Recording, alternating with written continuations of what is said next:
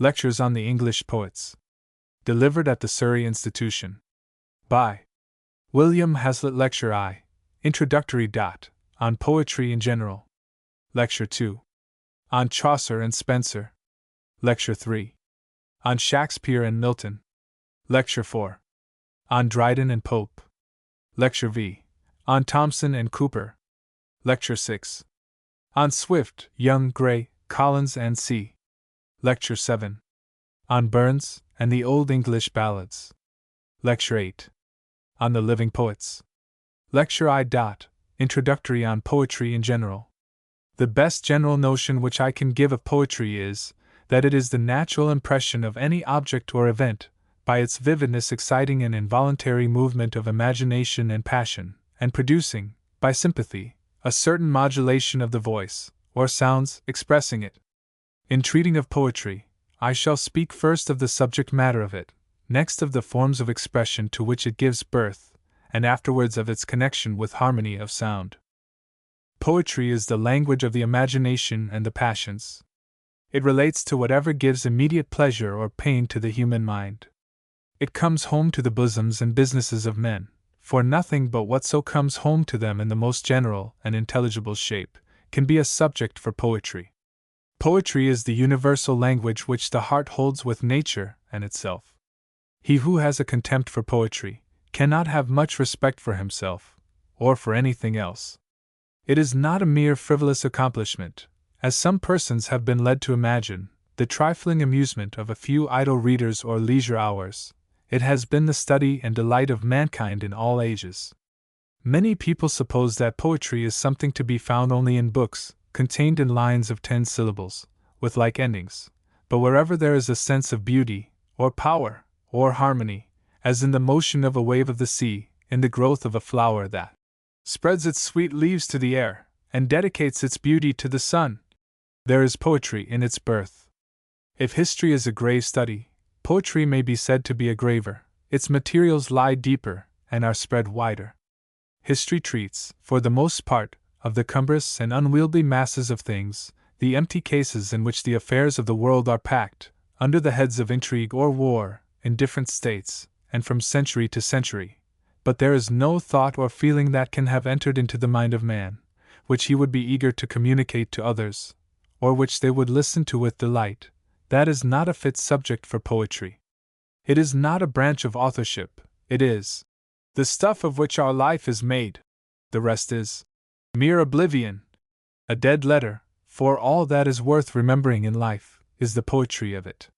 Fear is poetry, hope is poetry, love is poetry, hatred is poetry, contempt, jealousy, remorse, admiration, wonder, pity, despair, or madness are all poetry.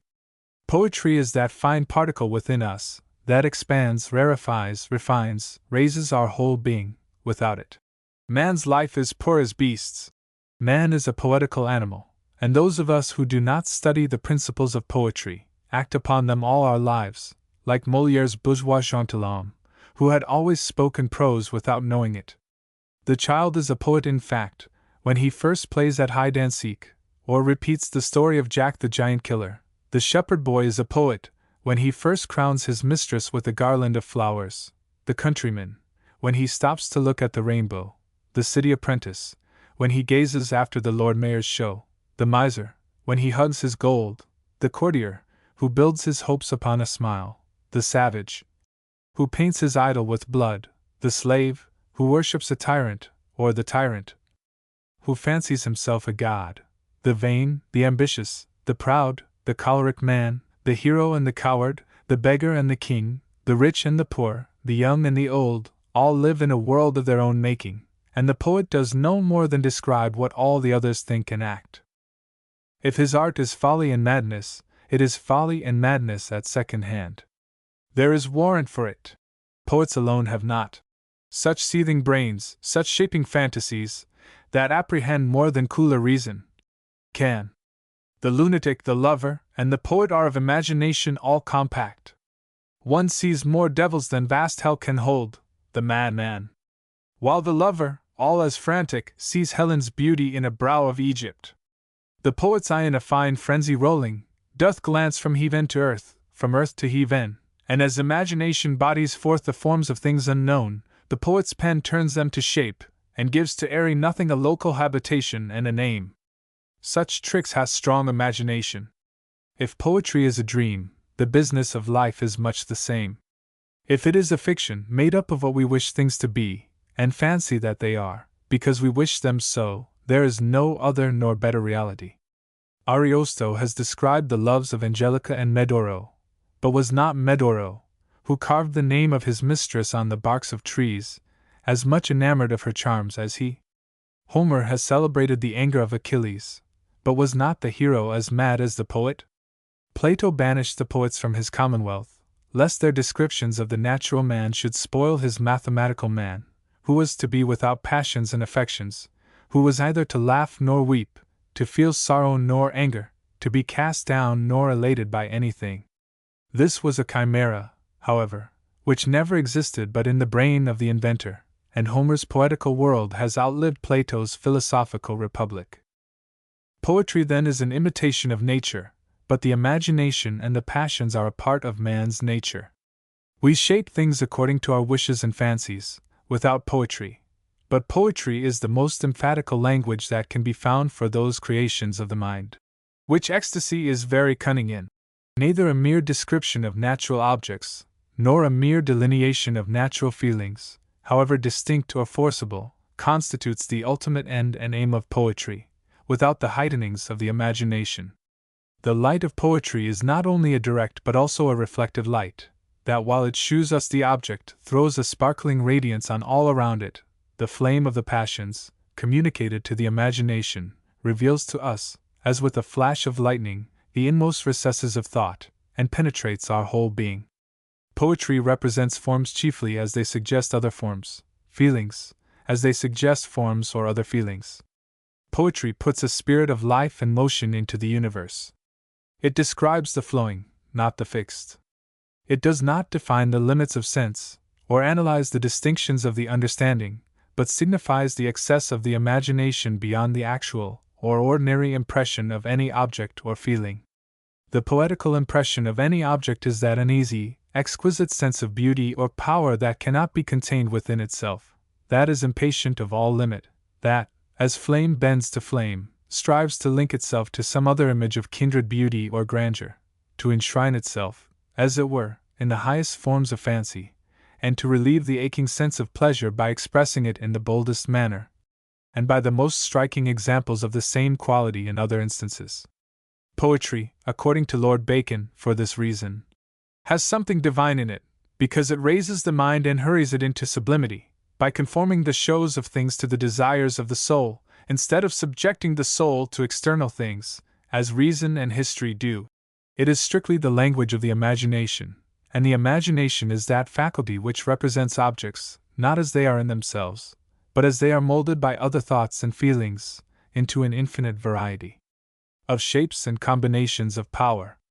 This language is not the less true to nature, because it is false in point of fact, but so much the more true and natural, if it conveys the impression which the object under the influence of passion makes on the mind. Let an object, for instance, be presented to the senses in a state of agitation or fear, and the imagination will distort or magnify the object, and convert it into the likeness of whatever is most proper to encourage the fear. Our eyes are made the fools of our other faculties. This is the universal law of the imagination, that if it would but apprehend some joy, it comprehends some bringer of that joy, or in the night imagining some fear, how easy is each bush suppository to bear. When Iachimo says of Imogen, the flame oth taper bows toward her, and would underpeep her lids to see the enclosed lights. This passionate interpretation of the motion of the flame to accord with the speaker's own feelings is true poetry. The lover, equally with the poet, speaks of the auburn tresses of his mistress as locks of shining gold, because the least tinge of yellow in the hair has, from novelty and a sense of personal beauty, a more lustrous effect to the imagination than the purest gold.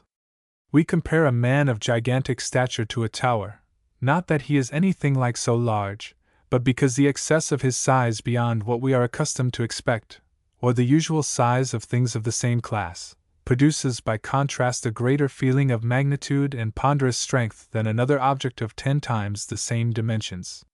The intensity of the feeling makes up for the disproportion of the objects. Things are equal to the imagination, which have the power of affecting the mind with an equal degree of terror, admiration, delight, or love. When Lear calls upon the heavens to avenge his cause, for they are old like him, there is nothing extravagant or impious in this sublime identification of his age with theirs, for there is no other image which could do justice to the agonizing sense of his wrongs and his despair. Poetry is the high-wrought enthusiasm of fancy and feeling. As in describing natural objects, it impregnates sensible impressions with the forms of fancy, so it describes the feelings of pleasure or pain, by blending them with the strongest movements of passion, and the most striking forms of nature.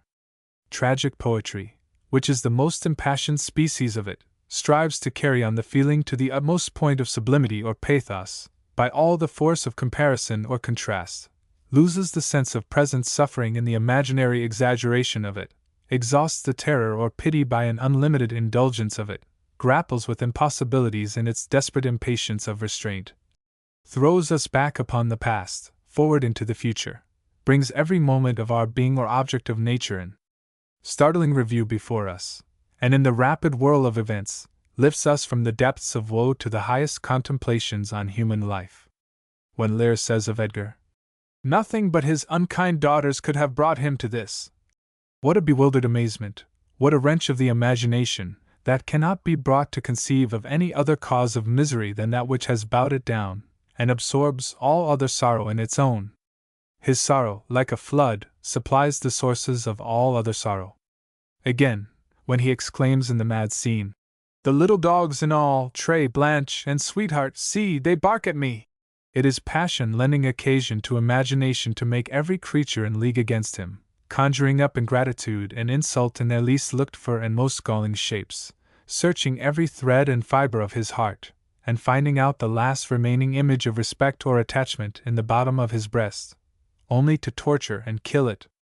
In like manner the "So I am" of Cordelia gushes from her heart like a torrent of tears, relieving it of a weight of love and of supposed ingratitude, which had pressed upon it for years. What a fine return of the passion upon itself is that in Othello! With what a mingled agony of regret and despair he clings to the last traces of departed happiness, when he exclaims, "Oh now, forever farewell the tranquil mind! Farewell content, farewell the plumed troops and the big war, that make ambition virtue! Oh farewell!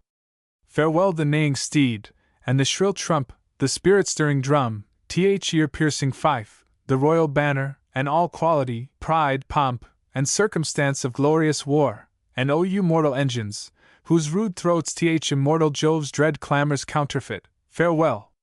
Othello's occupation's gone!" How his passion lashes itself up and swells and rages like a tide in its sounding course, when in answer to the doubts expressed of his returning love he says, "Never, Iago! Like to the Pontic sea, whose icy current and compulsive course ne'er feels retiring ebb, but keeps due on to the Propontic and the Hellespont, even so my bloody thoughts, with violent pace, shall ne'er look back, ne'er ebb to humble love, till that a capable and wide revenge swallow them up." The climax of his expostulation afterwards with Desdemona is at that line, "Sick, but there where I had garnered up my heart, to be discarded thence."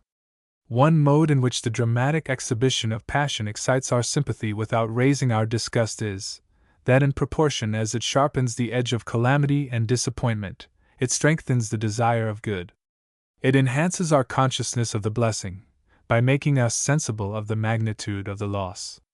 The storm of passion lays bare and shews us the rich depths of the human soul, the whole of our existence, the sum total of our passions and pursuits, of that which we desire and that which we dread, is brought before us by contrast. The action and reaction are equal.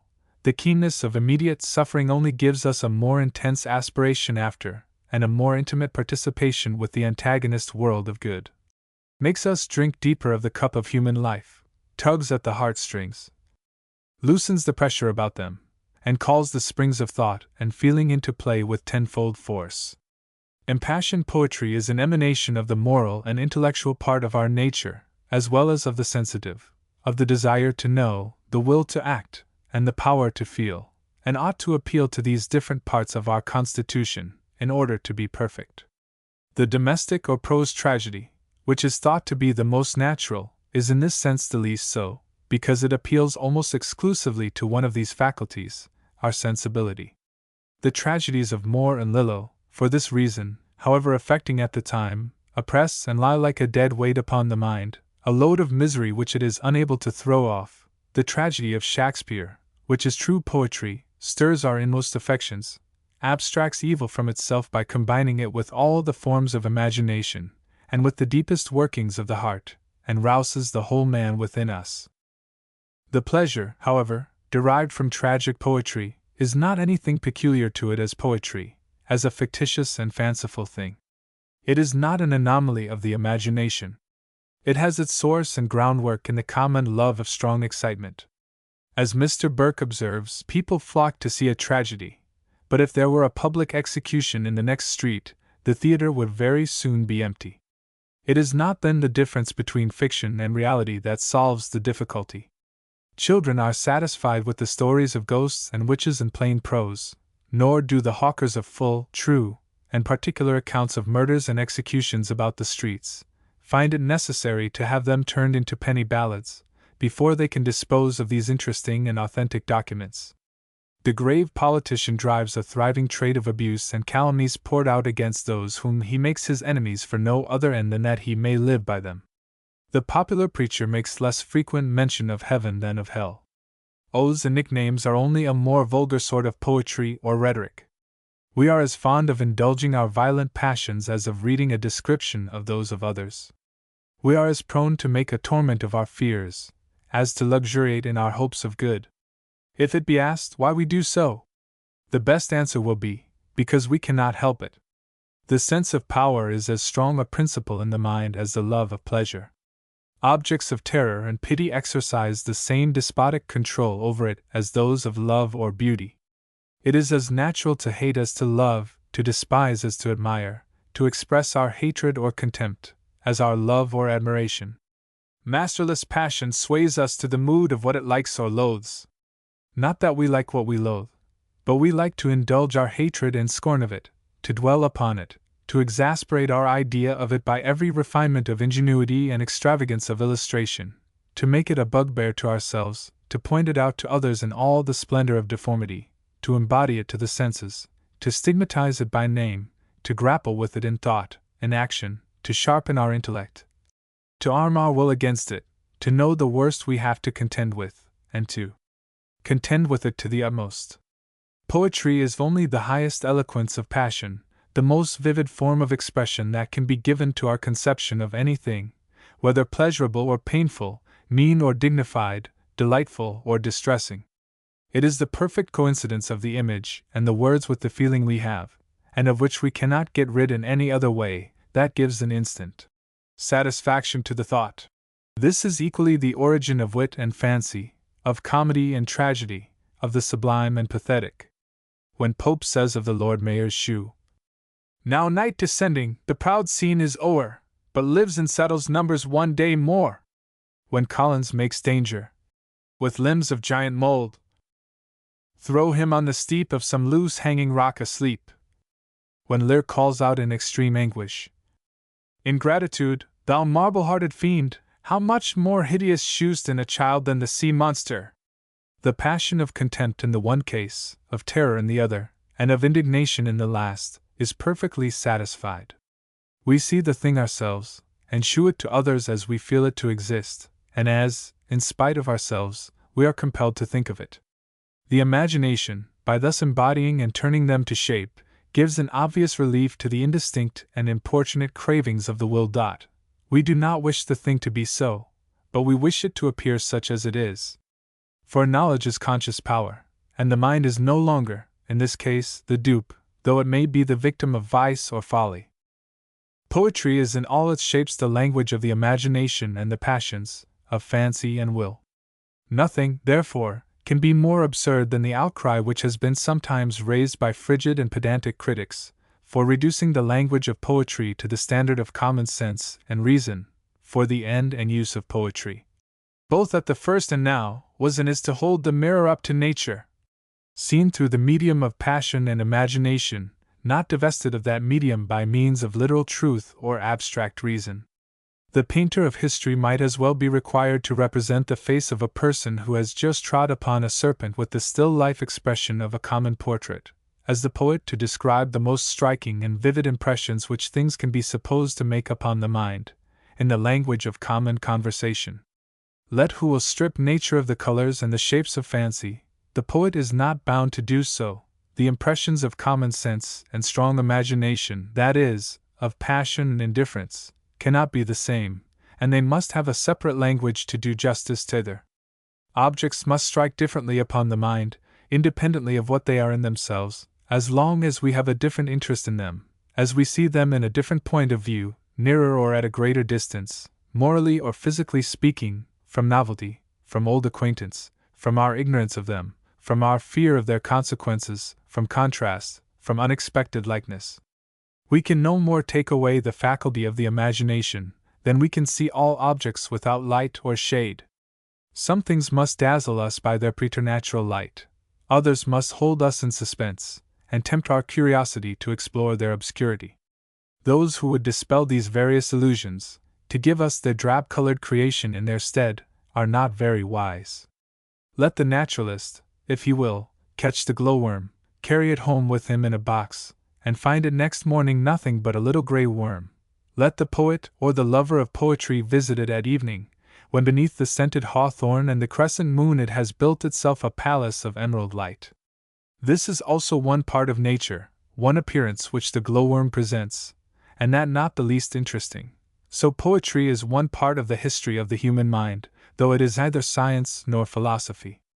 It cannot be concealed, however, that the progress of knowledge and refinement has a tendency to circumscribe the limits of the imagination, and to clip the wings of poetry. The province of the imagination is principally visionary, the unknown and undefined. The understanding restores things to their natural boundaries, and strips them of their fanciful pretensions.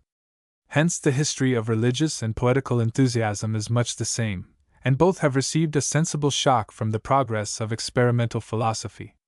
It is the undefined and uncommon that gives birth and scope to the imagination. We can only fancy what we do not know.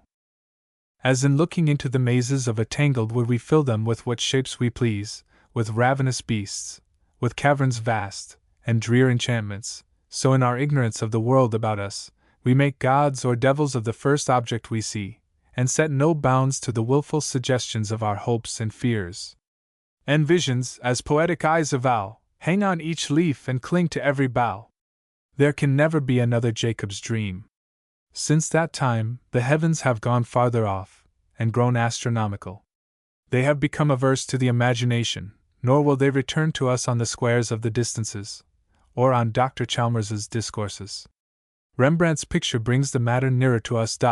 It is not only the progress of mechanical knowledge, but the necessary advances of civilization that are unfavorable to the spirit of poetry. We not only stand in less awe of the preternatural world, but we can calculate more surely, and look with more indifference, upon the regular routine of this. The heroes of the fabulous ages rid the world of monsters and giants. At present we are less exposed to the vicissitudes of good or evil, to the incursions of wild beasts or bandit fears, or to the unmitigated fury of the elements. The time has been that our fell of hair would at a dismal treatise rouse and stir as life were in it. But the police spoils all, and we now hardly so much as dream of a midnight murder. Macbeth is only tolerated in this country for the sake of the music, and in the United States of America, where the philosophical principles of government are carried still farther in theory and practice, we find that the beggar's opera is hooted from the stage. Society, by degrees, is constructed into a machine that carries us safely and insipidly from one end of life to the other, in a very comfortable prose style. Obscurity her curtain round them drew, and Siren's sloth a dull quietus sung. The remarks which have been here made would, in some measure, lead to a solution of the question of the comparative merits of painting and poetry. I do not mean to give any preference, but it should seem that the argument which has been sometimes set up, that painting must affect the imagination more strongly, because it represents the image more distinctly, is not well founded. We may assume without much temerity that poetry is more poetical than painting. When artists or connoisseurs talk on stilts about the poetry of painting, they shew that they know little about poetry, and have little love for the art. Painting gives the object itself, poetry what it implies. Painting embodies what a thing contains in itself, poetry suggests what exists out of it, in any manner connected with it. But this last is the proper province of the imagination. Again, as it relates to passion, painting gives the event, poetry the progress of events. But it is during the progress, in the interval of expectation and suspense, while our hopes and fears are strained to the highest pitch of breathless agony, that the pinch of the interest lies. Between the acting of a dreadful thing and the first motion, all the interim is like a phantasma or a hideous dream. The mortal instruments are then in council, and the state of man, like to a little kingdom, suffers then the nature of an insurrection. But by the time that the picture is painted, all is over. Faces are the best part of a picture, but even faces are not what we chiefly remember and what interests us most. But it may be asked then, is there anything better than Claude Lorraine's landscapes, than Titian's portraits, than Raphael's cartoons, or the Greek statues? Of the two first I shall say nothing, as they are evidently picturesque, rather than imaginative. Raphael's cartoons are certainly the finest comments that ever were made on the Scriptures. Would their effect be the same if we were not acquainted with the text? But the New Testament existed before the cartoons. There is one subject of which there is no cartoon, Christ washing the feet of the disciples the night before his death. But that chapter does not need a commentary. It is for want of some such resting place for the imagination that the Greek statues are little else than specious forms. They are marble to the touch and to the heart. They have not an informing principle within them. In their faultless excellence they appear sufficient to themselves. By their beauty they are raised above the frailties of passion or suffering. By their beauty they are deified. But they are not objects of religious faith to us, and their forms are a reproach to common humanity. They seem to have no sympathy with us, and not to want our admiration. Poetry in its matter and form is natural imagery or feeling, combined with passion and fancy. In its mode of conveyance, it combines the ordinary use of language with musical expression. There is a question of long standing in what the essence of poetry consists, or what it is that determines why one set of ideas should be expressed in prose, another in verse. Milton has told us his idea of poetry in a single line. Thoughts that voluntarily move harmonious numbers. As there are certain sounds that excite certain movements, and the song and dance go together, so there are, no doubt, certain thoughts that lead to certain tones of voice, or modulations of sound, and change the words of Mercury into the songs of Apollo. There is a striking instance of this adaptation of the movement of sound and rhythm to the subject, in Spenser's description of the satyrs accompanying Una to the cave of Sylvanus. So from the ground she fearless doth arise and walketh forth without suspect of crime. They, all as glad as birds of joyous prime, thence lead her forth, about her dancing round, shouting and singing all a shepherd's rhyme, and with green branches strewing all the ground, do worship her as queen with olive garland crown. And all the way their merry pipes they sound, that all the woods and doubled echoes ring, and with their horned feet do wear the ground, leaping like wanton kids in pleasant spring. So towards old Sylvanus they her bring, who with the noise awaked, cometh out. Fairy Queen B. I. C. 6. On the contrary, there is nothing either musical or natural in the ordinary construction of language. It is a thing altogether arbitrary and conventional. Neither in the sounds themselves, which are the voluntary signs of certain ideas, nor in their grammatical arrangements in common speech, is there any principle of natural imitation, or correspondence to the individual ideas, or to the tone of feeling with which they are conveyed to others. The jerks, the breaks, the inequalities, and harshnesses of prose are fatal to the flow of a poetical imagination, as a jolting road or a stumbling horse disturbs the reverie of an absent man. But poetry makes these odds all even. It is the music of language, answering to the music of the mind, untying, as it were, the secret soul of harmony.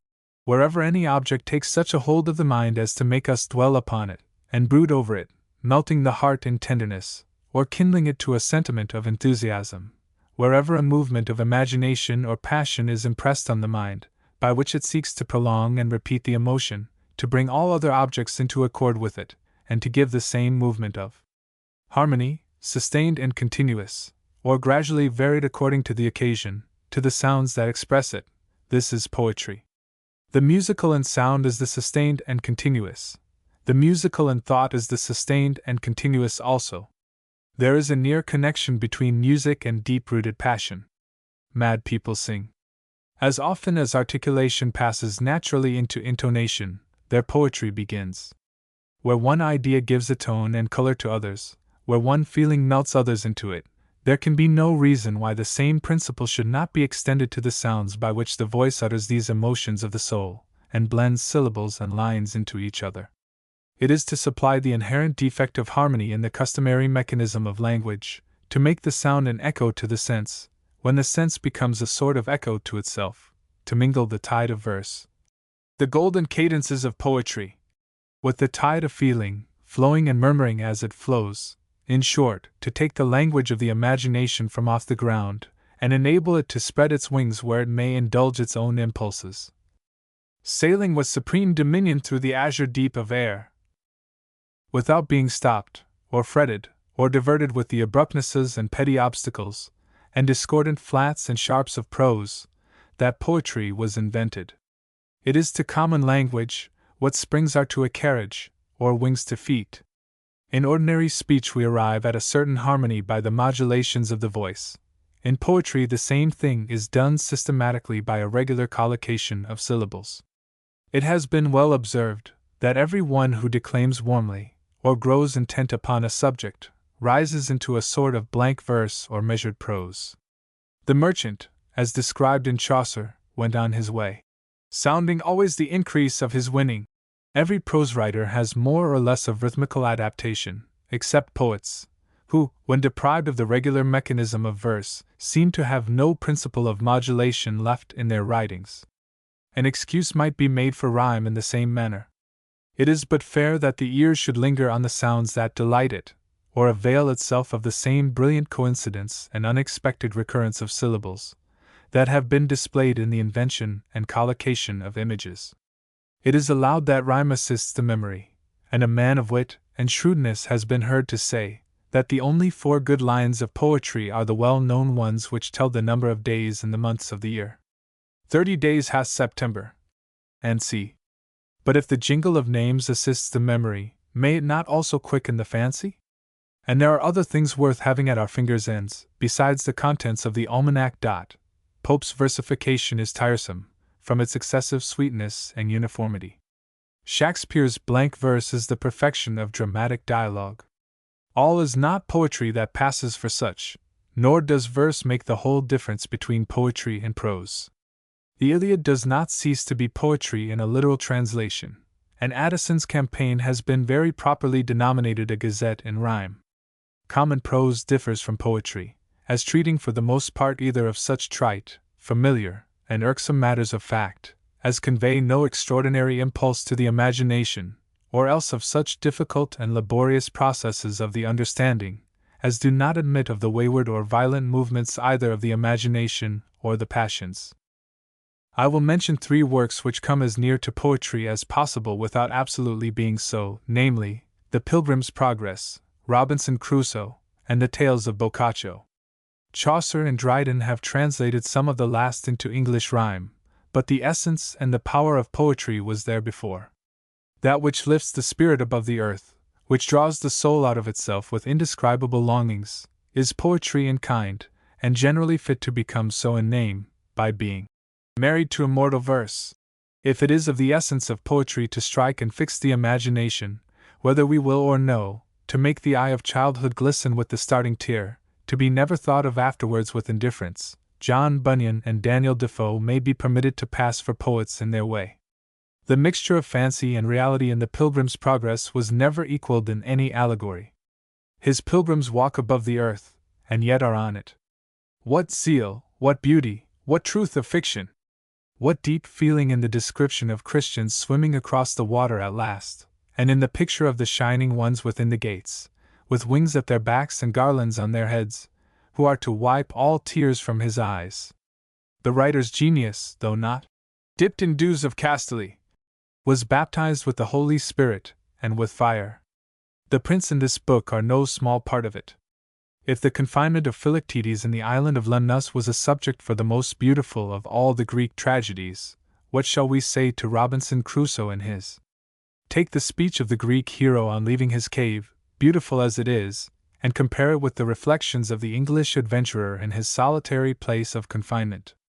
The thoughts of home, and of all from which he is forever cut off, swell and press against his bosom, as the heaving ocean rolls its ceaseless tide against the rocky shore, and the very beatings of his heart become audible in the eternal silence that surrounds him.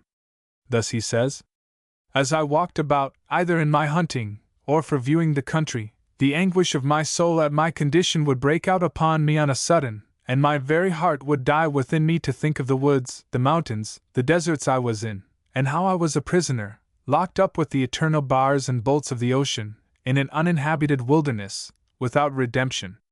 In the midst of the greatest composures of my mind, this would break out upon me like a storm, and make me wring my hands, and weep like a child. Sometimes it would take me in the middle of my work, and I would immediately sit down and sigh, and look upon the ground for an hour or two together, and this was still worse to me, for if I could burst into tears or vent myself in words, it would go off, and the grief having exhausted itself would abate." Page 50.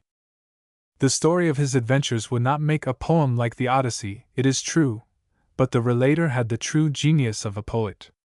It has been made a question whether Richardson's romances are poetry, and the answer perhaps is that they are not poetry, because they are not romance. The interest is worked up to an inconceivable height, but it is by an infinite number of little things, by incessant labor and calls upon the attention, by a repetition of blows that have no rebound in them. The sympathy excited is not a voluntary contribution, but a tax. Nothing is unforced and spontaneous. There is a want of elasticity and motion. The story does not give an echo to the seat where love is throned. The heart does not answer of itself like a chord in music.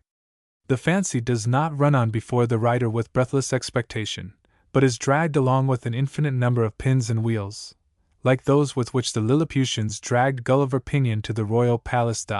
Sir Charles Grandison is a coxcomb. What sort of a figure would he cut, translated into an epic poem, by the side of Achilles? Clarissa, the divine Clarissa, is too interesting by half. She is interesting in her ruffles, in her gloves, her samplers, her aunts and uncles. She is interesting in all that is uninteresting. Such things, however intensely they may be brought home to us, are not conductors to the imagination. There is infinite truth and feeling in Richardson, but it is extracted from a caput mortuum of circumstances. It does not evaporate of itself. His poetical genius is like Ariel confined in a pine tree, and requires an artificial process to let it out. Shakespeare says, "Our poesy is as a gum which issues whence 'tis nourished, our gentle flame provokes itself, and like the current flies each bound it chafes." 1.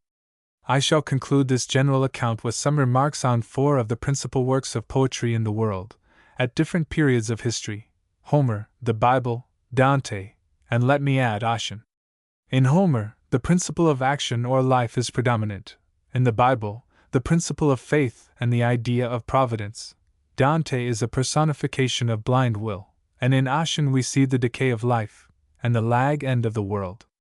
Homer's poetry is the heroic. It is full of life and action, it is bright as the day, strong as a river.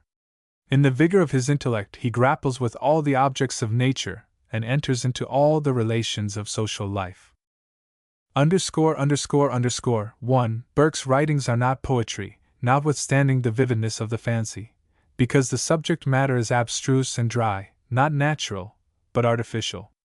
The difference between poetry and eloquence is that the one is the eloquence of the imagination, and the other of the understanding. Eloquence tries to persuade the will, and convince the reason; poetry produces its effect by instantaneous sympathy. Nothing is a subject for poetry that admits of a dispute. Poets are in general bad prose writers, because their images, though fine in themselves, are not to the purpose, and do not carry on the argument. The French poetry wants the forms of the imagination. It is didactic more than dramatic. And some of our own poetry which has been most admired is only poetry in the rhyme, and in the studied use of poetic diction. _____. He saw many countries, and the manners of many men, and he has brought them all together in his poem. He describes his heroes going to battle with a prodigality of life, arising from an exuberance of animal spirits. We see them before us, their number, and their order of battle, poured out upon the plain. All plumed like estrix, like eagles newly bathed, wanton as goats, wild as young bulls, youthful as May, and gorgeous as the sun at midsummer, covered with glittering armor, with dust and blood, while the gods quaff their nectar in golden cups, or mingle in the fray, and the old men assembled on the walls of Troy rise up with reverence, as Helen passes by them. The multitude of things in Homer is wonderful, their splendor, their truth, their force, and variety. His poetry is, like his religion, the poetry of number and form. He describes the bodies as well as the souls of men. The poetry of the Bible is that of imagination and of faith. It is abstract and disembodied. It is not the poetry of form, but of power, not of multitude, but of immensity. It does not divide into many, but aggrandizes into one. Its ideas of nature are like its ideas of God. It is not the poetry of social life, but of solitude. Each man seems alone in the world, with the original forms of nature, the rocks, the earth, and the sky. It is not the poetry of action or heroic enterprise, but of faith in a supreme providence, and resignation to the power that governs the universe. As the idea of God was removed farther from humanity, and a scattered polytheism, it became more profound and intense, as it became more universal, for the infinite is present to everything. If we fly into the uttermost parts of the earth, it is there also. If we turn to the east or the west, we cannot escape from it. Man is thus aggrandized in the image of his Maker. The history of the patriarchs is of this kind. They are founders of a chosen race of people, the inheritors of the earth. They exist in the generations which are to come after them. Their poetry, like their religious creed, is vast, unformed, obscure, and infinite. A vision is upon it, an invisible hand is suspended over it. The spirit of the Christian religion consists in the glory hereafter to be revealed, but in the Hebrew dispensation, Providence took an immediate share in the affairs of this life. Jacob's dream arose out of this intimate communion between heaven and earth. It was this that let down, in the sight of the youthful patriarch, a golden ladder from the sky to the earth, with angels ascending and descending upon it, and shed a light upon the lonely place, which can never pass away. The story of Ruth, again, is as if all the depth of natural affection in the human race was involved in her breast. There are descriptions in the book of Job more prodigal of imagery, more intense in passion, than anything in Homer, as that of the state of his prosperity, and of the vision that came upon him by night. The metaphors in the Old Testament are more boldly figurative. Things were collected more into masses, and gave a greater momentum to the imagination. Dante was the father of modern poetry, and he may therefore claim a place in this connection. His poem is the first great step from Gothic darkness and barbarism, and the struggle of thought in it to burst the thraldom in which the human mind had been so long held is felt in every page. He stood bewildered, not appalled, on that dark shore which separates the ancient and the modern world, and saw the glories of antiquity dawning through the abyss of time, while revelation opened its passage to the other world. He was lost in wonder at what had been done before him, and he dared to emulate it.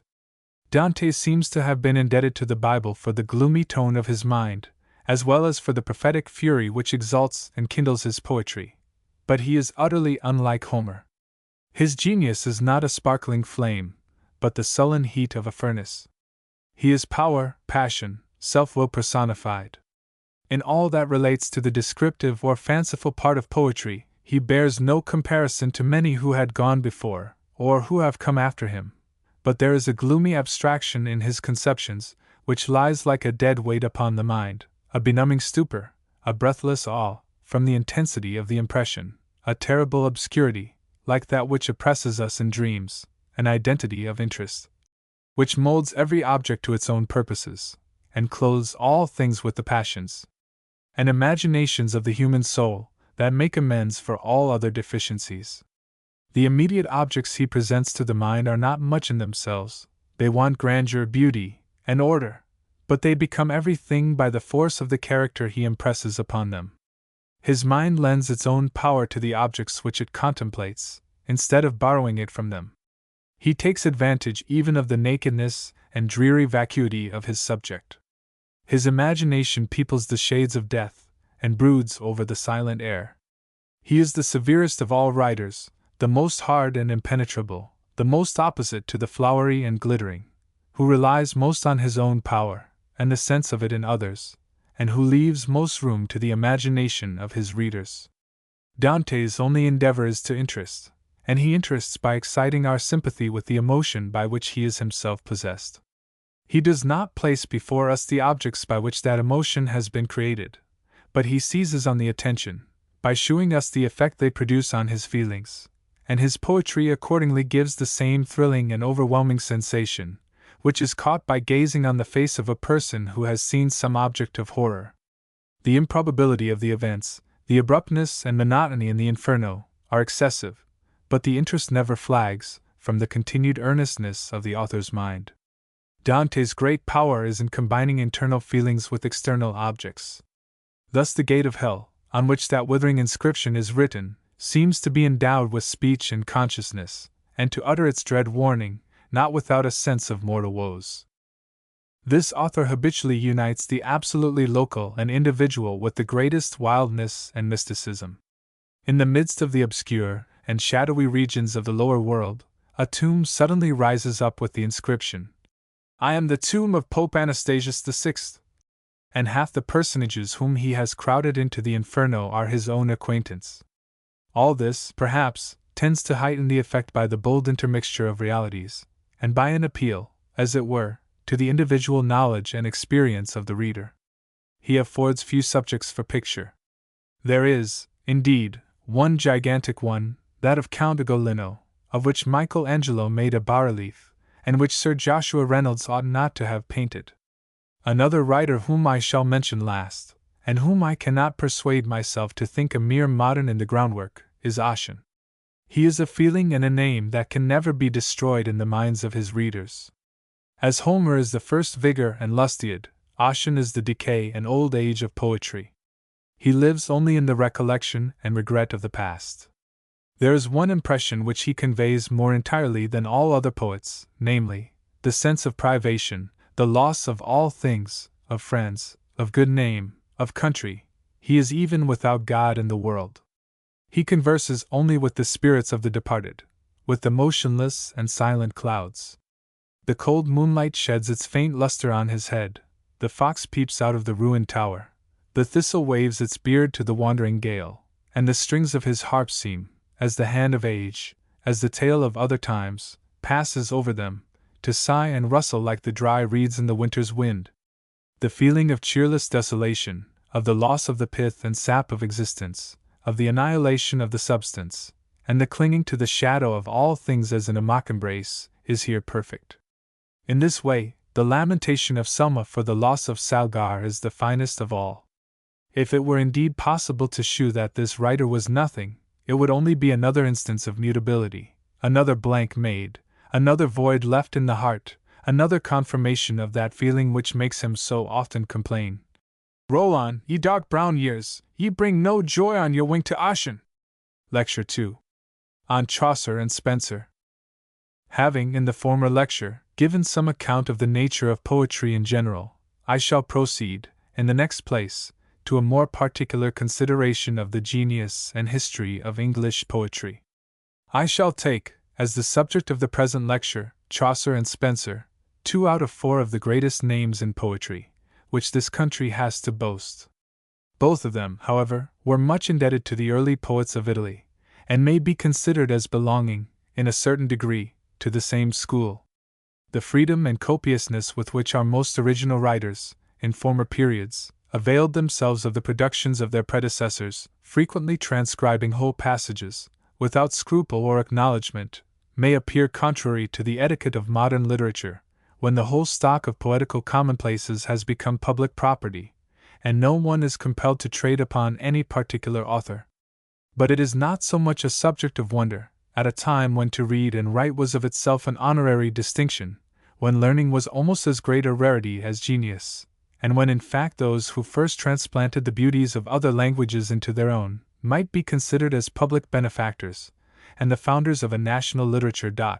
There are poets older than Chaucer, and in the interval between him and Spenser, but their genius was not such as to place them in any point of comparison with either of these celebrated men, and an inquiry into their particular merits or defects might seem rather to belong to the province of the antiquary than be thought generally interesting to the lovers of poetry in the present day.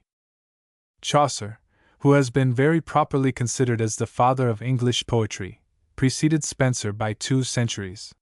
He is supposed to have been born in London, in the year 1328, during the reign of Edward III, and to have died in 1400, at the age of 72. He received a learned education at one, or at both of the universities, and traveled early into Italy, where he became thoroughly imbued with the spirit and excellences of the great Italian poets and prose writers, Dante, Petrarch, and Bacchus, and is said to have had a personal interview with one of these, Petrarch. He was connected, by marriage, with the famous John of Gaunt, through whose interest he was introduced into several public employments. Chaucer was an active partisan, a religious reformer, and from the share he took in some disturbances, on one occasion, he was obliged to fly the country. On his return, he was imprisoned, and made his peace with government, as it is said, by a discovery of his associates. Fortitude does not appear, at any time, to have been the distinguishing virtue of poets. There is, however, an obvious similarity between the practical turn of Chaucer's mind and restless impatience of his character, and the tone of his writings. Yet it would be too much to attribute the one to the other as cause and effect, for Spenser, whose poetical temperament was as effeminate as Chaucer's was stern and masculine, was equally engaged in public affairs, and had mixed equally in the great world. So much does native disposition predominate over accidental circumstances, molding them to its previous bent and purposes. For while Chaucer's intercourse with the busy world, and collision with the actual passions and conflicting interests of others, seemed to brace the sinews of his understanding, and gave to his writings the air of a man who describes persons and things that he had known and been intimately concerned in, the same opportunities, operating on a differently constituted frame, only served to alienate Spenser's mind the more from the close penned-up scenes of ordinary life, and to make him rive their concealing continence, to give himself up to the unrestrained indulgence of flowery tenderness. It is not possible for any two writers to be more opposite in this respect. Spenser delighted in luxurious enjoyment, Chaucer in severe activity of mind. As Spenser was the most romantic and visionary, Chaucer was the most practical of all the great poets, the most a man of business and the world. His poetry reads like history. Everything has a downright reality, at least in the relator's mind. A simile, or a sentiment, is as if it were given in upon evidence. Thus he describes Cressid's first avowal of her love. And as the new abashed nightingale, that stinteth first when she beginneth sing, when that she heareth any herd's tale, or in the hedges any wight stirring, and after, sicker, doth her voice outraying, right so Cresside, when that her dread stent, opened her heart, and told him her intent. This is so true and natural, and beautifully simple, that the two things seem identified with each other. Again, it is said in the Knight's Tale, thus passeth year by year, and day by day, till it fell ones in a morway of May, that Emily that fairer was to Senna than is the lily upon his stalk green, and fresher than the May with flowers new, for with the rose-colour straw higher hue, not which was the finer of hem too. This scrupulousness about the literal preference, as if some question of matter of fact was at issue, is remarkable. I might mention that other, where he compares the meeting between Palamon and Arcite to a hunter waiting for a lion in a gap. That standeth at a gap with a spear, one hunted is the lion or the bear, and heareth him come rushing in the greaves, and breaking both the boughs and the leaves. Or that still finer one of Constance, when she is condemned to death. Have ye not seen sometime a pale face, among a prise of him that hath been lad toward his death, whereas he getteth no grace, and switch a colour in his face hath had, men mightn't know him that was so bestad, amongst all the faces in that route, so stand custance, and loketh higher abut. The beauty, the pathos here does not seem to be of the poet's seeking, but a part of the necessary texture of the fable. He speaks of what he wishes to describe with the accuracy, the discrimination of one who relates what has happened to himself, or has had the best information from those who have been eyewitnesses of it. The strokes of his pencil always tell. He dwells only on the essential, on that which would be interesting to the persons really concerned, yet, as he never omits any material circumstance, he is prolix from the number of points on which he touches, without being diffuse on any one, and is sometimes tedious from the fidelity with which he adheres to his subject, as other writers are from the frequency of their digressions from it. The chain of his story is composed of a number of fine links, closely connected together, and riveted by a single blow. There is an instance of the minuteness which he introduces into his most serious descriptions in his account of Palamon when left alone in his cell. Switch sorrow he mocketh that the Greta tur resound of his yelling and clamor, the pure fetters on his shins Greta were of his bitter salt Terry's wheat. The mention of this last circumstance looks like a part of the instructions he had to follow, which he had no discretionary power to leave out or introduce at pleasure. He is contented to find grace and beauty in truth. He exhibits for the most part the naked object, with little drapery thrown over it. His metaphors, which are few, are not for ornament, but use, and as like as possible to the things themselves. He does not affect to shew his power over the reader's mind, but the power which his subject has over his own. The readers of Chaucer's poetry feel more nearly what the persons he describes must have felt, than perhaps those of any other poet. His sentiments are not voluntary effusions of the poet's fancy, but founded on the natural impulses and habitual prejudices of the characters he has to represent. There is an inveteracy of purpose, a sincerity of feeling, which never relaxes or grows vapid in whatever they do or say. There is no artificial, pompous display, but a strict parsimony of the poet's materials, like the rude simplicity of the age in which he lived. His poetry resembles the root just springing from the ground, rather than the full-blown flower. His muse is no babbling gossip of the air, fluent and redundant, but like a stammerer or a dumb person that has just found the use of speech, crowds many things together with eager haste, with anxious pauses, and fond repetitions to prevent mistake. His words point as an index to the objects, like the eye or finger. There were none of the commonplaces of poetic diction in our author's time, no reflected lights of fancy, no borrowed roseate tints. He was obliged to inspect things for himself, to look narrowly, and almost to handle the object, as in the obscurity of morning we partly see and partly grope our way, so that his descriptions have a sort of tangible character belonging to them, and produce the effect of sculpture on the mind. Chaucer had an equal eye for truth of nature and discrimination of character, and his interest in what he saw gave new distinctness and force to his power of observation. The picturesque and the dramatic are in him closely blended together, and hardly distinguishable, for he principally describes external appearances as indicating character, as symbols of internal sentiment. There is a meaning in what he sees, and it is this which catches his eye by sympathy.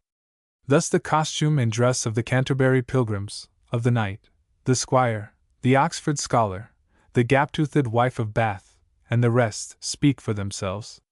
To take one or two of these at random. There was also anon a prioress, that of higher smiling was full simple and coy, higher Gretista than as but by Saint Eloi, and she was cleaped Madame Eglantine. Full wel she sanged the service divine and tuned in higher nose full sweetly, and French she spake full fair and fetusly, after the skol of Stratford at Bow, for French of Paris was to higher unknow. At meat was she wel a taught wit hally, she let no morsel from higher lips fall, any wet higher fingers and higher sauce depay.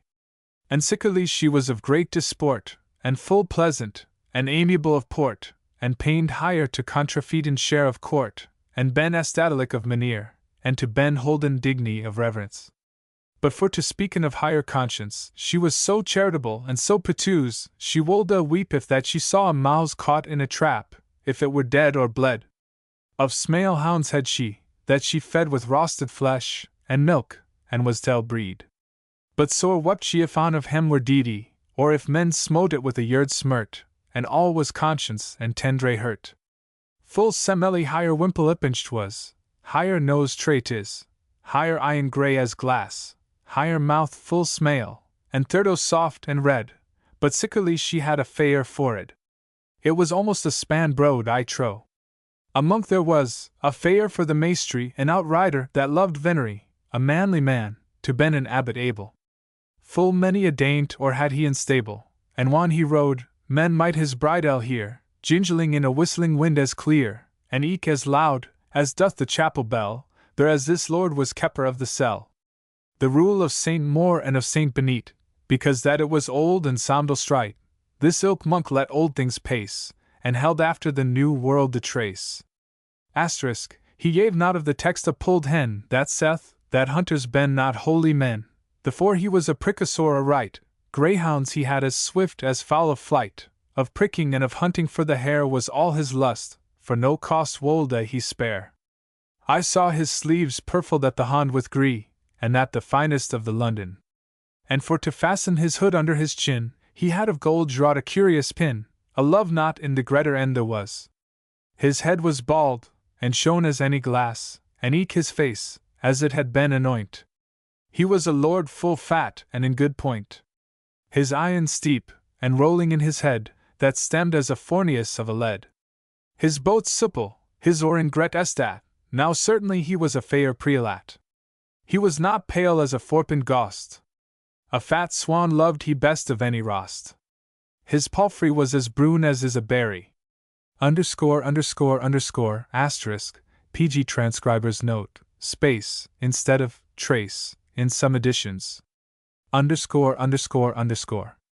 The sergeant at law is the same identical individual as Lawyer Dowling in Tom Jones, who wished to divide himself into 100 pieces, to be in 100 places at once. Nowhere so Bessie a man as either en as, and yet he semed besire than he was. The Frankeline Inn, whose house it snood of meat and drink. The shipman, who rode upon a rounsey as he couthe. The doctor of physic, whose stewed eye was but lightel of the Bible. The whiff of Bath Inn, all whose parish there was none, that to the offering before higher shoulda gone, and if there did, certain so wroth was she, that she was out of all at charity. The poor person of a tune, whose parish was wide, and houses fair asunder. The miller and the reve, a slender choleric man, are all of the same stamp. They are every one samples of a kind, abstract definitions of a species. Chaucer, it has been said, numbered the classes of men, as Linnaeus numbered the plants. Most of them remain to this day, others that are obsolete, and may well be dispensed with, still live in his descriptions of them. Such is the Sompnour. A Sompnour was though with us in that place, that had a fire-red cherubin's face, for Sosfleam he was, with eyen narway, as oat he was, and licorice as a sparwy, with scald brows blake, and pilled bird, of his visage children were sore afeard.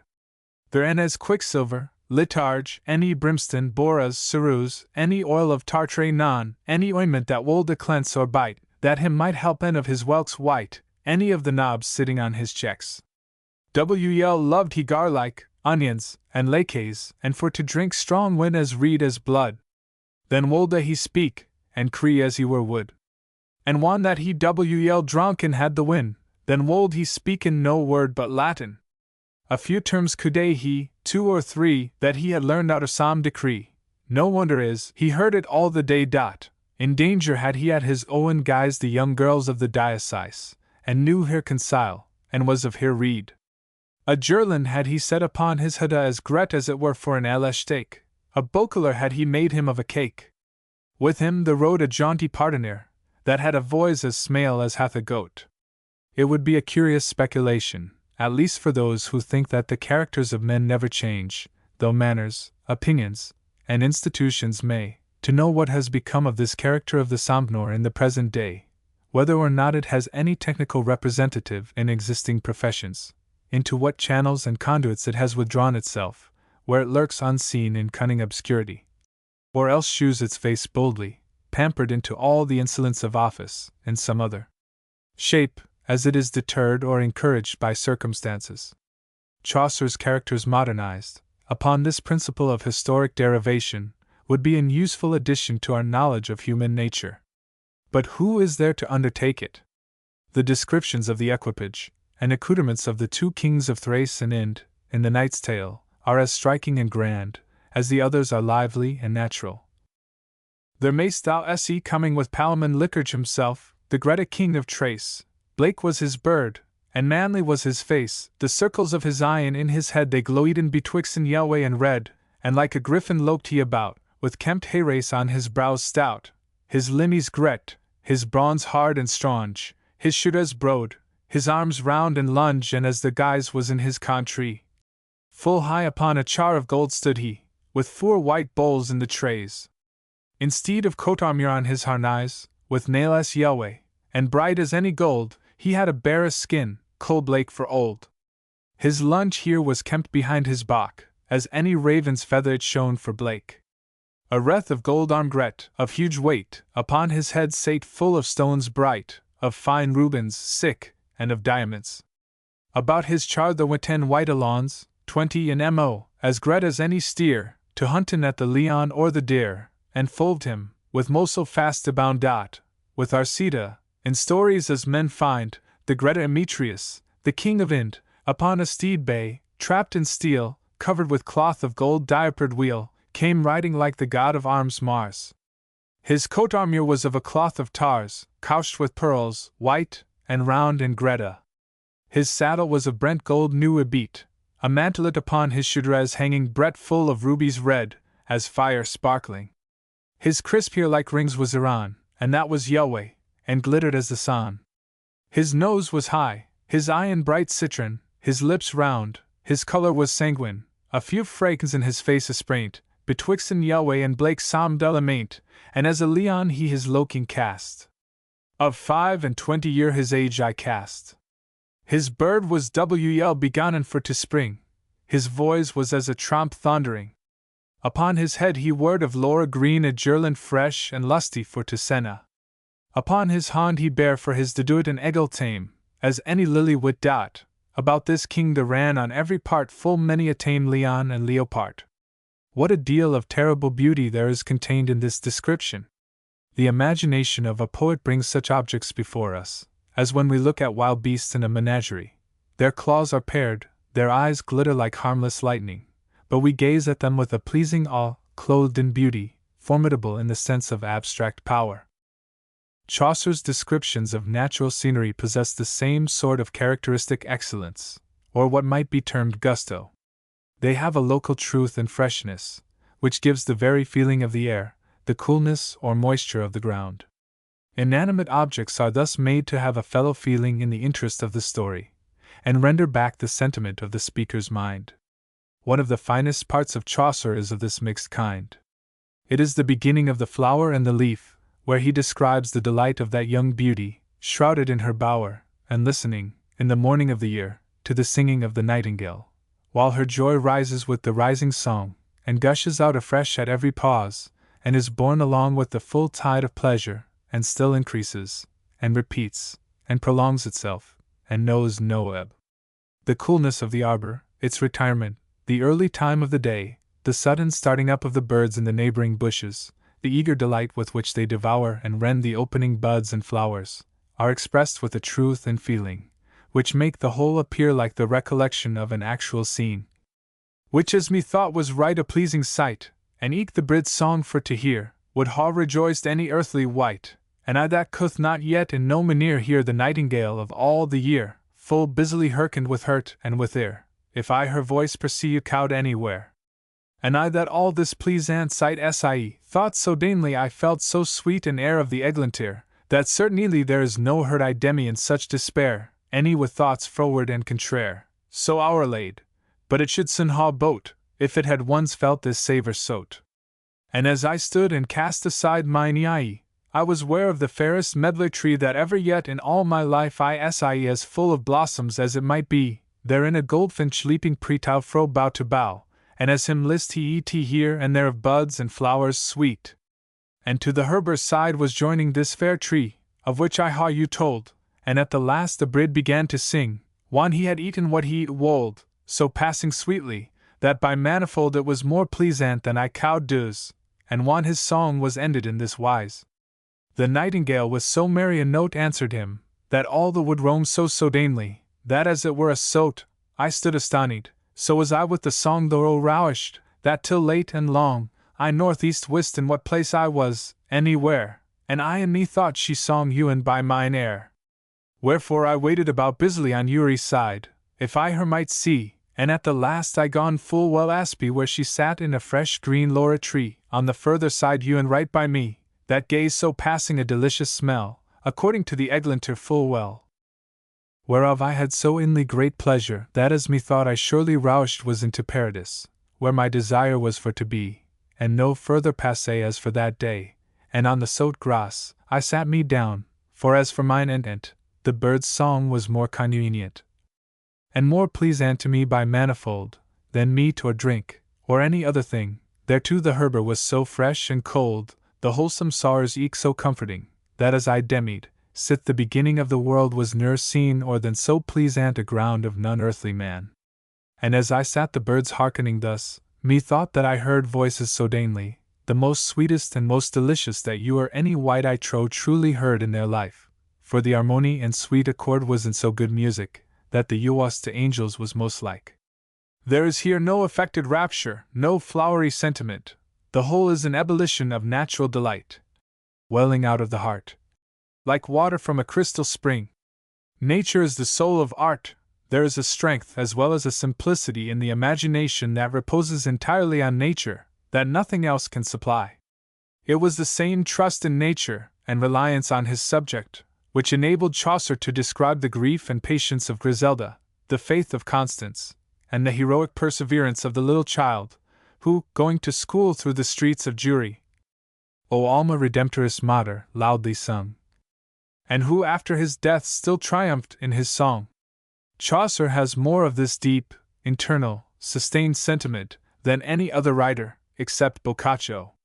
In depth of simple pathos, and intensity of conception, never swerving from his subject, I think no other writer comes near him, not even the Greek tragedians. I wish to be allowed to give one or two instances of what I mean. I will take the following from the Knight's Tale. The distress of Arcite in consequence of his banishment from his love is thus described. One that Arcite to Thebes comen was, full oft a day he swelt and said alas, for Senna his lady shall he never emo, and shortly to concluden all his wa, so mochel sorway had never creature, that is or shall be, while the world may dure. His sleep, his meat, his drink is him by raft. That lane he wex, and dry as is a shaft. His eye in holway, and grisly to behold, his hue salway, and pale as ashen cold, and solitary he was, and ever alone, and wailing all the night, making his moan. And if he heard song or instrument, then wold he weep, he might not be stent. So feeble were his spirits, and so low, and changed so, that no man could know his spech any his voice, though men it heard. This picture of the sinking of the heart, of the wasting away of the body and mind, of the gradual failure of all the faculties under the contagion of a rankling sorrow, cannot be surpassed. Of the same kind is his farewell to his mistress, after he has gained her hand and lost his life in the combat. Alas the alas the pain strange, that I for you have suffered, and so lunge! Alas the death! Alas min Emily! Alas departing of our company! Alas min Hert's queen! Alas my wife! Min Hert's lady ender of my life! What is this world? What accent meant to have? Now with his love, now in his cold grave alone without any company. The death of Arcite is the more affecting, as it comes after triumph and victory, after the pomp of sacrifice, the solemnities of prayer, the celebration of the gorgeous rites of chivalry. The descriptions of the three temples of Mars, of Venus, and Diana, of the ornaments and ceremonies used in each, with the reception given to the offerings of the lovers, have a beauty and grandeur, much of which is lost in Dryden's version. For instance, such lines as the following are not rendered with their true feeling. Why should I not as well tell you all the portraiture that was upon the wall within the temple of mighty Mars the Reed, that hight the great temple of Mars and trace in thilke cold and frosty region, thereas Mars hath his sovereign mansion, First on the wall was painted a forest, in which there wanteth neither man any best, with naughty nary barraine trees old of stubs sharp and hidest to behold, in which there ran a ramble and a swough, as though a storm should breast in every bough. And again, among innumerable terrific images of death and slaughter painted on the wall, is this one. The statue of Mars upon a cart stood armed, and looked grim as he were wood. A wolf there stood before him at his fate with eye in red, and of a man he eat. The story of Griselda is in Boccaccio, but the clerk of Oxenford, who tells it, professes to have learned it from Petrarch. This story has gone all over Europe, and has passed into a proverb.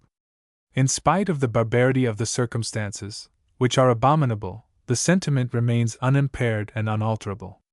It is of that kind that heaves no sigh, that sheds no tear.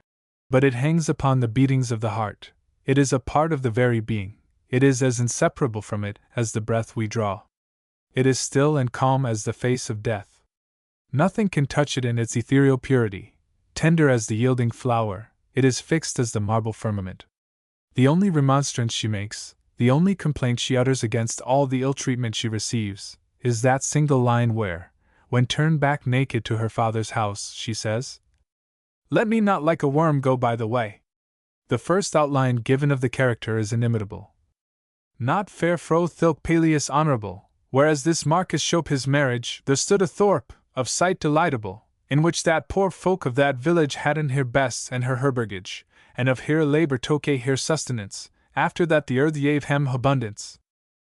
Among this poor folk there dwelt a man, which that was holden poorest of hem all, but high God sometimes senden can his grace unto a lightel ox's stall, Janiculum men of that thorpe him call. A dote had he, fair enough to sight, and Griselda's this young maiden hight. But for to speak of virtuous beauty, then was she on the fairest under sun, full poorly fostered up was she, no liquorous lust was in higher hurt on, full ofter of the well than of the tun she drank, and for she wold a virtue please, she knew wel labor, but non idle essay.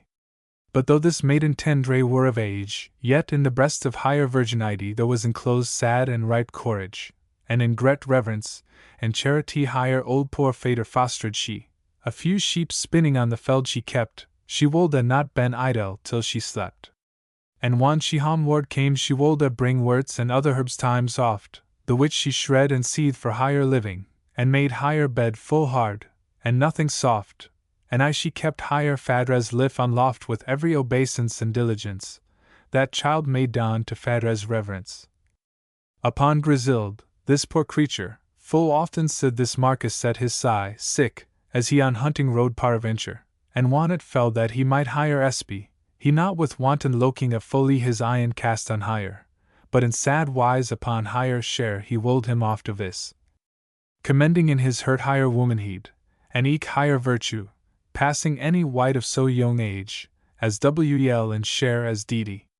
For though the people have no great insight in virtue, he considered full right higher bounty, and disposed that he wold weddy higher only, if ever he wed and should.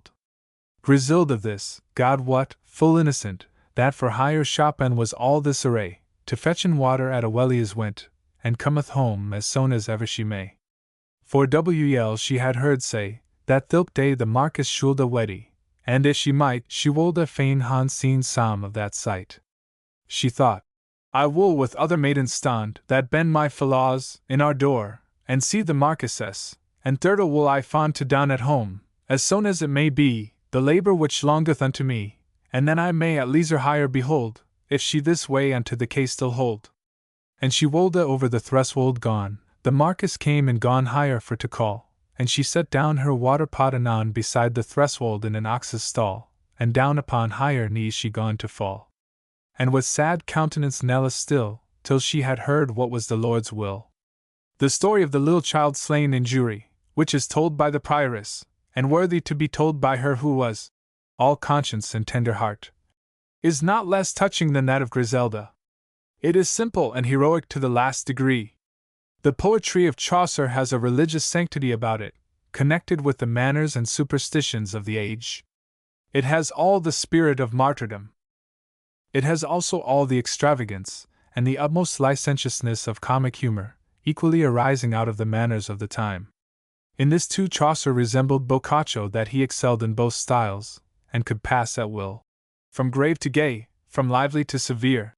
But he never confounded the two styles together, except from that involuntary and unconscious mixture of the pathetic and humorous, which is almost always to be found in nature, and was exclusively taken up with what he said about, whether it was jest or earnest. The Wife of Bath's prologue, which Pope has very admirably modernized, is, perhaps, unequaled as a comic story. The Cock and the Fox is also excellent for lively strokes of character and satire. January and May is not so good as some of the others. Chaucer's versification, considering the time at which he wrote, and that versification is a thing in a great degree mechanical, is not one of his least merits. It has considerable strength and harmony, and its apparent deficiency in the latter respect arises chiefly from the alterations which have since taken place in the pronunciation or mode of accenting the words of the language. The best general rule for reading him is to pronounce the final E, as in reading Italian. It was observed in the last lecture that painting describes what the object is in itself, poetry what it implies or suggests. Chaucer's poetry is not, in general, the best confirmation of the truth of this distinction, for his poetry is more picturesque and historical than almost any other. But there is one instance in point which I cannot help giving in this place. It is the story of the three thieves who go in search of death to kill him, and who, meeting with him, are entangled in their fate by his words, without knowing him. In the printed catalogue to Mr. West's, in some respects very admirable, picture of Death on the Pale Horse, it is observed that in poetry the same effect is produced by a few abrupt and rapid gleams of description, touching, as it were with fire, the features and edges of a general mass of awful obscurity. But in painting, such indistinctness would be a defect, and imply that the artist wanted the power to portray the conceptions of his fancy. Mr. West was of opinion that to delineate a physical form, which in its moral impression would approximate to that of the visionary Death of Milton, it was necessary to endow it, if possible, with the appearance of superhuman strength and energy. He has therefore exerted the utmost force and perspicuity of his pencil on the central figure. One might suppose from this, that the way to represent a shadow was to make it as substantial as possible. Oh no! Painting has its prerogatives, and high ones they are, but they lie in representing the visible, not the invisible. The moral attributes of death are powers and effects of an infinitely wide and general description, which no individual or physical form can possibly represent, but by a courtesy of speech, or by a distant analogy. The moral impression of death is essentially visionary, its reality is in the mind's eye. Words are here the only things, and things, physical forms, the mere mockeries of the understanding. The less definite, the less bodily the conception, the more vast, unformed, and unsubstantial, the nearer does it approach to some resemblance of that omnipresent, lasting, universal, irresistible principle, which everywhere, and at some time or other, exerts its power over all things. Death is a mighty abstraction, like night, or space, or time. He is an ugly customer, who will not be invited to supper, or to sit for his picture. He is with us and about us, but we do not see him. He stalks on before us, and we do not mind him. He follows us close behind, and we do not turn to look back at him. We do not see him making faces at us in our lifetime, nor perceive him afterwards sitting in mock majesty, a twin skeleton, beside us, tickling our bare ribs, and staring into our hollow eyeballs. Chaucer knew this. He makes three riotous companions go in search of death to kill him.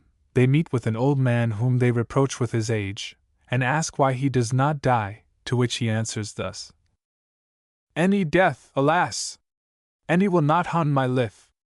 Thus walk I like a restless caitiff, and on the ground, which is my martyr's gate, I knock with my staff, earlich and late, and say to hire, Leave mother, let me in. Lo, how I vanish, flesh and blood and skin, alas! When shall my bones ben at rest? Mother, with you wolde I change in my chest, that in my chamber lunge time hath be, ye, for in her inclut to wrap in me. But yet to me she will not don that grace, for which full pale and welcome is my face." They then ask the old man where they shall find out death to kill him, and he sends them on an errand which ends in the death of all three. We hear no more of him, but it is death that they have encountered. The interval between Chaucer and Spenser is long and dreary. There is nothing to fill up the chasm but the names of Occleve, Ancient Gower, Lydgate, Wyatt, Surrey, and Sackville. Spenser flourished in the reign of Queen Elizabeth, and was sent with Sir John Davies into Ireland, of which he has left behind him some tender recollections in his description of the Bog of Allen, and a record in an ably written paper, containing observations on the state of that country, and the means of improving it, which remain in full force to the present day. Spenser died at an obscure inn in London, it is supposed in distressed circumstances. The treatment he received from Burleigh is well known. Spenser, as well as Chaucer, was engaged in active life, but the genius of his poetry was not active, it is inspired by the love of ease, and relaxation from all the cares and business of life. Of all the poets, he is the most poetical. Though much later than Chaucer, his obligations to preceding writers were less. He has in some measure borrowed the plan of his poem, as a number of distinct narratives, from Ariosto, but he has engrafted upon it an exuberance of fancy, and an endless voluptuousness of sentiment, which are not to be found in the Italian writer. Farther, Spenser is even more of an inventor in the subject matter. There is an originality, richness, and variety in his allegorical personages and fictions, which almost vies with the splendor of the ancient mythology. If Ariosto transports us into the regions of romance, Spenser's poetry is all fairyland. In Ariosto, we walk upon the ground, in a company, gay, fantastic, and adventurous enough. In Spenser, we wander in another world, among ideal beings. The poet takes and lays us in the lap of a lovelier nature, by the sound of softer streams, among greener hills and fairer valleys. He paints nature, not as we find it, but as we expect it to find it, and fulfills the delightful promise of our youth. He waves his wand of enchantment, and at once embodies airy beings, and throws a delicious veil over all actual objects. The two worlds of reality and of fiction are poised on the wings of his imagination. His ideas, indeed, seem more distinct than his perceptions. He is the painter of abstractions, and describes them with dazzling minuteness. In the Mask of Cupid he makes the god of love clap on high his colored winges twain, and it is said of gluttony, in the procession of the passions. In green vine leaves he was right fitly clad. At times he becomes picturesque from his intense love of beauty, as where he compares Prince Arthur's crest to the appearance of the almond tree. Upon the top of all his lofty crest, a bunch of hairs discolored diversely with sprinkled pearl and gold full richly dressed did shake and seemed to dance for jollity, like to an almond tree mounted high on top of green Selenes all alone, with blossoms brave bedecked daintily. Her tender locks do tremble every one at every little breath that under heaven is blown. The love of beauty, however, and not of truth, is the moving principle of his mind, and he is guided in his fantastic delineations by no rule but the impulse of an inexhaustible imagination.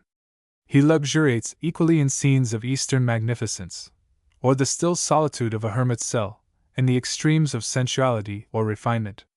In reading The Fairy Queen, you see a little withered old man by a woodside opening a wicket, a giant, and a dwarf lagging far behind, a damsel in a boat upon an enchanted lake, wood nymphs, and satyrs, and all of a sudden you are transported into a lofty palace, with tapers burning, amidst knights and ladies, with dance and revelry, and song, and masque, and antique pageantry. What can be more solitary, more shut up in itself, than his description of the house of sleep, to which Archimigo sends for a dream? And more to lull him in his slumber soft a trickling stream from high rock tumbling down, an ever-drizzling rain upon the loft, mixed with a murmuring wind, much like the sound of swarming bees, did cast him in a swound.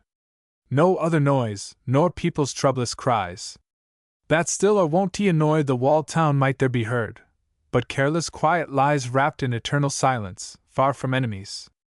It is as if the honey-heavy dew of slumber had settled on his pen in writing these lines. How different in the subject, and yet how like in beauty, is the following description of the Bower of Bliss.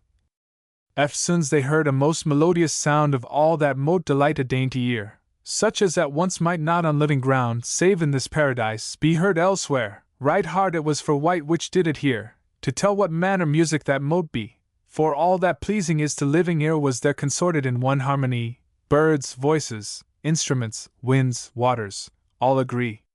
The joyous birds shrouded in cheerful shade their notes unto the voice attempered sweet, the angelical soft trembling voices made to th instruments divine respondents meet. The silver-sounding instruments did meet with the bass murmur of the waters fall with difference discreet, now soft, now loud, unto the wind did call, the gentle warbling wind low answered to all. The remainder of the passage has all that voluptuous pathos, and languid brilliancy of fancy, in which this writer excelled. The while someone did chaunt this lovely lay, ah! See, whoso fair thing dost thou feign to see, in springing flower the image of thy day? Ah! See the virgin rose, how sweetly she doth first peep forth with bashful modesty, that fairer seems the less ye see her may. Lo! See soon after, how more bold and free her bared bosom she doth broad display. Lo! See soon after, how she fades and falls away. So passeth in the passing of a day of mortal life the leaf, the bud, the flower, any more doth flourish after first decay, that erst was sought to deck both bed and bower of many a lady and many a paramour. Gather therefore the rose whilst yet is prime, for soon comes age that will her pride deflower. Gather the rose of love whilst yet is time, whilst loving thou mayst loved be with equal crime. 2. He ceased, and then gone all the choir of birds their divers notes to attune unto his lay, as in approvance of his pleasing wards.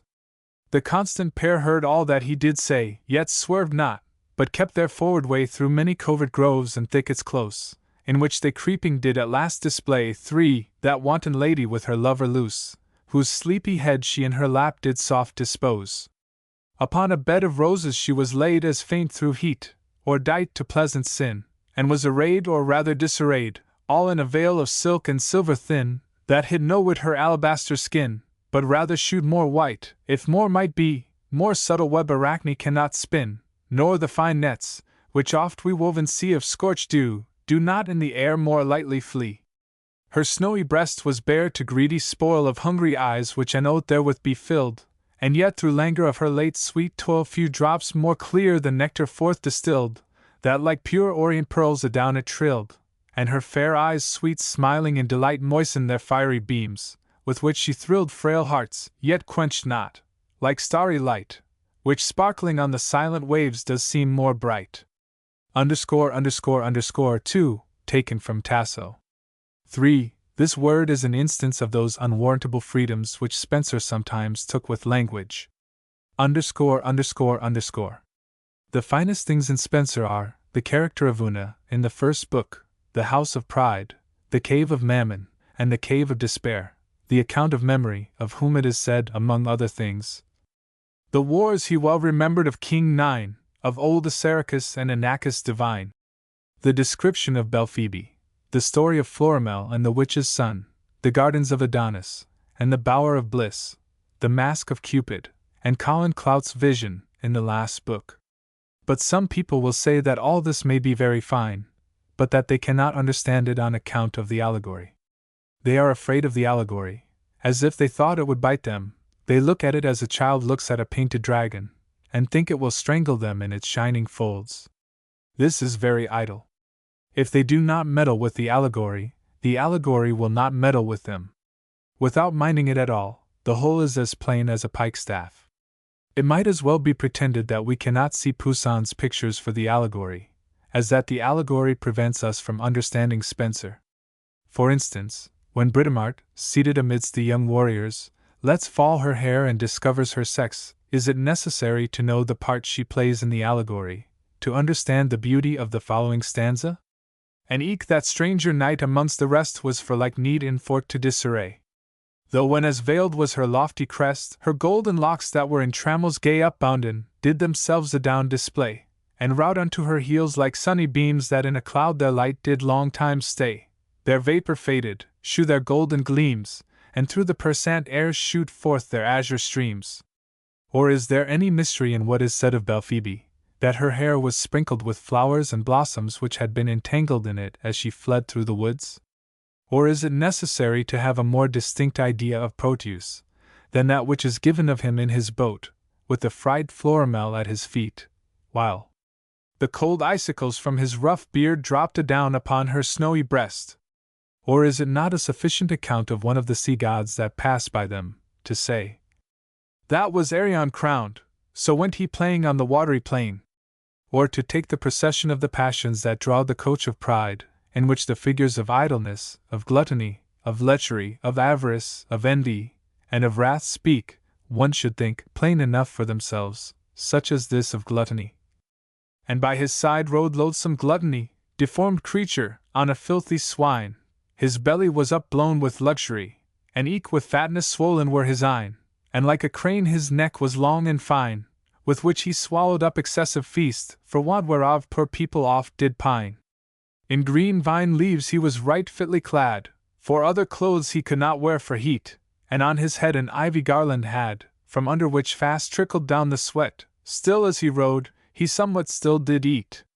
And in his hand did bear a boozing can, of which he supped so oft, that on his seat his drunken course he scarce upholden can, in shape and size more like a monster than a man.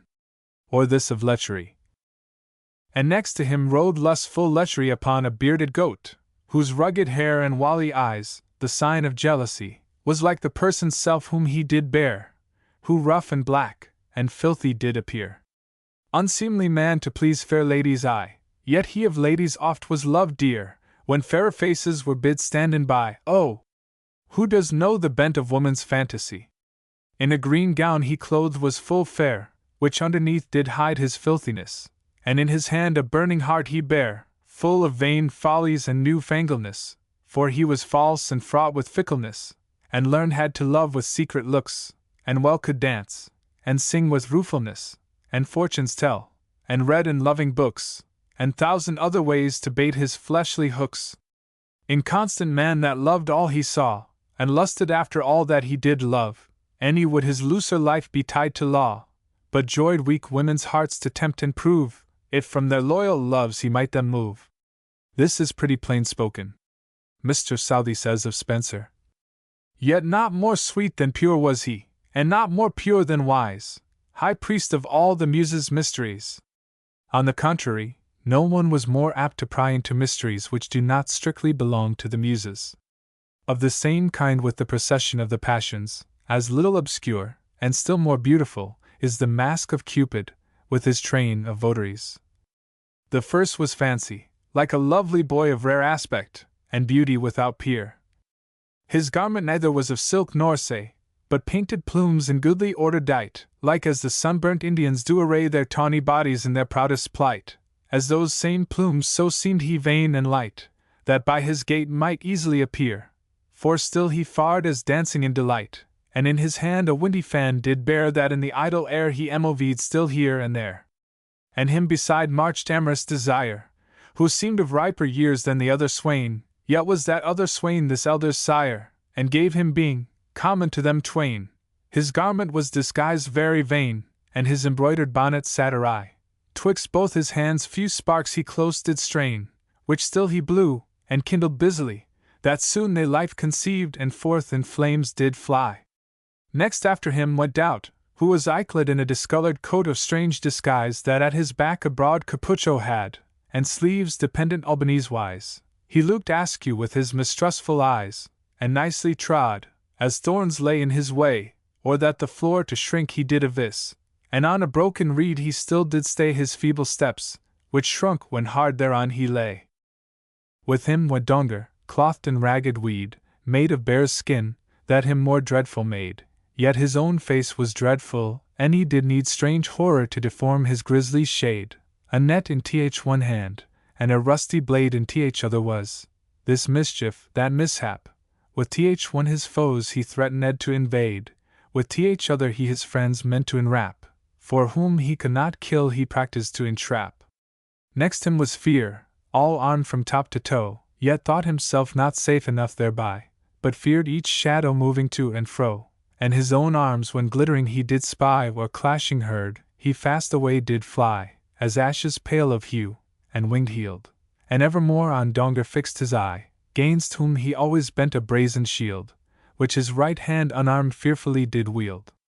With him went Hope in rank, a handsome maid, of cheerful look and lovely to behold. In silken samite she was light arrayed, and her fair locks were woven up in gold. She always smiled, and in her hand did hold an holy water sprinkled dipped in dew, with which she sprinkled favors manifold on whom she list, and did great liking shew, great liking unto many, but true love to few. Next after them, the winged god himself came riding on a lion ravenous, taught to obey the menage of that Elfie that man and beast with power imperious subdueth to his kingdom tyrannous. His blindfold eyes he bade a while unbind, that his proud spoil of that same Dolorous fair dame he might behold in perfect kind, which seen, he much rejoiced in his cruel mind. Of which full proud, himself uprearing high, he looked round about with stern disdain, and did survey his goodly company, and marshalling the evil-ordered train, with that the darts which his right hand did strain, full dreadfully he shook, that all did quake, and clapped on high his coloured winges twain, that all his many and afraid did make, though, blinding him again, his way he forth did take. The description of Hope, in this series of historical portraits, is one of the most beautiful in Spenser, and the triumph of Cupid at the mischief he has made, is worthy of the malicious urchin deity. In reading these descriptions, one can hardly avoid being reminded of Rubens's allegorical pictures, but the account of Satyrane taming the lion's whelps and lugging the bear's cubs along in his arms while yet an infant, whom his mother so naturally advises to go seek some other playfellows, has even more of this high picturesque character. Nobody but Rubens could have painted the fancy of Spenser, and he could not have given the sentiment, the airy dream that hovers over it. With all this, Spenser neither makes us laugh nor weep. The only jest in his poem is an allegorical play upon words, where he describes Malbecco as escaping in the herd of goats, by the help of his fair horns on height. But he has been unjustly charged with a want of passion and of strength. He has both in an immense degree. He has not indeed the pathos of immediate action or suffering, which is more properly the dramatic, but he has all the pathos of sentiment and romance, all that belongs to distant objects of terror and uncertain, imaginary distress. His strength, in like manner, is not strength of will or action, of bone and muscle, nor is it coarse and palpable, but it assumes a character of vastness and sublimity seen through the same visionary medium, and blended with the appalling associations of preternatural agency.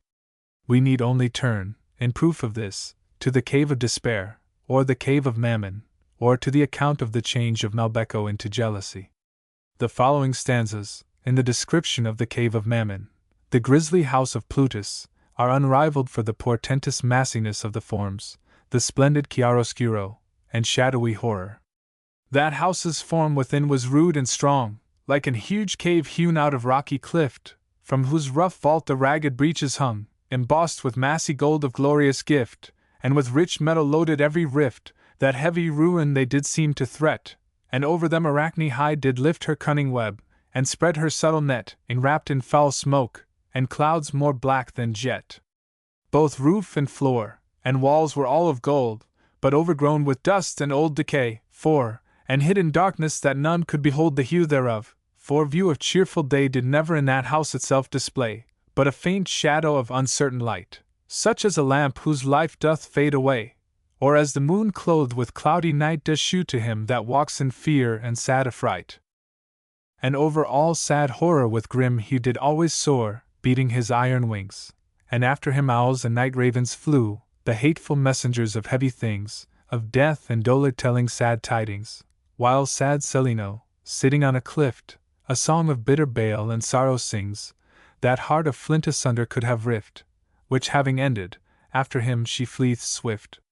______ for that all with one consent praise new-born gods, though they are made and moulded of things past, and give to dust, that is a little gilt, more laud than gold o'erdusted.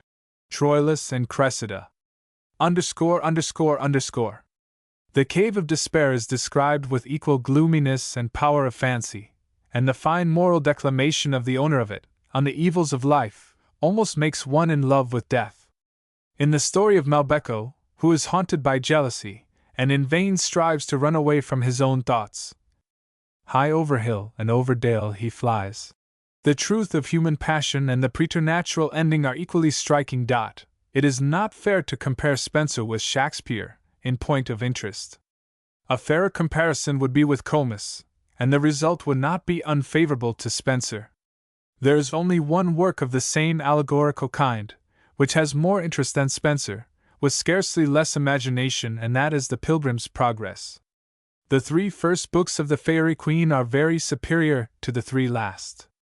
One would think that Pope, who used to ask if anyone had ever read the Faerie Queene through, had only dipped into these last. The only things in them equal to the former are the account of Talus, the Iron Man, and the delightful episode of Pastorella. The language of Spenser is full and copious, to overflowing.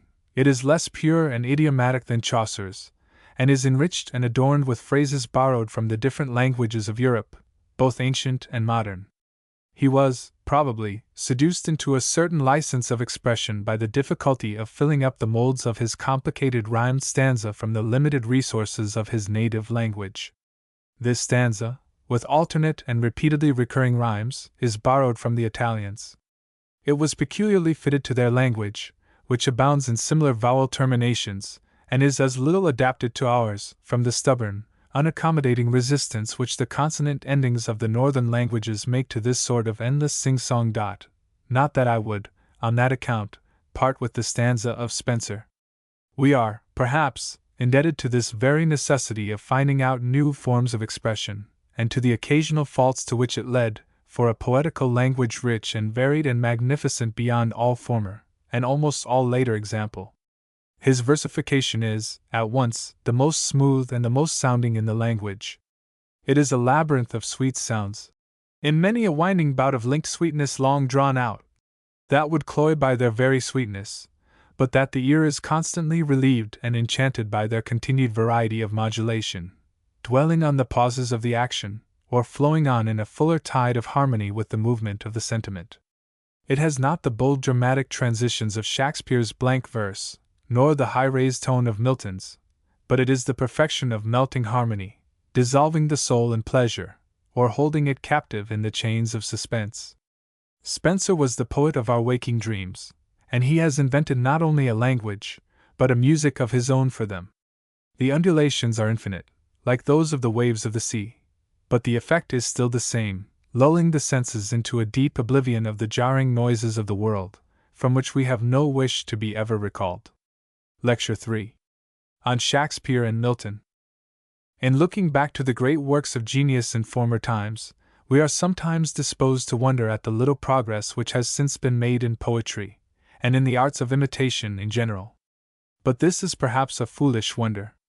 Nothing can be more contrary to the fact than the supposition that in what we understand by the fine arts, as painting and poetry, relative perfection is only the result of repeated efforts in successive periods, and that what has been once well done constantly leads to something better. What is mechanical, reducible to rule, or capable of demonstration, is progressive, and admits of gradual improvement. What is not mechanical, or definite, but depends on feeling, taste, and genius, very soon becomes stationary, or retrograde, and loses more than it gains by transfusion.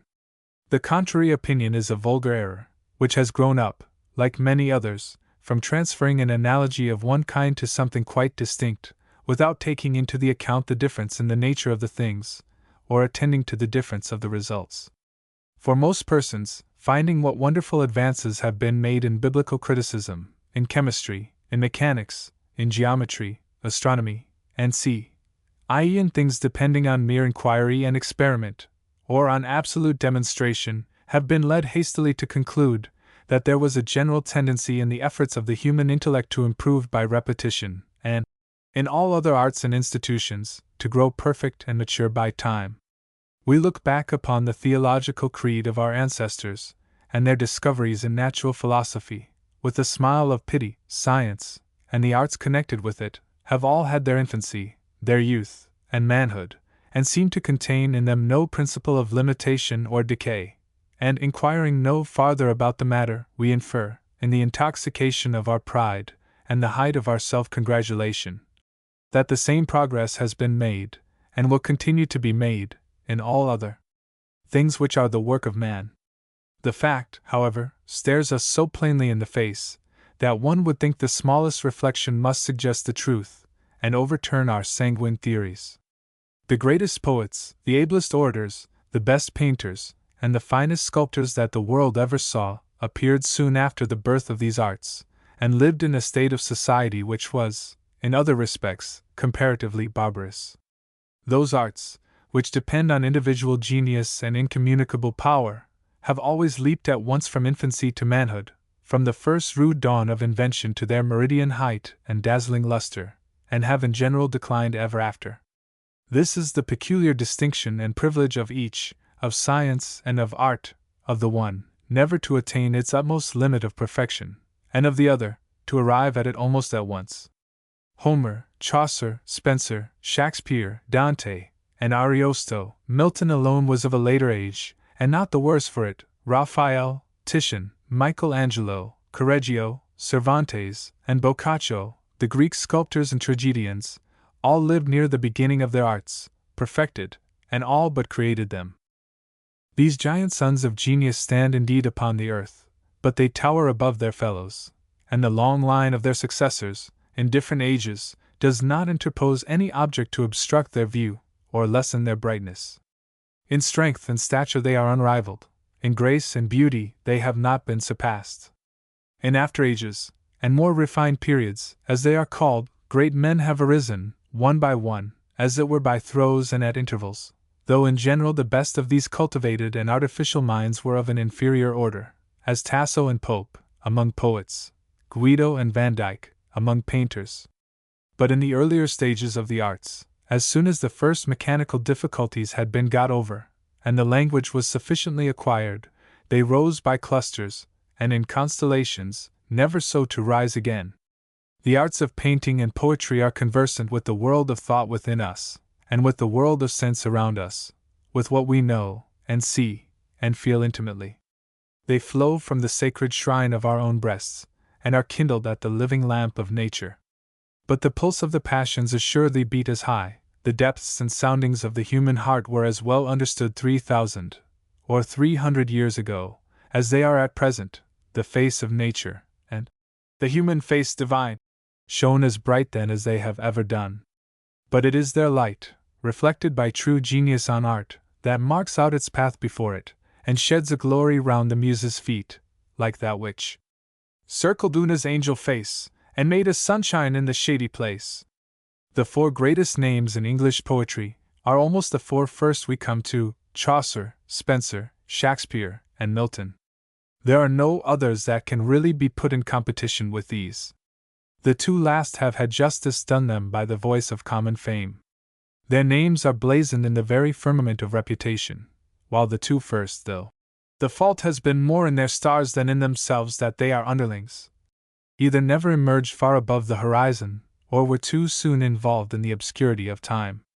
The three first of these are excluded from Dr. Johnson's Lives of the Poets. Shakespeare, indeed, is so from the dramatic form of his compositions, and the fourth, Milton, is admitted with a reluctant and churlish welcome. In comparing these four writers together, it might be said that Chaucer excels as the poet of manners, or of real life, Spenser as the poet of romance, Shakespeare as the poet of nature, in the largest use of the term, and Milton as the poet of morality. Chaucer most frequently describes things as they are, Spenser as we wish them to be, Shakespeare as they would be, and Milton as they ought to be. As poets, and as great poets, imagination, that is, the power of feigning things according to nature, was common to them all, but the principal or moving power, to which this faculty was most subservient in Chaucer, was habit, or inveterate prejudice; in Spenser, novelty, and the love of the marvelous; in Shakespeare, it was the force of passion, combined with every variety of possible circumstances; and in Milton, only with the highest. The characteristic of Chaucer is intensity, of Spenser, remoteness, of Milton, elevation, of Shakespeare, everything. It has been said by some critic that Shakespeare was distinguished from the other dramatic writers of his day only by his wit, that they had all his other qualities, but that one writer had as much sense, another as much fancy, another as much knowledge of character. another the same depth of passion, and another as great a power of language. This statement is not true, nor is the inference from it well founded, even if it were. This person does not seem to have been aware that, upon his own shewing, the great distinction of Shakespeare's genius was its virtually including the genius of all the great men of his age, and not his differing from them in one accidental particular. But to have done with such minute and literal trifling. The striking peculiarity of Shakespeare's mind was its generic quality, its power of communication with all other minds, so that it contained a universe of thought and feeling within itself, and had no one peculiar bias, or exclusive excellence more than another. He was just like any other man, but that he was like all other men. He was the least of an egotist that it was possible to be. He was nothing in himself, but he was all that others were, or that they could become. He not only had in himself the germs of every faculty and feeling, but he could follow them by anticipation, intuitively, into all their conceivable ramifications, through every change of fortune or conflict of passion, or turn of thought. He had a mind reflecting ages past and present. All the people that ever lived are there. There was no respect of persons with him. His genius shone equally on the evil and on the good, on the wise and the foolish, the monarch and the beggar. All corners of the earth, kings, queens, and states, maids, matrons, nay, the secrets of the grave, are hardly hid from his searching glance. He was like the genius of humanity, changing places with all of us at pleasure, and playing with our purposes as with his own. He turned the globe round for his amusement, and surveyed the generations of men, and the individuals as they passed, with their different concerns, passions, follies, vices, virtues, actions, and motives, as well those that they knew, as those which they did not know, or acknowledge to themselves. The dreams of childhood, the ravings of despair, were the toys of his fancy. Airy beings waited at his call, and came at his bidding. Harmless fairies nodded to him, and did him courtesies, and the night hag bestrode the blast at the command of his so potent art. The world of spirits lay open to him, like the world of real men and women, and there's the same truth in his delineations of the one as of the other, for if the preternatural characters he describes could be supposed to exist, they would speak, and feel, and act, as he makes them. He had only to think of anything in order to become that thing, with all the circumstances belonging to it.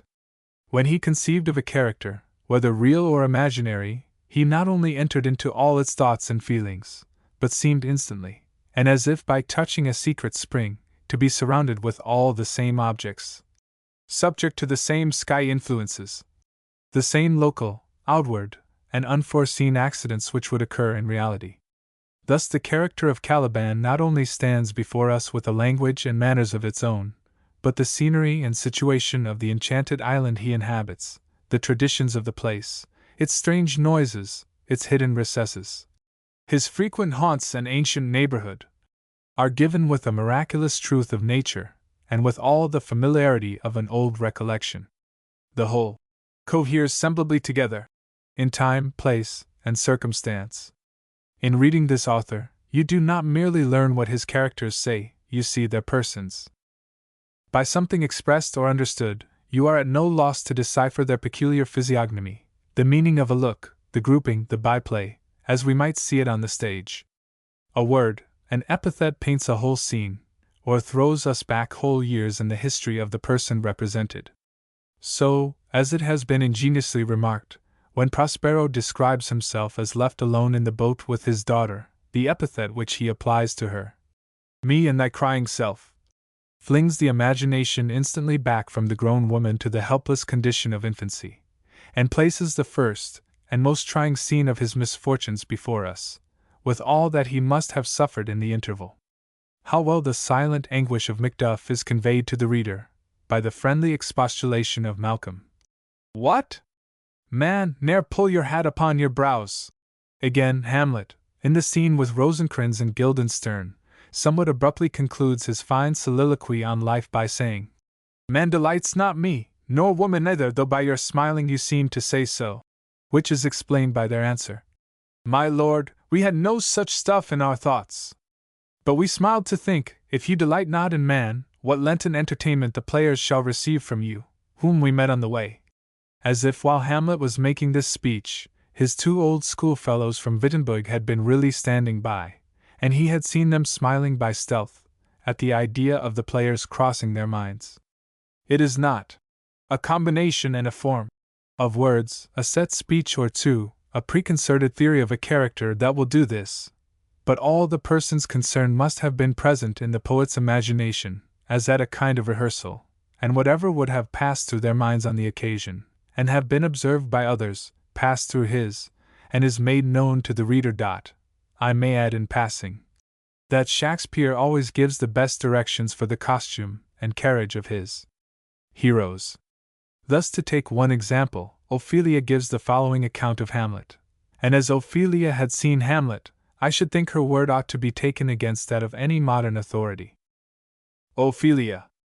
My lord, as I was reading in my closet, Prince Hamlet, with his doublet all unbracked, no hat upon his head, his stockings loose, ungartered, and down jived to his ankle, pale as his shirt, his knees knocking each other, and with a look so piteous, as if he had been sent from hell to speak of horrors, thus he comes before me.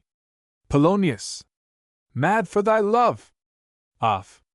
My lord, I do not know, but truly I do fear it. Pol. What said he? Off. He took me by the wrist, and held me hard, then goes he to the length of all his arm, and with his other hand thus o'er his brow, he falls to such perusal of my face, as he would draw it, long stayed he so, at last, a little shaking of my arm, and thrice his head thus waving up and down, he rised a sigh so piteous and profound, as it did seem to shatter all his bulk, and end his being. That done, he lets me go, and with his head over his shoulder turned, he seemed to find his way without his eyes, for out of doors he went without their help, and to the last bended their light on me. Act 2, Scene 1. How after this airy, fantastic idea of irregular grace and bewildered melancholy any one can play Hamlet, as we have seen it played, with strut, and stare, and antic right-angled sharp-pointed gestures, it is difficult to say, unless it be that Hamlet is not bound, by the prompter's cue, to study the part of Ophelia. The account of Ophelia's death begins thus. There is a willow hanging o'er a brook, that shows its hoary leaves in the glassy stream. Now this is an instance of the same unconscious power of mind which is as true to nature as itself. The leaves of the willow are, in fact, white underneath, and it is this part of them which would appear hoary in the reflection in the brook. The same sort of intuitive power, the same faculty of bringing every object in nature, whether present or absent, before the mind's eye, is observable in the speech of Cleopatra, when conjecturing what were the employments of Antony in his absence. He's speaking now, or murmuring, "Where's my serpent of old Nile?" How fine to make Cleopatra have this consciousness of her own character, and to make her feel that it is this for which Antony is in love with her. She says, after the battle of Actium, when Antony has resolved to risk another fight, "It is my birthday. I had thought to have held it poor, but since my lord is Antony again, I will be Cleopatra." What other poet would have thought of such a casual resource of the imagination, or would have dared to avail himself of it? The thing happens in the play as it might have happened in fact. That which, perhaps, more than anything else distinguishes the dramatic productions of Shakespeare from all others, is this wonderful truth and individuality of conception. Each of his characters is as much itself, and as absolutely independent of the rest, as well as of the author, as if they were living persons, not fictions of the mind. The poet may be said, for the time, to identify himself with the character he wishes to represent, and to pass from one to another, like the same soul successively animating different bodies. By an art like that of the ventriloquist, he throws his imagination out of himself, and makes every word appear to proceed from the mouth of the person in whose name it is given. His plays alone are properly expressions of the passions, not descriptions of them. His characters are real beings of flesh and blood, they speak like men, not like authors. One might suppose that he had stood by at the time, and overheard what passed. As in our dreams we hold conversations with ourselves, make remarks, or communicate intelligence, and have no idea of the answer which we shall receive, and which we ourselves make, till we hear it, So the dialogues in Shakespeare are carried on without any consciousness of what is to follow, without any appearance of preparation or premeditation.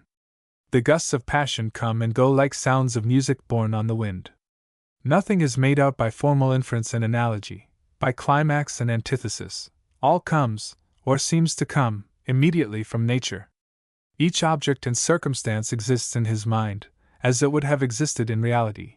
Each several train of thought and feeling goes on of itself, without confusion or effort. In the world of his imagination, everything has a life, a place, and being of its own. Chaucer's characters are sufficiently distinct from one another, but they are too little varied in themselves, too much like identical propositions. They are consistent, but uniform. We get no new idea of them from first to last. They are not placed in different lights, nor are their subordinate traits brought out in new situations. They are like portraits or physiognomical studies, with the distinguishing features marked with inconceivable truth and precision, but that preserve the same unaltered air and attitude. Shakespeare's are historical figures, equally true and correct, but put into action, where every nerve and muscle is displayed in the struggle with others, with all the effect of collision and contrast, with every variety of light and shade.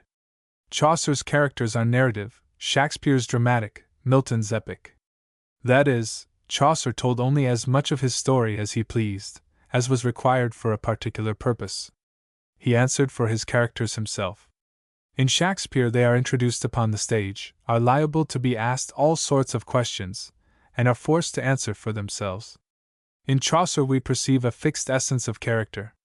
In Shakespeare there is a continual composition and decomposition of its elements, a fermentation of every particle in the whole mass, by its alternate affinity or antipathy to other principles which are brought in contact with it. Till the experiment is tried, we do not know the result, the turn which the character will take in its new circumstances. Milton took only a few simple principles of character, and raised them to the utmost conceivable grandeur, and refined them from every base alloy.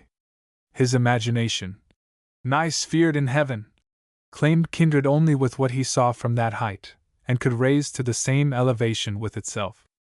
He sat retired and kept his state alone, playing with wisdom, while Shakespeare mingled with the crowd, and played the host, to make society the sweeter welcome. The passion in Shakespeare is of the same nature as his delineation of character. It is not some one habitual feeling or sentiment preying upon itself, growing out of itself, and molding everything to itself. It is passion modified by passion, by all the other feelings to which the individual is liable, and to which others are liable with him, subject to all the fluctuations of caprice and accident, calling into play all the resources of the understanding and all the energies of the will, irritated by obstacles or yielding to them, rising from small beginnings to its utmost height, now drunk with hope, now stung to madness, now sunk in despair, now blown to air with a breath, now raging like a torrent. The human soul is made the sport of fortune, the prey of adversity. It is stretched on the wheel of destiny, in restless ecstasy. The passions are in a state of projection. Years are melted down to moments, and every instant teems with fate. We know the results, we see the process. Thus, after Iago has been boasting to himself of the effect of his poisonous suggestions on the mind of Othello, which, with a little act upon the blood, will work like mines of sulphur, he adds, "Look where he comes! Not poppy, nor mandragora, nor all the drowsy syrups of the East, shall ever medicine thee to that sweet sleep which thou audist yesterday." And he enters at this moment, like the crested serpent, crowned with his wrongs and raging for revenge. The whole depends upon the turn of a thought. A word, a look, blows the spark of jealousy into a flame, and the explosion is immediate and terrible as a volcano. The dialogues in Lear, in Macbeth, that between Brutus and Cassius, and nearly all those in Shakespeare, where the interest is wrought up to its highest pitch, afford examples of this dramatic fluctuation of passion. The interest in Chaucer is quite different. It is like the course of a river, strong and full and increasing. In Shakespeare, on the contrary, it is like the sea, agitated this way and that, and loud lashed by furious storms, while in the still pauses of the blast, we distinguish only the cries of despair, or the silence of death. Milton, on the other hand, takes the imaginative part of passion, that which remains after the event, which the mind reposes on when all is over, which looks upon circumstances from the remotest elevation of thought and fancy, and abstracts them from the world of action to that of contemplation. The objects of dramatic poetry affect us by sympathy, by their nearness to ourselves, as they take us by surprise, or force us upon action. While rage with rage doth sympathize. The objects of epic poetry affect us through the medium of the imagination, by magnitude and distance, by their permanence and universality. The one fill us with terror and pity, the other with admiration and delight. There are certain objects that strike the imagination, and inspire awe in the very idea of them, independently of any dramatic interest, that is, of any connection with the vicissitudes of human life. For instance, we cannot think of the pyramids of Egypt, of a Gothic ruin, or an old Roman encampment, without a certain emotion, a sense of power and sublimity coming over the mind. The heavenly bodies that hang over our heads wherever we go, and, in their untroubled element shall shine when we are laid in dust, and all our cares forgotten, affect us in the same way. Thus Satan's address to the sun has an epic, not a dramatic interest, for though the second person in the dialogue makes no answer and feels no concern, yet the eye of that vast luminary is upon him, like the eye of heaven, and seems conscious of what he says, like an universal presence. Dramatic poetry and epic, in their perfection, indeed, approximate to and strengthen one another. Dramatic poetry borrows aid from the dignity of persons and things, as the heroic does from human passion, but in theory they are distinct. When Richard II calls for the looking-glass to contemplate his faded majesty in it, and bursts into that affecting exclamation, "Oh, that I were a mockery king of snow, to melt away before the sun of Bolingbroke!" We have here the utmost force of human passion, combined with the ideas of regal splendor and fallen power. When Milton says of Satan, "His form had not yet lost all her original brightness, nor appeared less than archangel ruined, and excess of glory obscured," the mixture of beauty, of grandeur, and pathos, from the sense of irreparable loss, of never-ending, unavailing regret, is perfect. The great fault of a modern school of poetry is that it is an experiment to reduce poetry to a mere effusion of natural sensibility, or what is worse, to divest it both of imaginary splendor and human passion, to surround the meanest objects with the morbid feelings and devouring egotism of the writer's own minds. Milton and Shakespeare did not so understand poetry. They gave a more liberal interpretation both to nature and art. They did not do all they could to get rid of the one and the other, to fill up the dreary void with the moods of their own minds. They owe their power over the human mind to their having had a deeper sense than others of what was grand in the objects of nature, or affecting in the events of human life. But to the men I speak of there is nothing interesting, nothing heroical, but themselves. To them the fall of gods or of great men is the same. They do not enter into the feeling. They cannot understand the terms. They are even debarred from the last poor, paltry consolation of an unmanly triumph over fallen greatness, for their minds reject, with a convulsive effort and intolerable loathing, the very idea that there ever was, or was thought to be, anything superior to themselves. All that has ever excited the attention or admiration of the world, they look upon with the most perfect indifference, and they are surprised to find that the world repays their indifference with scorn. With what measure they meet, it has been meted to them again. Shakespeare's imagination is of the same plastic kind as his conception of character or passion. It glances from heaven to earth, from earth to heaven. Its movement is rapid and devious. It unites the most opposite extremes, or, as Puck says, in boasting of his own feats, puts a girdle round about the earth in 40 minutes. He seems always hurrying from his subject, even while describing it, but the stroke, like the lightning's, is sure as it is sudden. He takes the widest possible range, but from that very range he has his choice of the greatest variety and aptitude of materials.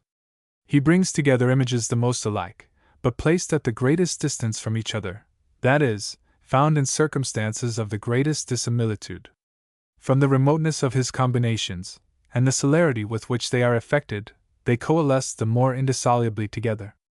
The more the thoughts are strangers to each other, and the longer they have been kept asunder, the more intimate does their union seem to become. Their felicity is equal to their force. Their likeness is made more dazzling by their novelty. They startle, and take the fancy prisoner in the same instant. I will mention one or two which are very striking, and not much known, out of Troilus and Cressida. Aeneas says to Agamemnon, I ask that I may wake in reverence, and on the cheek be ready with a blush modest as morning, when she coldly eyes the youthful Phoebus. Ulysses, urging Achilles to shew himself in the field, says, No man is the lord of anything, till he communicate his parts to others, nor doth he of himself know them for aught, till he behold them formed in the applause, where they're extended, which like an arch reverberates the voice again, or like a gate of steel, fronting the sun, receives and renders back its figure and its heat. Patroclus gives the indolent warrior the same advice. Rouse yourself, and the weak wanton Cupid shall from your neck unloose his amorous fold, and like a dewdrop from the lion's mane be shook to air. Shakespeare's language and versification are like the rest of him. He has a magic power over words, they come winged at his bidding, and seem to know their places. They are struck out at a heat, on the spur of the occasion, and have all the truth and vividness which arise from an actual impression of the objects. His epithets and single phrases are like sparkles, thrown off from an imagination, fired by the whirling rapidity of its own motion. His language is hieroglyphical. It translates thoughts into visible images. It abounds in sudden transitions and elliptical expressions. This is the source of his mixed metaphors, which are only abbreviated forms of speech. These, however, give no pain from long custom. They have, in fact, become idioms in the language. They are the building, and not the scaffolding to thought. We take the meaning and effect of a well-known passage entire, and no more stop to scan and spell out the particular words and phrases, than the syllables of which they are composed. In trying to recollect any other author, one sometimes stumbles, in case of failure, on a word as good. In Shakespeare, any other word but the true one is sure to be wrong. If anybody, for instance, could not recollect the words of the following description, Light thickens, and the crow makes wing to the rooky wood, he would be greatly at a loss to substitute others for them equally expressive of the feeling. These remarks, however, are strictly applicable only to the impassioned parts of Shakespeare's language, which flowed from the warmth and originality of his imagination, and were his own. The language used for prose conversation and ordinary business is sometimes technical, and involved in the affectation of the time. Compare, for example, Othello's apology to the Senate, relating his whole course of love, with some of the preceding parts relating to his appointment, and the official dispatches from Cyprus. In this respect, the business of the state does him offense. His versification is no less powerful, sweet, and varied. It has every occasional excellence, of sullen intricacy, crabbed and perplexed, or of the smoothest and loftiest expansion, from the ease and familiarity of measured conversation to the lyrical sounds of ditties highly penned, sung by a fair queen in a summer's bower, with ravishing division to her lute. It is the only blank verse in the language, except Milton's, that for itself is readable. It is not stately and uniformly swelling like his, but varied and broken by the inequalities of the ground it has to pass over in its uncertain course. And so by many winding nooks it strays, with willing sport to the wild ocean. It remains to speak of the faults of Shakespeare. They are not so many or so great as they have been represented. What there are chiefly owing to the following causes. The universality of his genius was, perhaps, a disadvantage to his single works. The variety of his resources, sometimes diverting him from applying them to the most effectual purposes. He might be said to combine the powers of Aeschylus and Aristophanes, of Dante and Rabelais, in his own mind. If he had been only half what he was, he would perhaps have appeared greater. The natural ease and indifference of his temper made him sometimes less scrupulous than he might have been. He is relaxed and careless in critical places. He is in earnest throughout only in Timon, Macbeth, and Lear. Again, he had no models of acknowledged excellence constantly in view to stimulate his efforts, and by all that appears, no love of fame. He wrote for the great vulgar and the small, in his time, not for posterity. If Queen Elizabeth and the maids of honor laughed heartily at his worst jokes, and the catcalls in the gallery were silent at his best passages, he went home satisfied, and slept the next night well. He did not trouble himself about Voltaire's criticisms. He was willing to take advantage of the ignorance of the age in many things, and if his plays pleased others, not to quarrel with them himself. His very facility of production would make him set less value on his own excellences, and not care to distinguish nicely between what he did well or ill. His blunders in chronology and geography do not amount to above half a dozen, and they are offenses against chronology and geography, not against poetry. As to the unities, he was right in setting them at defiance. He was fonder of puns than became so great a man. His barbarisms were those of his age. His genius was his own. He had no objection to float down with the stream of common taste and opinion. He rose above it by his own buoyancy, and an impulse which he could not keep under, in spite of himself or others, and his delights did shew most dolphin-like. He had an equal genius for comedy and tragedy, and his tragedies are better than his comedies, because tragedy is better than comedy. His female characters, which have been found fault with as insipid, are the finest in the world. Lastly, Shakespeare was the least of a coxcomb of any one that ever lived, and much of a gentleman. Shakespeare discovers in his writings little religious enthusiasm, and an indifference to personal reputation. He had none of the bigotry of his age, and his political prejudices were not very strong. In these respects, as well as in every other, he formed a direct contrast to Milton. Milton's works are a perpetual invocation to the Muses, a hymn to fame.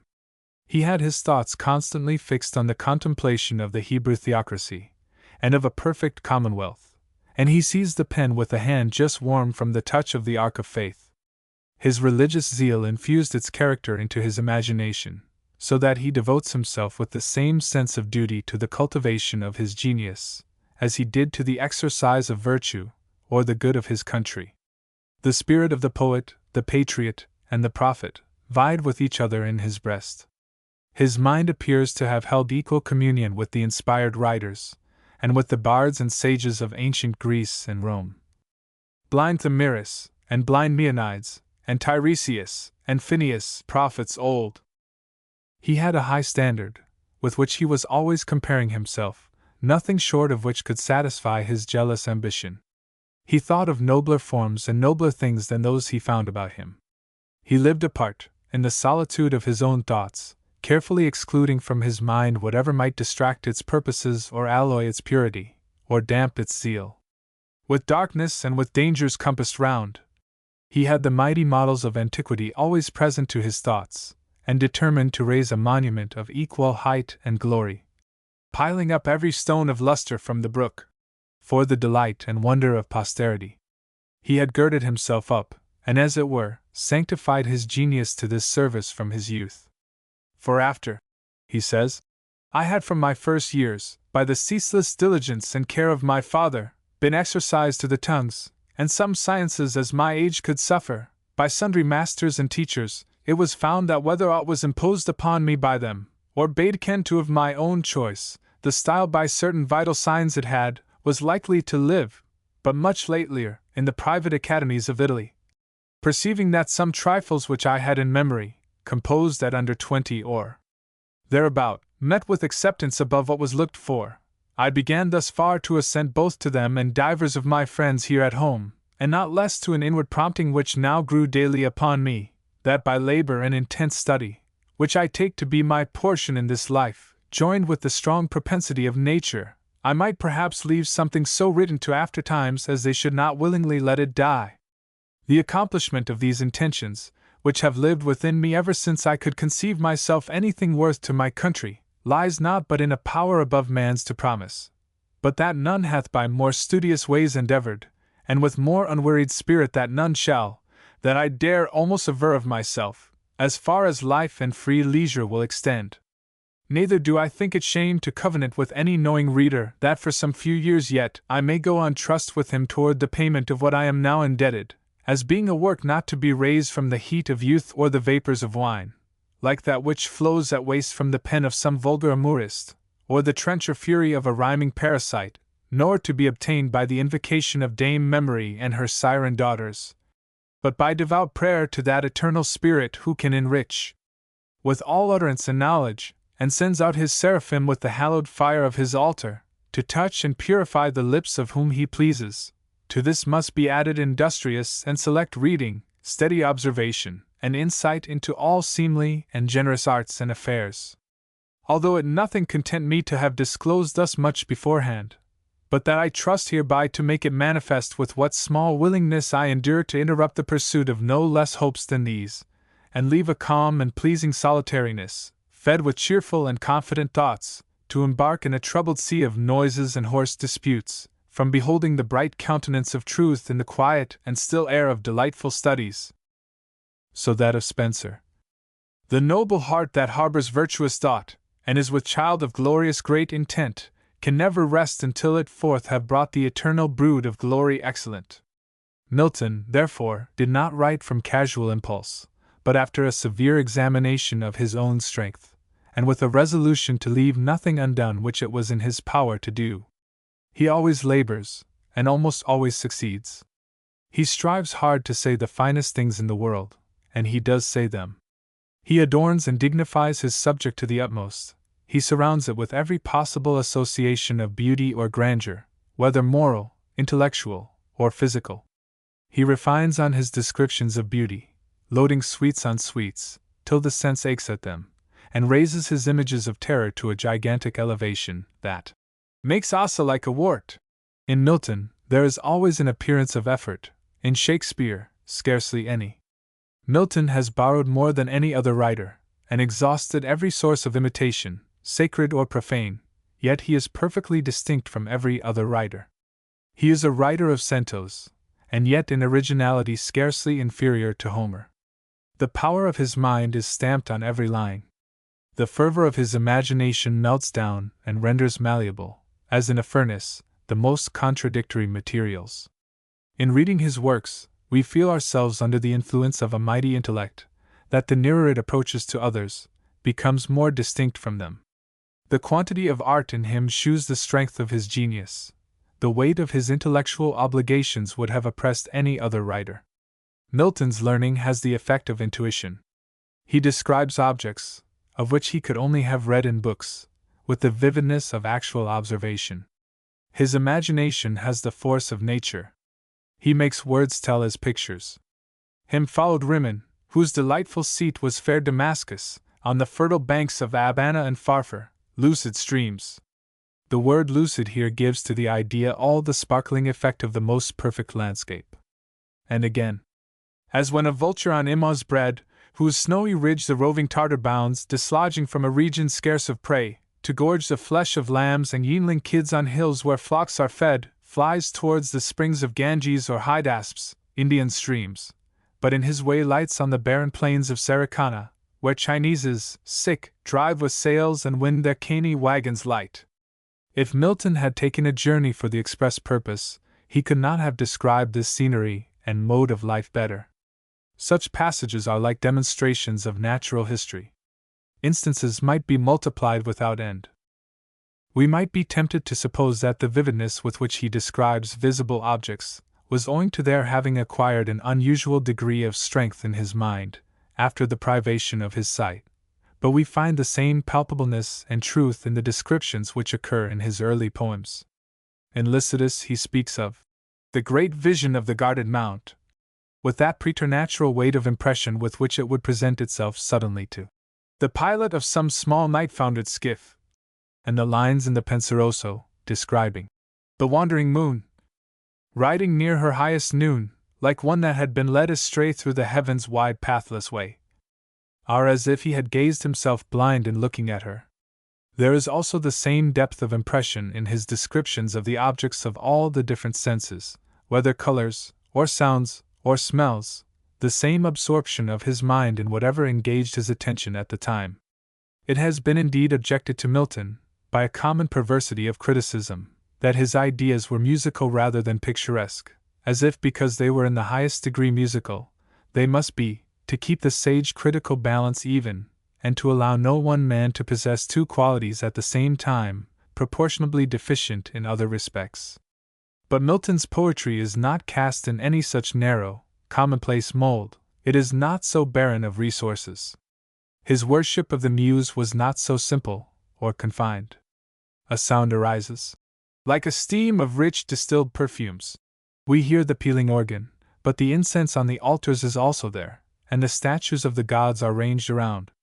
The ear indeed predominates over the eye, because it is more immediately affected, and because the language of music blends more immediately with, and forms a more natural accompaniment to, the variable and indefinite associations of ideas conveyed by words.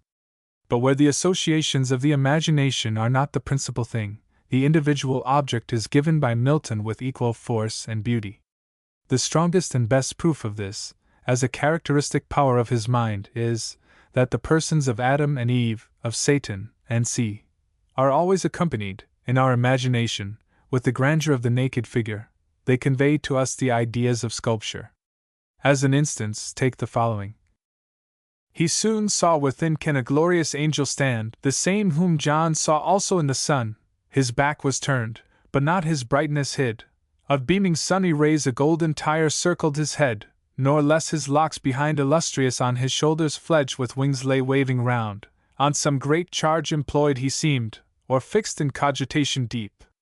Glad was the spirit impure, as now in hope to find who might direct his wandering flight to paradise, the happy seat of man, his journey's end, and our beginning woe. But first he casts to change his proper shape, which else might work him danger or delay, and now a stripling cherub he appears, not of the prime, yet such as in his face use smiled celestial, and to every limb suitable grace diffused, so well he feigned, under a coronet his flowing hair and curls on either cheek played, wings he wore of many a colored plume sprinkled with gold, his habit fit for speed succinct, and held before his decent steps a silver wand. The figures introduced here have all the elegance and precision of a Greek statue, glossy and empurpled, tinged with golden light, and musical as the strings of Memnon's harp. Again, nothing can be more magnificent than the portrait of Beelzebub, with Atlantean shoulders fit to bear the weight of mightiest monarchies, or the comparison of Satan, as he lay floating many a rood. 2. That sea beast, Leviathan, which God of all his works created hugest that swim the ocean stream. What a force of imagination is there in this last expression! What an idea it conveys of the size of that hugest of created beings, as if it shrunk up the ocean to a stream, and took up the sea in its nostrils as a very little thing? Force of style is one of Milton's greatest excellences. Hence, perhaps, he stimulates us more in the reading, and less afterwards. The way to defend Milton against all impugners is to take down the book and read it. Milton's blank verse is the only blank verse in the language, except Shakespeare's, that deserves the name of verse. Dr. Johnson, who had modeled his ideas of versification on the regular sing-song of Pope, condemns the Paradise Lost as harsh and unequal. I shall not pretend to say that this is not sometimes the case, for where a degree of excellence beyond the mechanical rules of art is attempted, the poet must sometimes fail. But I imagine that there are more perfect examples in Milton of musical expression, or of an adaptation of the sound and movement of the verse to the meaning of the passage, than in all our other writers, whether of rhyme or blank verse, put together, with the exception already mentioned. Spenser is the most harmonious of our stanza writers, as Dryden is the most sounding and varied of our rhymists. But in neither is there anything like the same ear for music, the same power of approximating the varieties of poetical to those of musical rhythm, as there is in our great epic poet.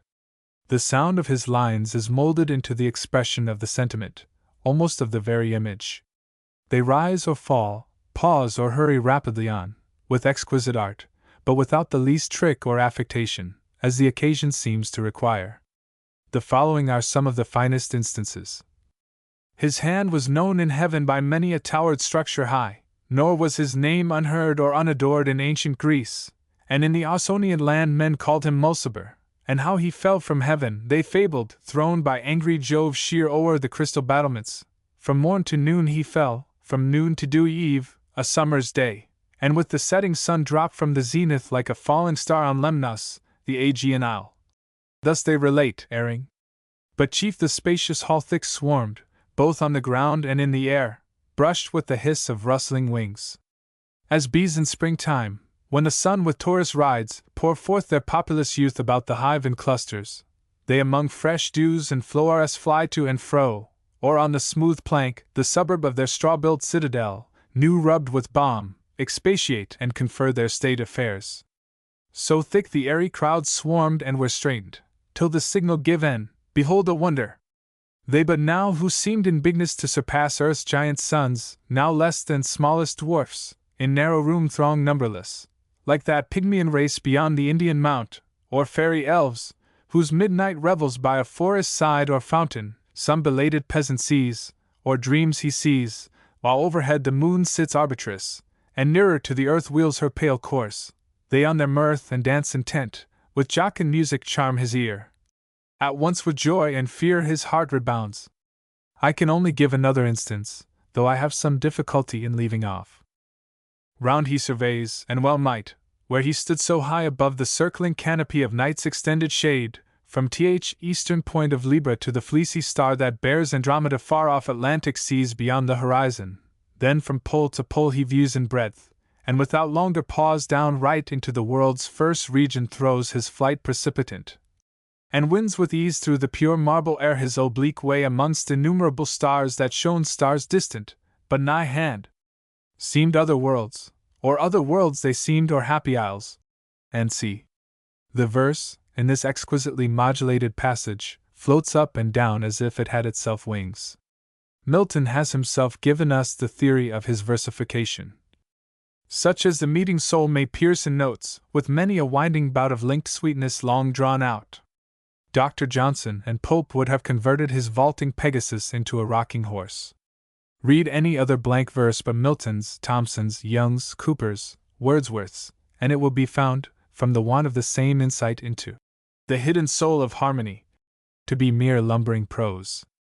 To proceed to a consideration of the merits of Paradise Lost, in the most essential point of view, I mean as to the poetry of character and passion.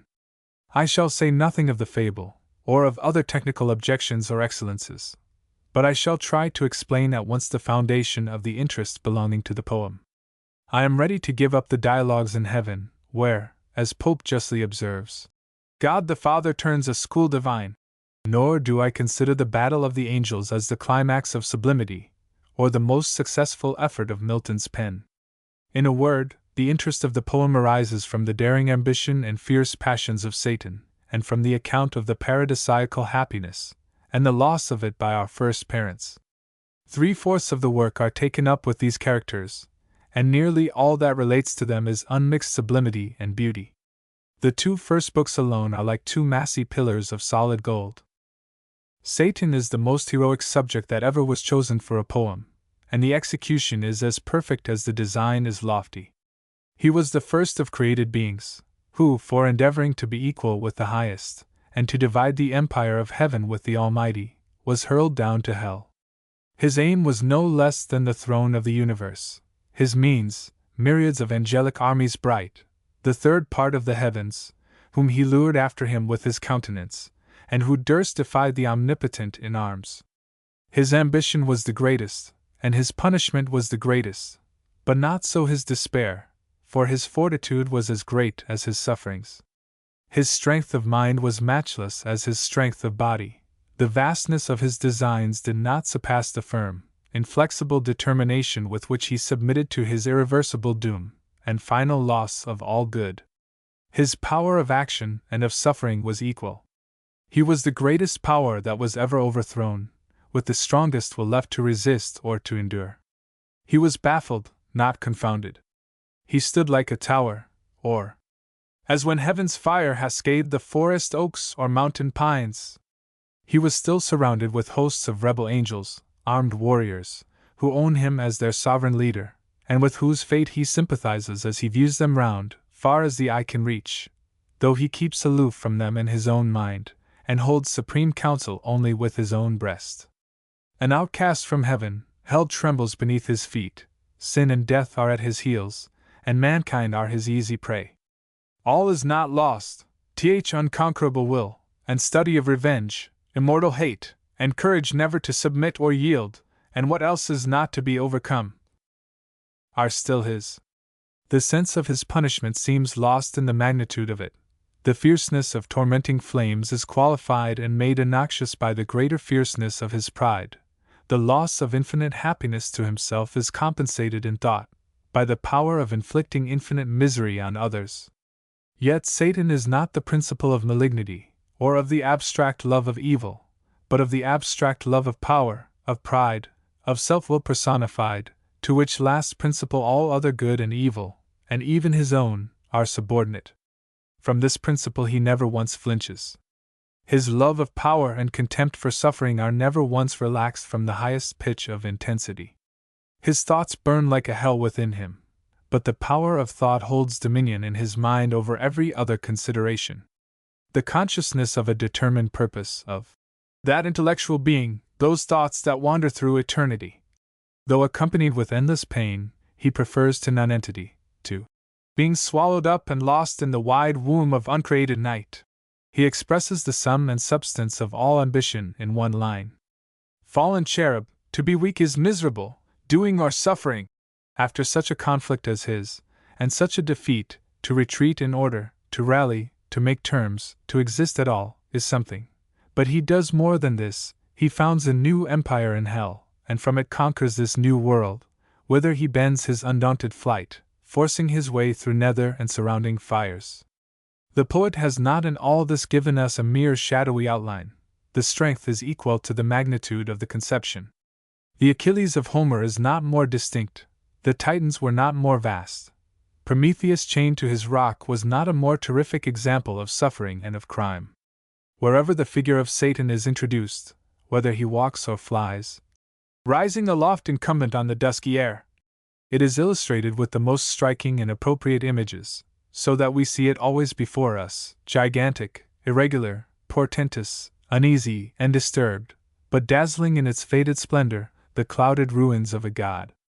The deformity of Satan is only in the depravity of his will. He has no bodily deformity to excite our loathing or disgust. The horns and tail are not there, poor emblems of the unbending, unconquered spirit, of the writhing agonies within. Milton was too magnanimous and open an antagonist to support his argument by the by-tricks of a hump and cloven foot, to bring into the fair field of controversy the good old Catholic prejudices of which Tasso and Dante have availed themselves, and which the mystic German critics would restore. He relied on the justice of his cause, and did not scruple to give the devil his due. Some persons may think that he has carried his liberality too far, and injured the cause he professed to espouse by making him the chief person in his poem. Considering the nature of his subject, he would be equally in danger of running into this fault, from his faith in religion, and his love of rebellion, and perhaps each of these motives had its full share in determining the choice of his subject. Not only the figure of Satan, but his speeches in council, his soliloquies, his address to Eve, his share in the war in heaven, or in the fall of man, shew the same decided superiority of character. To give only one instance, almost the first speech he makes. "Is this the region, this the soil, the clime," said then the lost archangel, "this the seat that we must change for heaven, this mournful gloom for that celestial light? Be it so, since he who now is sovereign can dispose and bid what shall be right, farthest from him is best, whom reason hath equalled, force hath made supreme above his equals. Farewell, happy fields, where joy forever dwells, hail horrors, hail infernal world, and thou profoundest hell, receive thy new possessor, one who brings a mind not to be charmed by place or time. The mind is its own place, and in itself can make a heathen of hell, a hell of heathen. What matter where, if I be still the same, and what I should be, all but less than he whom thunder hath made greater. Here at least we shall be free, Almighty hath not built here for his envy, will not drive us hence, here we may reign secure, and in my choice to reign is worth ambition, though in hell, better to reign in hell, than serve in heaven." The whole of the speeches and debates in Pandemonium are well worthy of the place and the occasion, with gods for speakers, and angels and archangels for hearers. There is a decided manly tone in the arguments and sentiments, an eloquent dogmatism, as if each person spoke from thorough conviction, an excellence which Milton probably borrowed from his spirit of partisanship, or else his spirit of partisanship from the natural firmness and vigor of his mind.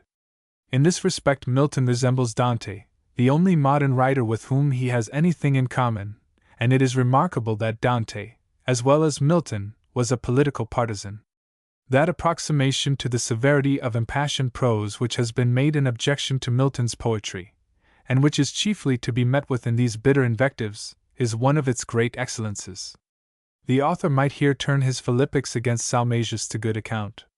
The rout in heaven is like the fall of some mighty structure, nodding to its base, with hideous ruin and combustion down. But perhaps, of all the passages in Paradise Lost, the description of the employments of the angels during the absence of Satan, some of whom, retreated in a silent valley, sing with notes angelical to many a harp their own heroic deeds and hapless fall by doom of battle, is the most perfect example of mingled pathos and sublimity.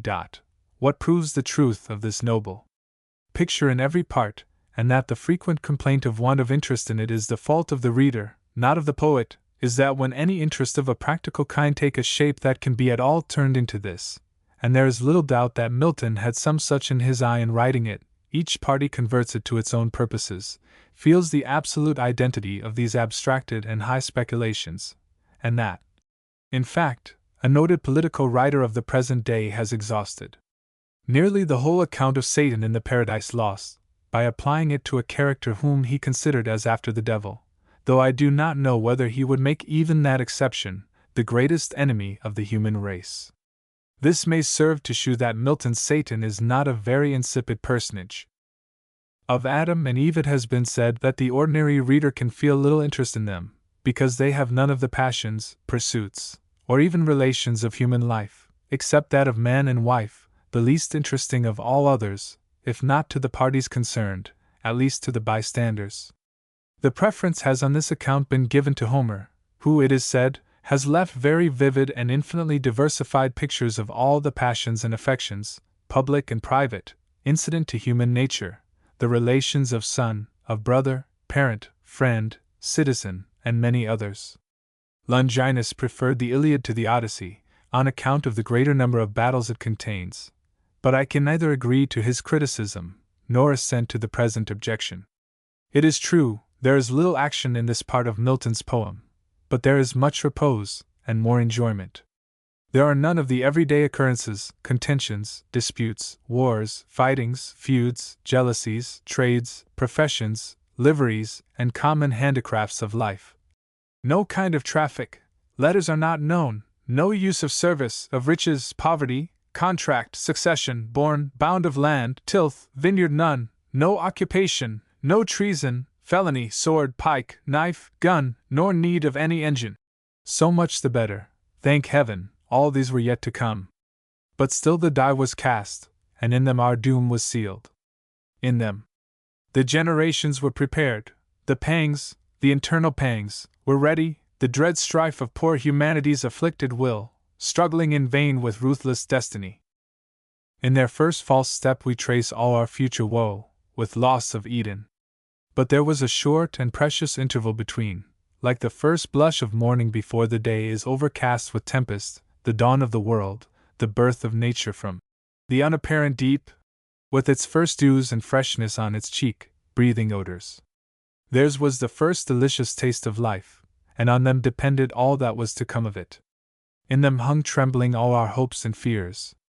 They were as yet alone in the world, in the eye of nature, wondering at their new being, full of enjoyment and enraptured with one another, with the voice of their Maker walking in the garden, and ministering angels attendant on their steps, winged messengers from heaven like rosy clouds descending in their sight. Nature played around them her virgin fancies wild, and spread for them a repast where no crude surfeit reigned. Was there nothing in this scene, which God and nature alone witnessed, to interest a modern critic? What need was there of action, where the heart was full of bliss and innocence without it? They had nothing to do but feel their own happiness, and know to know no more. They toiled not, either did they spin, yet Solomon in all his glory was not arrayed like one of these. All things seemed to acquire fresh sweetness, and to be clothed with fresh beauty in their sight. They tasted as it were for themselves and us, of all that there ever was pure in human bliss. In them the burthen of the mystery, the heavy and the weary weight of all this unintelligible world, is lightened.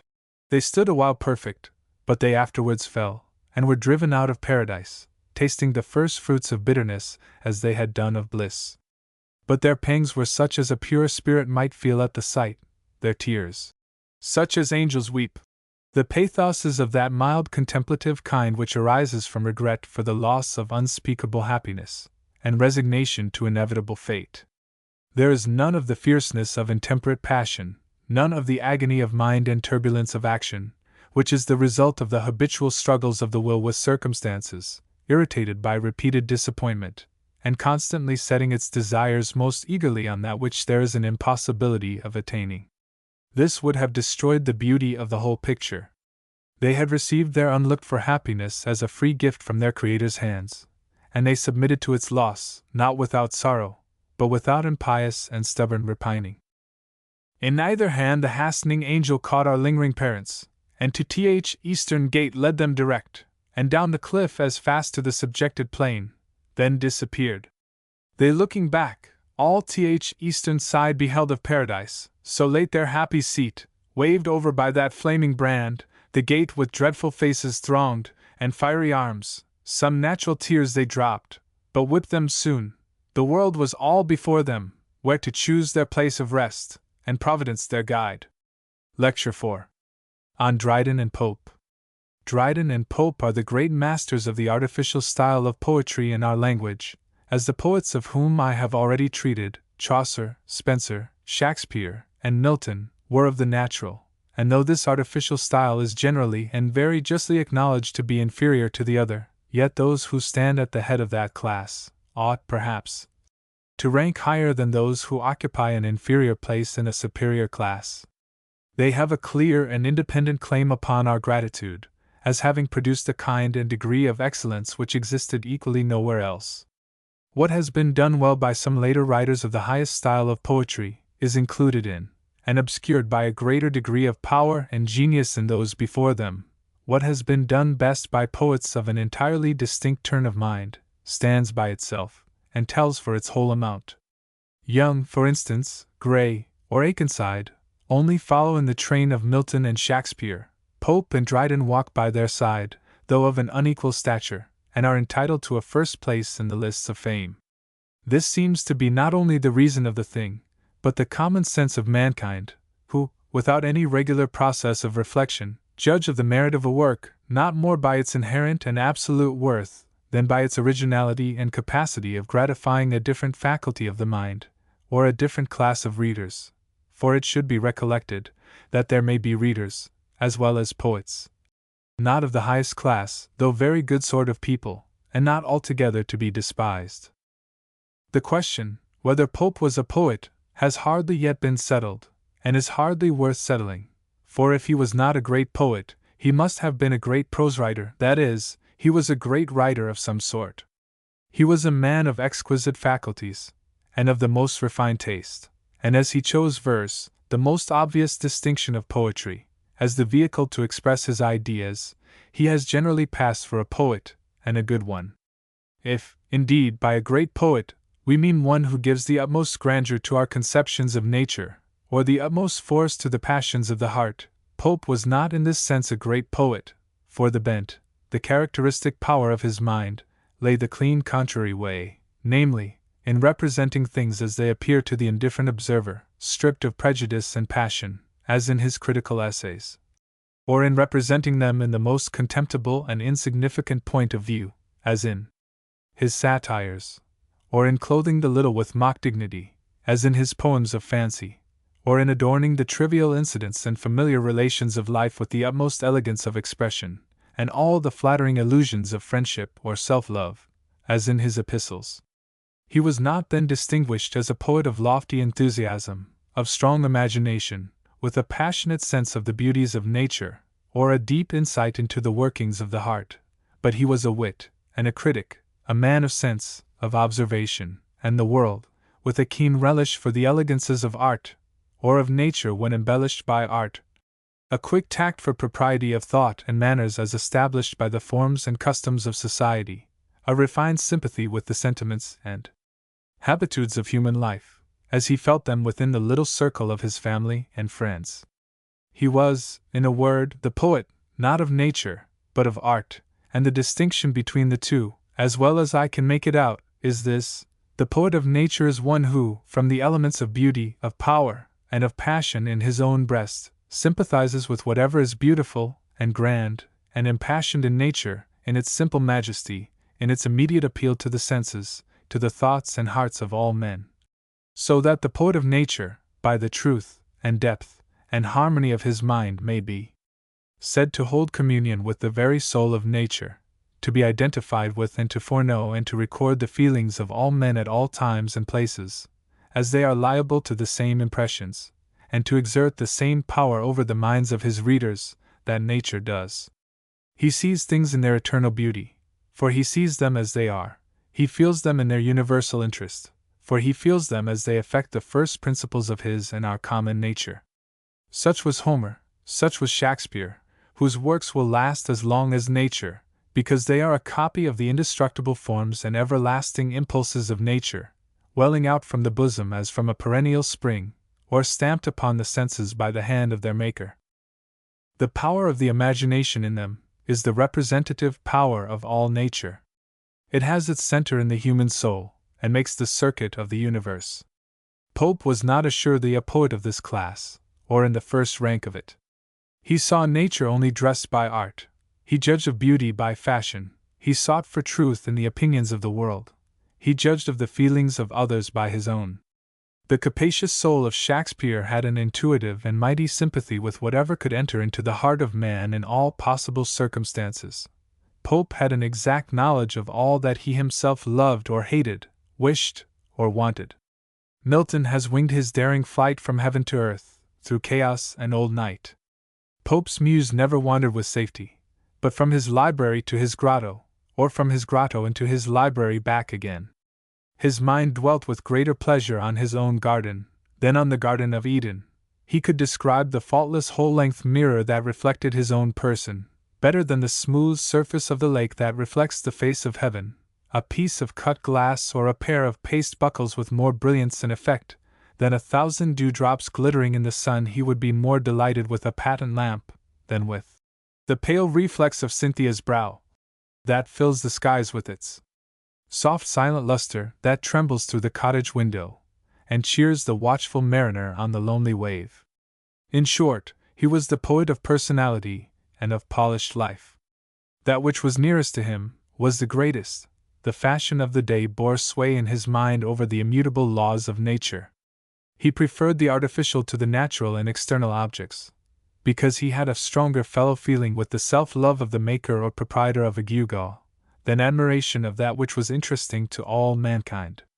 He preferred the artificial to the natural in passion, because the involuntary and uncalculating impulses of the one hurried him away with a force and vehemence with which he could not grapple, while he could trifle with the conventional and superficial modifications of mere sentiment at will, laugh at or admire, put them on or off like a masquerade dress, make much or little of them, indulge them for a longer or a shorter time, as he pleased, and because while they amused his fancy and exercised his ingenuity, they never once disturbed his vanity, his levity, or indifference. His mind was the antithesis of strength and grandeur. Its power was the power of indifference. He had none of the enthusiasm of poetry. He was in poetry what the skeptic is in religion. It cannot be denied that his chief excellence lay more in diminishing than in aggrandizing objects, in checking, not in encouraging our enthusiasm, in sneering at the extravagances of fancy or passion, instead of giving a loose to them, in describing a row of pins and needles, rather than the embattled spears of Greeks and Trojans, in penning a lampoon or a compliment, and in praising Martha Blunt. Shakespeare says, "In fortune's ray and brightness the herd hath more annoyance by the breeze than by the tiger, but when the splitting wind makes flexible the knees of knotted oaks, and flies fled under shade, why then the thing of courage, as roused with rage doth sympathize, and with an accent tuned in the self-same key, replies to chiding fortune." There is none of this rough work in Pope. His muse was on a peace establishment, and grew somewhat effeminate by long ease and indulgence. He lived in the smiles of fortune, and basked in the favor of the great.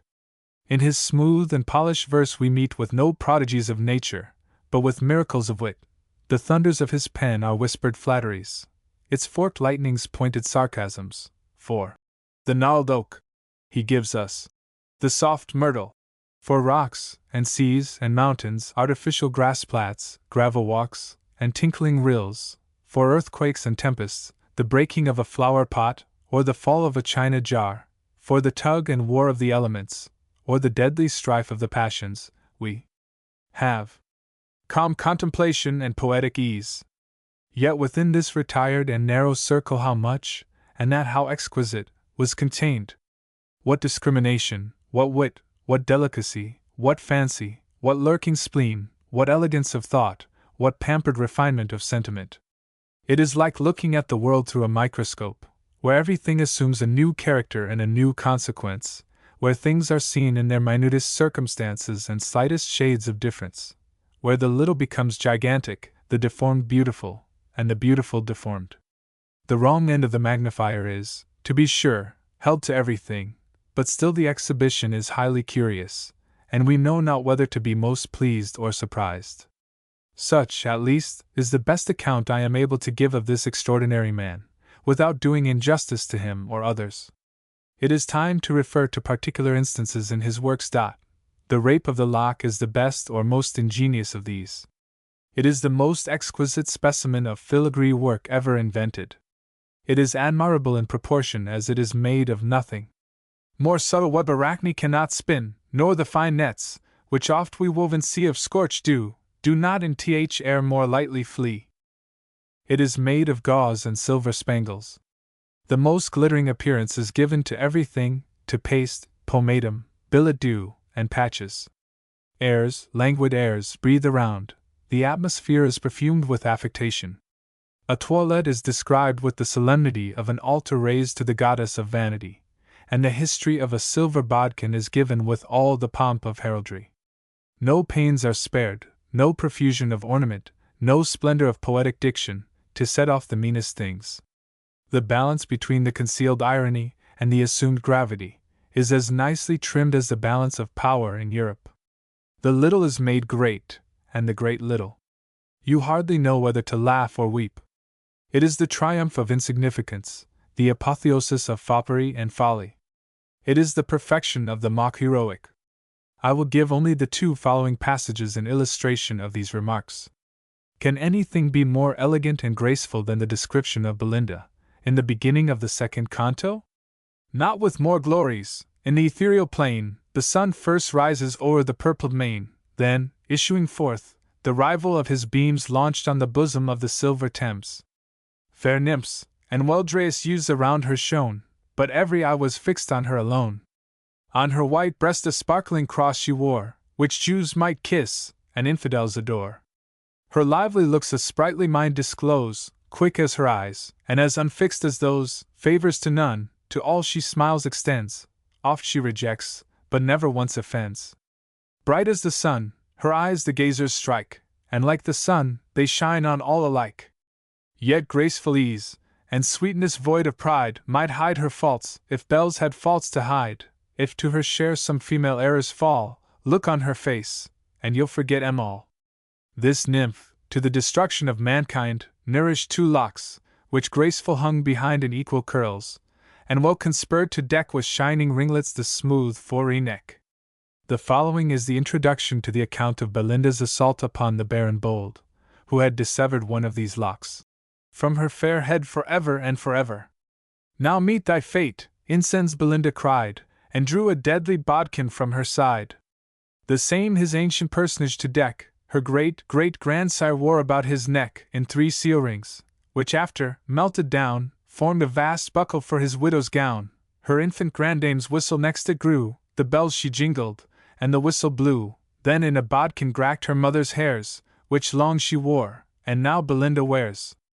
I do not know how far Pope was indebted for the original idea, or the delightful execution of this poem, to the Lutrin of Boileau. The Rape of the Lock is a double refined essence of wit and fancy, as the essay on criticism is of wit and sense. The quantity of thought and observation in this work, for so young a man as Pope was when he wrote it, is wonderful, unless we adopt the supposition that most men of genius spend the rest of their lives in teaching others what they themselves have learned under 20. The conciseness and felicity of the expression are equally remarkable. Thus, in reasoning on the variety of men's opinion, he says, "'Tis with our judgments as our watches, none go just alike, yet each believes his own." Nothing can be more original and happy than the general remarks and illustrations in the essay. The critical rules laid down are too much those of a school, and of a confined one. There is one passage in the essay on criticism in which the author speaks with that eloquent enthusiasm of the fame of ancient writers, which those will always feel who have themselves any hope or chance of immortality. I have quoted the passage elsewhere, but I will repeat it here. "Still green with bays each ancient altar stands, above the reach of sacrilegious hands, secure from flames, from envy's fiercer rage, destructive war, and all-involving age. Hail, bards triumphant, born in happier days, immortal heirs of universal praise, whose honors with increase of ages grow, as streams roll down, enlarging as they flow." These lines come with double force and beauty on the reader, as they were dictated by the writer's despair of ever attaining that lasting glory which he celebrates with such disinterested enthusiasm in others, from the lateness of the age in which he lived, and from his writing in a tongue not understood by other nations, and that grows obsolete and unintelligible to ourselves at the end of every second century. But he needed not have thus antedated his own poetical doom, the loss and entire oblivion of that which can never die.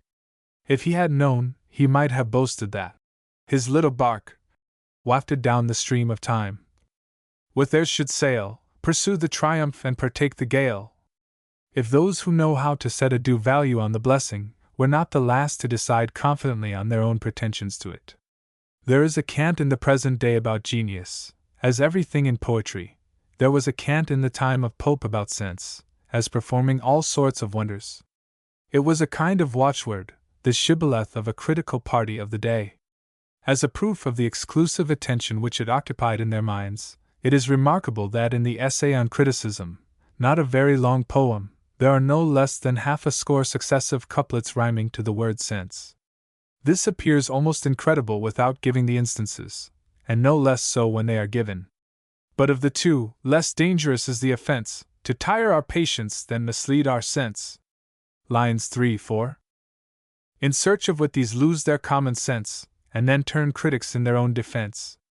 L. 28-29. Pride, where wit fails, steps into our defense, and fills up all the mighty void of sense. L. 209-10. Some by old words to fame have made pretense, ancients in phrase, mere moderns in their sense. L. 324-5. 'Tis not enough no harshness gives offense, the sound must seem an echo to the sense. L. 364-5. At every trifle scorn to take offense, that always shews great pride, or little sense. L. 386-7. Be silent always, when you doubt your sense, and speak, though sure, with seeming diffidence. L. 366-7. Be niggards of advice on no pretense, for the worst avarice is that of sense. L. 578-9. Strain out the last dull dropping of their sense, and rhyme with all the rage of impotence. L. 608-9. Horace still charms with graceful negligence, and without method talks us into sense. L. 653-4. I have mentioned this the more for the sake of those critics who are bigot idolizers of our author, chiefly on the score of his correctness. These persons seem to be of opinion that there is but one perfect writer, even Pope. This is, however, a mistake. His excellence is by no means faultlessness. If he had no great faults, he is full of little errors. His grammatical construction is often lame and imperfect. In the Abelard and Eloise he says, "There died the best of passions, love and fame." This is not a legitimate ellipsis.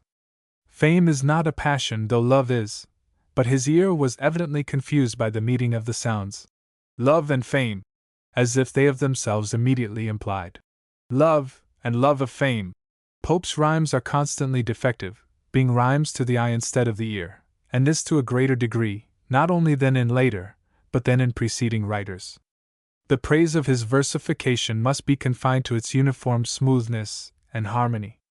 In the translation of the Iliad, which has been considered as his masterpiece in style and execution, he continually changes the tenses in the same sentence for the purposes of the rhyme, which shews either a want of technical resources, or great inattention to punctilious exactness. But to have done with this, the Epistle of Eloise to Abelard is the only exception I can think of to the general spirit of the foregoing remarks, and I should be disingenuous not to acknowledge that it is an exception. The foundation is in the letters themselves of Abelard and Eloise, which are quite as impressive, but still in a different way. It is fine as a poem, it is finer as a piece of high-wrought eloquence. No woman could be supposed to write a better love letter in verse. Besides the richness of the historical materials, the high gusto of the original sentiments which Pope had to work upon, there were perhaps circumstances in his own situation which made him enter into the subject with even more than a poet's feeling. The tears shed are drops gushing from the heart, the words are burning sighs breathed from the soul of love. Perhaps the poem to which it bears the greatest similarity in our language is Dryden's Tancred and Sigismunda, taken from Boccaccio. Pope's Eloise will bear this comparison, and after such a test, with Boccaccio for the original author, and Dryden for the translator, it need shrink from no other. There is something exceedingly tender and beautiful in the sound of the concluding lines. If ever chance two wandering lovers brings to Paraclete's white walls and silver springs. And see. The essay on man is not Pope's best work. It is a theory which Bolingbroke is supposed to have given him, and which he expanded into verse. But he spins the thread of his verbosity finer than the staple of his argument. All that he says, the very words, and to the self-same tune, would prove just as well that whatever is wrong, as that whatever is right. The Dunciad has splendid passages, but in general it is dull, heavy, and mechanical. The sarcasm already quoted on Settle, the Lord Mayor's poet, for at that time there was a city as well as a court poet. Now night descending, the proud scene is o'er, but lives in Settle's numbers one day more, is the finest inversion of immortality conceivable. It is even better than his serious apostrophe to the great heirs of glory, the triumphant bards of antiquity. The finest burst of severe moral invective in all Pope is the prophetical conclusion of the epilogue to the satires. Virtue may choose the high or low degree, 'tis just alike to virtue, and to me, dwell in a monk, or light upon a king, she's still the same beloved, contented thing. Vice is undone if she forgets her birth, and stoops from angels to the dregs of earth. But 'tis the fall degrades her to a whore, let greatness own her, and she's mean no more. Her birth, her beauty, crowds and courts confess, chaste matrons praise her, and grave bishops bless. In golden chains the willing world she draws, and hers the gospel is, and hers the laws. Mounts the tribunal, lifts her scarlet head, and sees pale virtue carted in her stead. Lo!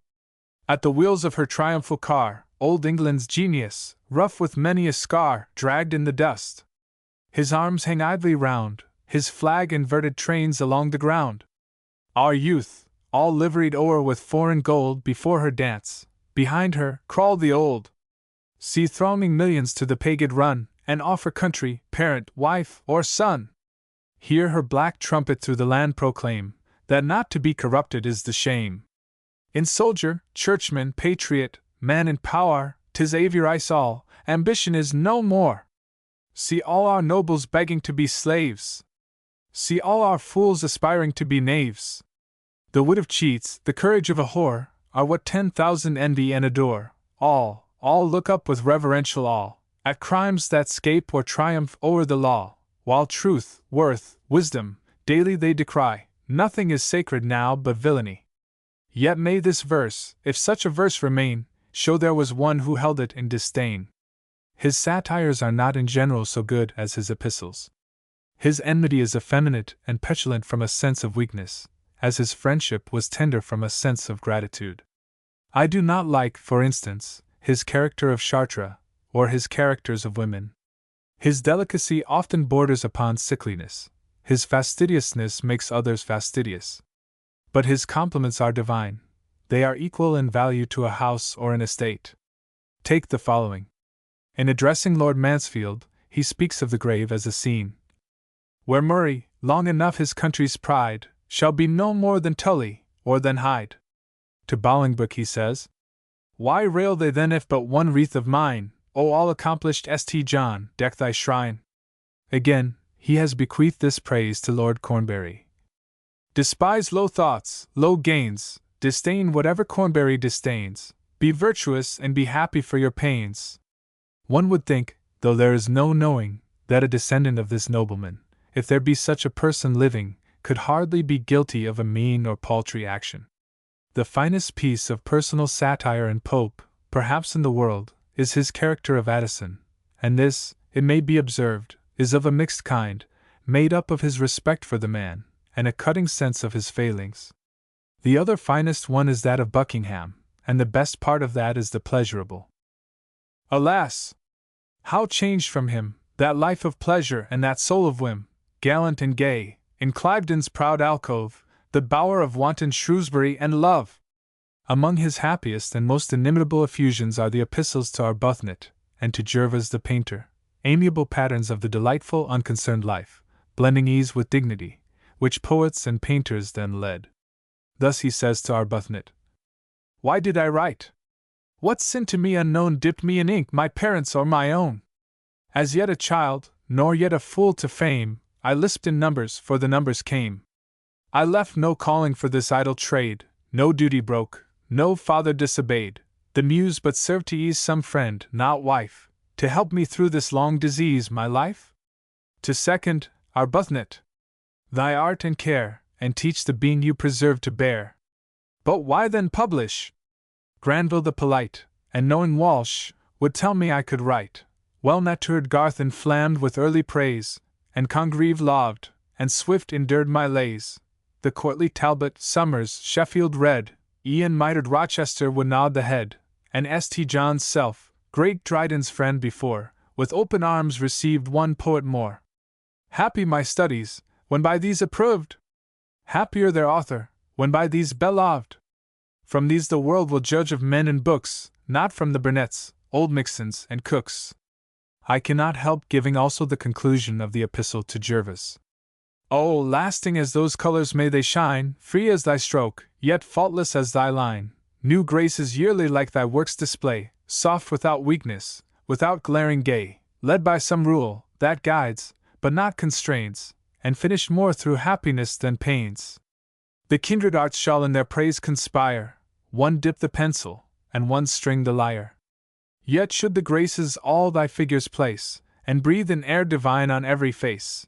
Yet should the muses bid my numbers roll strong as their charms, and gentle as their soul, with Success Helen thy Bridgewater vie, and these be sung till Granville's Myra die. Alas! How little from the grave we claim! Thou but preservest a face, and I a name. And shall we cut ourselves off from beauties like these with a theory? Shall we shut up our books, and seal up our senses, to please the dull spite and inordinate vanity of those who have eyes, but they see not, ears, but they hear not, and understandings, but they understand not, and go about asking our blind guides, whether Pope was a poet or not? It will never do. Such persons, when you point out to them a fine passage in Pope, turn it off to something of the same sort in some other writer. Thus they say that the line, I lisped in numbers, for the numbers came, is pretty, but taken from that of Ovid, et cum conabar scribere, versus erat. They are safe in this mode of criticism. There is no danger of any one's tracing their writings to the classics. Pope's letters and prose writings either take away from, nor add to his poetical reputation. There is, occasionally, a littleness of manner, and an unnecessary degree of caution. He appears anxious to say a good thing in every word, as well as every sentence. They, however, give a very favorable idea of his moral character in all respects, and his letters to Atterbury, in his disgrace and exile, do equal honor to both. If I had to choose, there are one or two persons, and but one or two, that I should like to have been better than Pope. Dryden was a better prose writer, and a bolder and more varied versifier than Pope. He was a more vigorous thinker, a more correct and logical declaimer, and had more of what may be called strength of mind than Pope, but he had not the same refinement and delicacy of feeling. Dryden's eloquence and spirit were possessed in a higher degree by others, and in nearly the same degree by Pope himself, but that by which Pope was distinguished was an essence which he alone possessed, and of incomparable value on that sole account. Dryden's epistles are excellent, but inferior to Pope's, though they appear, particularly the admirable one to Congreve, to have been the model on which the latter formed his. His satires are better than Pope's. His Absalom and Achitophel is superior, both in force of invective and discrimination of character, to anything of Pope's in the same way. The character of Achitophel is very fine, and breathes, if not a sincere love for virtue, a strong spirit of indignation against vice.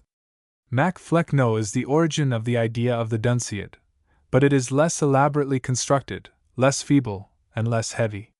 The difference between Pope's satirical portraits and Dryden's appears to be this in a good measure, that Dryden seems to grapple with his antagonists, and to describe real persons.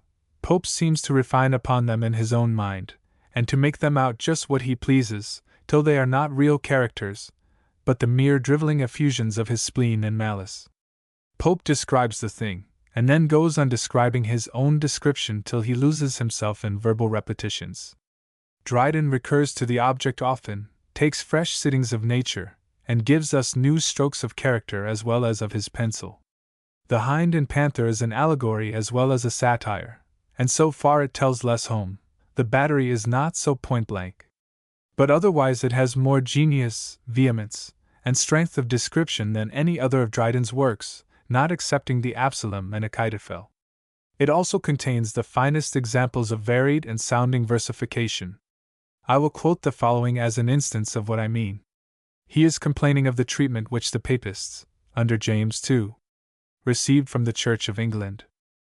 Besides these jolly birds, whose corpse impure repaid their commons with their salt manure, another farm he had behind his house, not overstocked, but barely for his use, wherein his poor domestic poultry fed, and from his pious hand received their bread.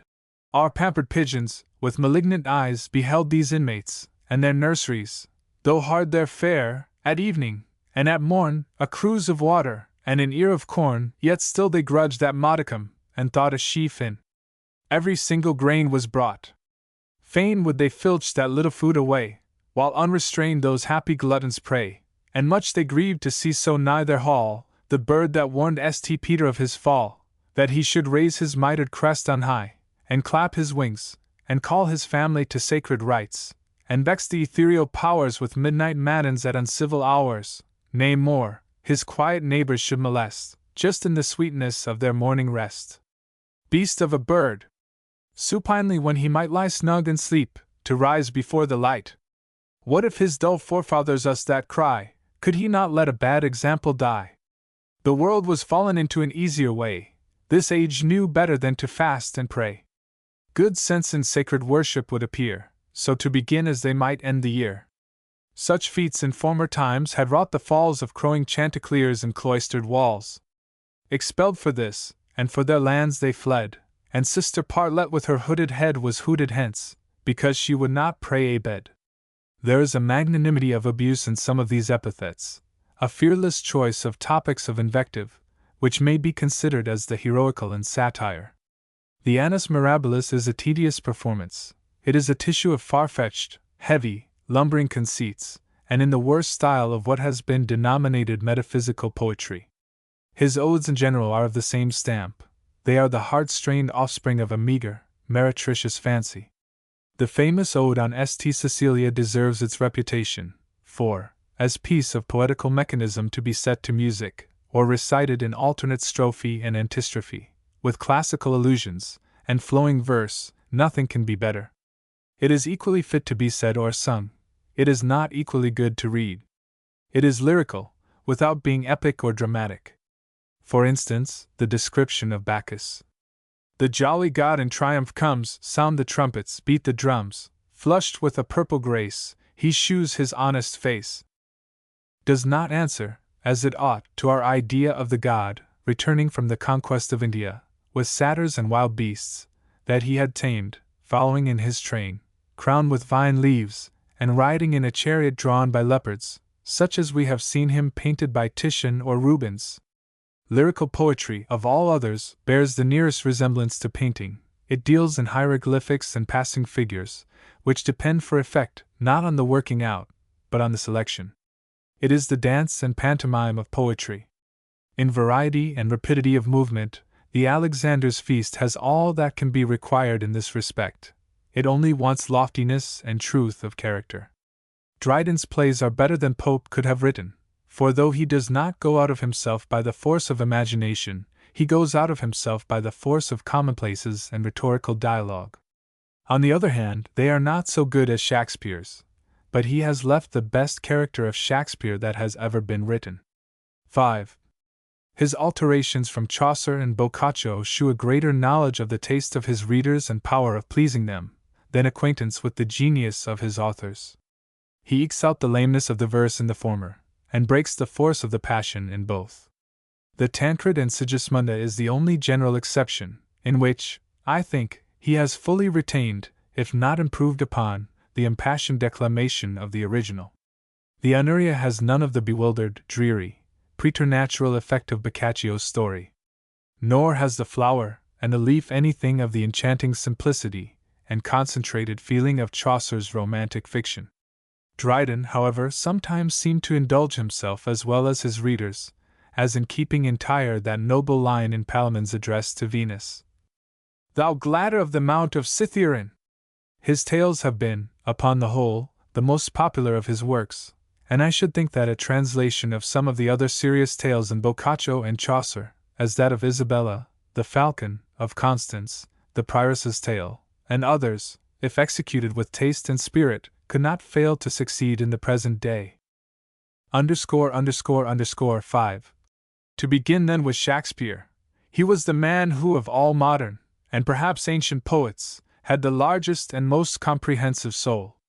All the images of nature were still present to him, and he drew them not laboriously, but luckily. When he describes anything, you more than see it, you feel it too. Those who accuse him to have wanted learning, give him the greater commendation. He was naturally learned. He needed not the spectacles of books to read nature. He looked inwards and found her there. I cannot say, he is everywhere alike. Were he so, I should do him injury to compare him with the greatest of mankind. He is many times flat and insipid, his comic wit degenerating into clenches, his serious swelling into bombast. But he is always great, when some great occasion is presented to him. No man can say he ever had a fit subject for his wit, and did not then raise himself as high above the rest of poets, quantum lenta solent inter viberna cupressi. _____. It should appear, in tracing the history of our literature, that poetry had, at the period of which we are speaking, in general declined by successive gradations, from the poetry of imagination, in the time of Elizabeth, to the poetry of fancy, to adopt a modern distinction, in the time of Charles I, and again from the poetry of fancy to that of wit, as in the reign of Charles II and Queen Anne. It degenerated into the poetry of mere commonplaces, both in style and thought, in the succeeding reigns. As in the latter part of the last century it was transformed, by means of the French Revolution, into the poetry of paradox. Of Donne I know nothing but some beautiful verses to his wife, dissuading her from accompanying him on his travels abroad, and some quaint riddles in verse, which the Sphinx could not unravel. Waller still lives in the name of Satiresa, and his lines on the death of Oliver Cromwell shew that he was a man not without genius and strength of thought. Marvell is a writer of nearly the same period, and worthy of a better age. Some of his verses are harsh, as the words of Mercury, others musical, as is Apollo's lute. Of the latter kind are his boat song, his description of a faun, and his lines to Lady Vere. His lines prefixed to Paradise Lost are by no means the most favorable specimen of his powers. Butler's Hudibras is a poem of more wit than any other in the language.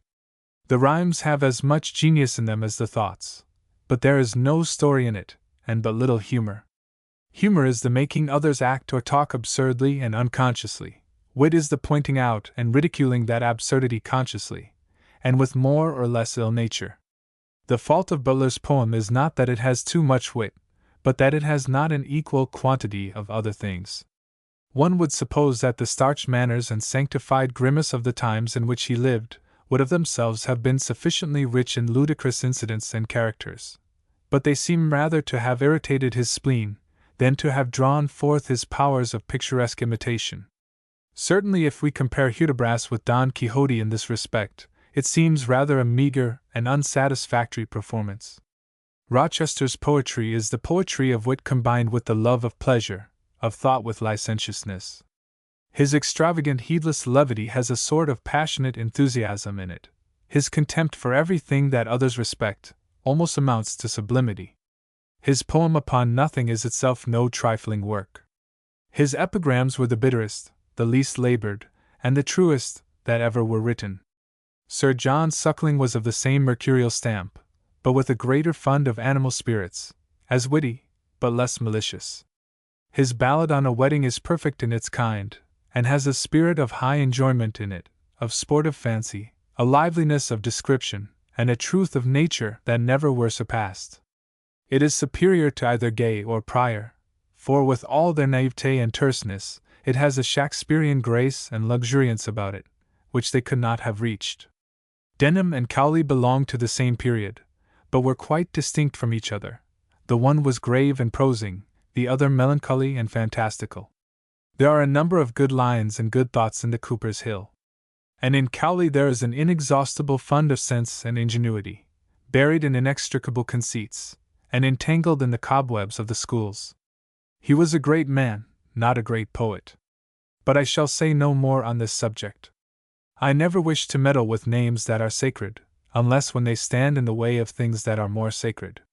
Withers is a name now almost forgotten, and his work seldom read, but his poetry is not unfrequently distinguished by a tender and pastoral turn of thought, and there is one passage of exquisite feeling, describing the consolations of poetry in the following terms.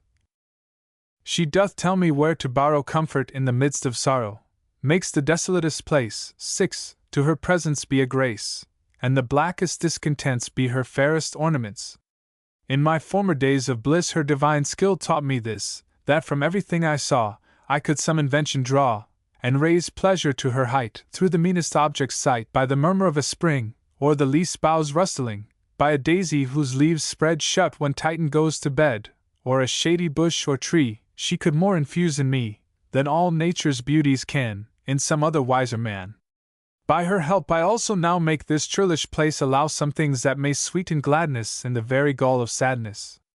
The dull lowness, the black shade, that these hanging vaults have made, the strange music of the waves beating on these hollow caves, this black den which rocks emboss, overgrown with eldest moss, the rude portals that give light more to terror than delight, this my chamber of neglect, walled about with disrespect, from all these in this dull air, a fit object for despair, she hath taught me by her might to draw comfort and delight. Therefore, thou best earthly bliss, I will cherish thee for this. Poesy, thou sweetest content that e'er heave to mortals lent, though they as a trifle leave thee, whose dull thoughts cannot conceive thee, though thou be to them a scorn, that to naught but earth are born, let my life no longer be than I am in love with thee. Though our wise ones call thee madness, let me never taste of sadness, if I love not thy maddest fits, above all their greatest wits. And though some too seeming holy, do account thy raptures folly, thou dost teach me to contemn what makes knaves and fools of them. ______6, written in the Fleet Prison. ______. Lecture V. On Thomson and Cooper. Thomson, the kind-hearted Thomson, was the most indolent of mortals and of poets. But he was also one of the best both of mortals and of poets. Dr. Johnson makes it his praise that he wrote no line which dying he would wish to blot. Perhaps a better proof of his honest simplicity, and inoffensive goodness of disposition, would be that he wrote no line which any other person living would wish that he should blot. Indeed, he himself wished, on his deathbed, formally to expunge his dedication of one of the seasons to that finished courtier and candid biographer of his own life, Bub Doddington. As critics, however, not as moralists, We might say, on the other hand, would he had blotted 1,000! The same suavity of temper and sanguine warmth of feeling which threw such a natural grace and genial spirit of enthusiasm over his poetry was also the cause of its inherent vices and defects. He is affected through carelessness, pompous from unsuspecting simplicity of character. He is frequently pedantic and ostentatious in his style, because he had no consciousness of these vices in himself. He mounts upon stilts, not out of vanity, but indolence. He seldom writes a good line, but he makes up for it by a bad one. He takes advantage of all the most trite and mechanical commonplaces of imagery and diction as a kindly relief to his muse, and as if he thought them quite as good, and likely to be quite as acceptable to the reader, as his own poetry. He did not think the difference worth putting himself to the trouble of accomplishing. He had too little art to conceal his art, or did not even seem to know that there was any occasion for it. His art is as naked and undisguised as his nature. The one is as pure and genuine as the other is gross, gaudy, and meretricious. All that is admirable in the Seasons is the emanation of a fine natural genius, and sincere love of his subject, unforced, unstudied, that comes uncalled for, and departs unbidden. But he takes no pains, uses no self-correction, or if he seems to labor, it is worse than labor lost. His genius cannot be constrained by mastery. The feeling of nature, of the changes of the seasons, was in his mind, and he could not help conveying this feeling to the reader, by the mere force of spontaneous expression. But if the expression did not come of itself, he left the whole business to chance, or, willing to evade instead of encountering the difficulties of his subject, fills up the intervals of true inspiration with the most vapid and worthless materials, pieces out a beautiful half-line with a bombastic allusion, or overloads an exquisitely natural sentiment or image with a cloud of painted, pompous, cumbrous phrases, like the shower of roses, in which he represents the spring, his own lovely, fresh, and innocent spring, as descending to the earth. Come, gentle spring! Ethereal mildness! Come, and from the bosom of yon dropping cloud, while music wakes around, veiled in a shower of shadowing roses, on our plains descend. Who, from such a flimsy, roundabout, unmeaning commencement as this, would expect the delightful, unexaggerated, home-felt descriptions of natural scenery, which are scattered in such unconscious profusion through this and the following cantos? For instance, the very next passage is crowded with a set of striking images. And see where surly winter passes off far to the north, and calls his ruffian blasts, his blasts obey, and quit the howling hill, the shattered forest, and the ravaged vale, while softer gales succeed, at whose kind touch dissolving snows and livid torrents lost, the mountains lift their green heads to the sky. As yet the trembling year is unconfirmed, and winter oft at eve resumes the breeze, chills the pale morn, and bids his driving sleets deform the day delightless, so that scarce the bidder knows his time with bill and gulf to shake the sounding marsh, or from the shore the plovers when to scatter o'er the heath, and sing their wild notes to the listening waste. Thomson is the best of our descriptive poets, for he gives most of the poetry of natural description. Others have been quite equal to him, or have surpassed him, as Cooper, for instance, in the picturesque part of his art, and marking the peculiar features and curious details of objects. No one has yet come up to him in giving the sum total of their effects, their varying influences on the mind. He does not go into the minutiae of a landscape, but describes the vivid impression which the whole makes upon his own imagination, and thus transfers the same unbroken, unimpaired impression to the imagination of his readers. The colors with which he paints seem yet wet and breathing, like those of the living statue in the Winter's Tale. Nature in his descriptions is seen growing around us, fresh and lusty as in itself. We feel the effect of the atmosphere, its humidity or clearness, its heat or cold, the glow of summer, the gloom of winter, the tender promise of the spring, the full overshadowing foliage, the declining pomp and deepening tints of autumn. He transports us to the scorching heat of vertical suns, or plunges us into the chilling horrors and desolation of the frozen zone. We hear the snow drifting against the broken casement without, and see the fire blazing on the hearth within. The first scattered drops of a vernal shower patter on the leaves above our heads, or the coming storm resounds through the leafless groves. In a word, he describes not to the eye alone, but to the other senses, and to the whole man. He puts his heart into his subject, writes as he feels, and humanizes whatever he touches. He makes all his descriptions teem with life and vivifying soul. His faults were those of his style, of the author and the man, but the original genius of the poet, the pith and marrow of his imagination, the fine natural mold in which his feelings were bedded, were too much for him to counteract by neglect, or affectation, or false ornaments.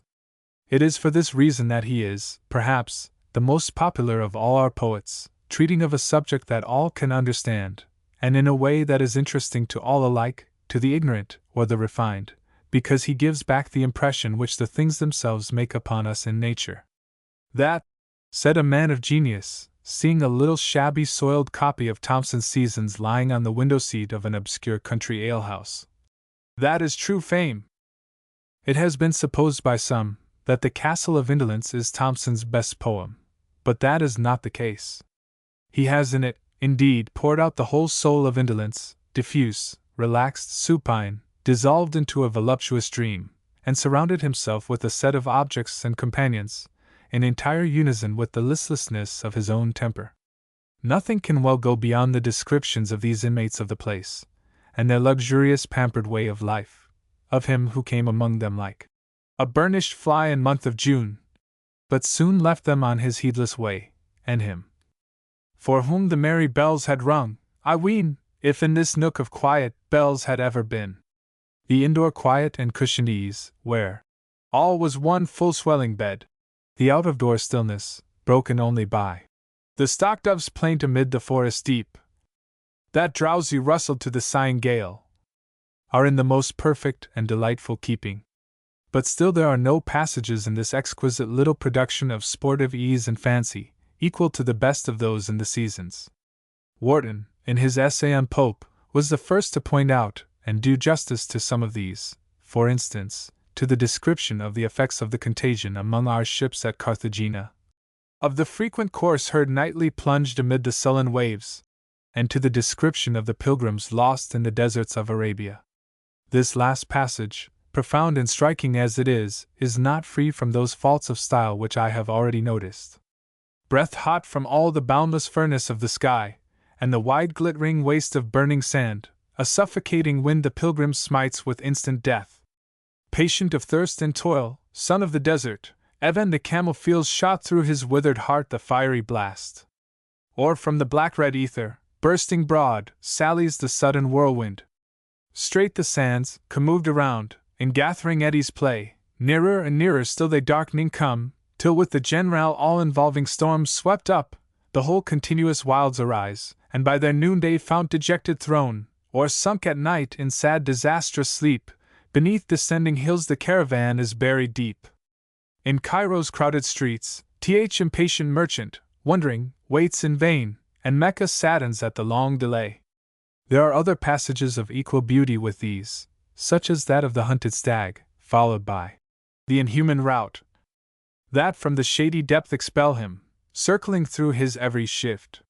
He sweeps the forest oft, and sobbing sees the glades mild opening to the golden day, where in kind contest with his budding friends he wont to struggle, or his loves enjoy. The whole of the description of the frozen zone, in the winter, is perhaps even finer and more thoroughly felt, as being done from early associations, than that of the torrid zone in his summer. Anything more beautiful than the following account of the Siberian exiles is, I think, hardly to be found in the whole range of poetry. There through the prison of unbounded wilds, barred by the hand of nature from escape, wide roams the Russian exile. Not around strikes his sad eye but deserts lost in snow, and heavy-loaded groves, and solid floods, that stretch athwart the solitary vast their icy horrors to the frozen main, and cheerless towns far distant, never blessed, save when its annual course the caravan bends to the golden coast of rich Cathay, with news of humankind. The feeling of loneliness, of distance, of lingering, slow revolving years of pining expectation, of desolation within and without the heart, was never more finely expressed than it is here. The account which follows of the employments of the polar night, of the journeys of the natives by moonlight, drawn by reindeer, and of the return of spring in Lapland, where pure Neme's fairy mountains rise, and fringed with roses Tenglio rolls his stream, is equally picturesque and striking in a different way. The Traveler Lost in the Snow is a well-known and admirable dramatic episode. I prefer, however, giving one example of our author's skill in painting common domestic scenery, as it will bear a more immediate comparison with the style of some later writers on such subjects. It is of little consequence what passage we take. The following description of the first setting in of winter is, perhaps, as pleasing as any. Through the hushed air the whitening shower descends, at first in wavering, till at last the flakes fall broad and wide, and fast, dimming the day with a continual flow. The cherished fields put on their winter robe of purest white, 'tis brightness all, save where the new snow melts along the mazy current. Lo, the woods bow their hoar head, and ere the languid sun, faint, from the west emits his evening ray, earth's universal face, deep hid, and chill, is one wide dazzling waste, that buries wide the works of man. Drooping, the labrarach stands covered o'er with snow, and then demands the fruit of all his toil. The fowls of Heaven, tamed by the cruel season, crowd around the winnowing store, and claim the little boon which Providence assigns them. One alone, the redbreast, sacred to the household gods, wisely regardful of the embroiling sky, in joyless fields and thorny thickets leaves his shivering mates, and pays to trusted man his annual visit. Half afraid, he first against the window beats, then, brisk, alights on the warm hearth, then hopping o'er the floor, eyes all the smiling family askance, and pecks, and starts, and wonders where he is, till more familiar grown, the table crumbs attract his slender feet. The foodless wilds pour forth their brown inhabitants. The hare, though timorous of heart, and hard beset by death in various forms, dark snares and dogs, and more unpitying men, the garden seeks, yargeed on by fearless want. The bleeding kind, sick, eye the bleak Heaven, and next, the glistening earth, with looks of dumb despair, then, sad dispersed, dig for the withered herb through heaps of snow. It is thus that Thomson always gives a moral sense to nature. Thomson's blank verse is not harsh, or utterly untunable, but it is heavy and monotonous. It seems always laboring uphill. The selections which have been made from his works in Enfield's Speaker, and other books of extracts, do not convey the most favorable idea of his genius or taste, such as Palamon and Lavinia, Damon and Musidora, Celadon and Amelia. Those parts of any author which are most liable to be stitched and worsted, and framed and glazed, are not by any means always the best. The moral descriptions and reflections in the Seasons are in an admirable spirit, and written with great force and fervor. His poem on liberty is not equally good. His muse was too easy and good-natured for the subject, which required as much indignation against unjust and arbitrary power, as complacency in the constitutional monarchy, under which, just after the expulsion of the Stuarts and the establishment of the House of Hanover, in contempt of the claims of hereditary pretenders to the throne, Thomson lived. Thomson was but an indifferent hater, and the most indispensable part of the love of liberty has unfortunately hitherto been the hatred of tyranny. Spleen is the soul of patriotism, and of public good, but you would not expect a man who has been seen eating peaches off a tree with both hands in his waistcoat pockets, to be overrun with the spleen, or to heat himself needlessly about an abstract proposition. His plays are liable to the same objection. They are never acted, and seldom read. The author could not, or would not, put himself out of his way to enter into the situations and passions of others, particularly of a tragic kind. The subject of Tancred and Sigismunda, which is taken from a serious episode in Gil Blas, is an admirable one, but poorly handled. The ground may be considered as still unoccupied. Cooper, whom I shall speak of in this connection, lived at a considerable distance of time after Thomson, and had some advantages over him, particularly in simplicity of style, in a certain precision and minuteness of graphical description, and in a more careful and leisurely choice of such topics only as his genius and peculiar habits of mind prompted him to treat of.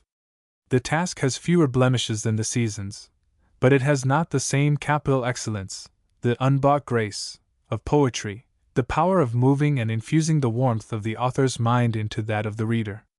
If Cooper had a more polished taste, Thomson had, beyond comparison, a more fertile genius, more impulsive force, a more entire forgetfulness of himself and his subject.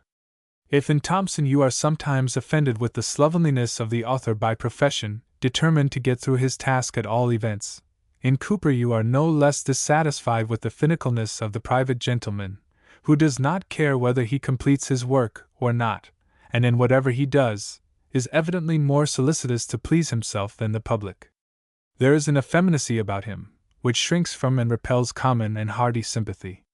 With all his boasted simplicity and love of the country, he seldom launches out into general descriptions of nature.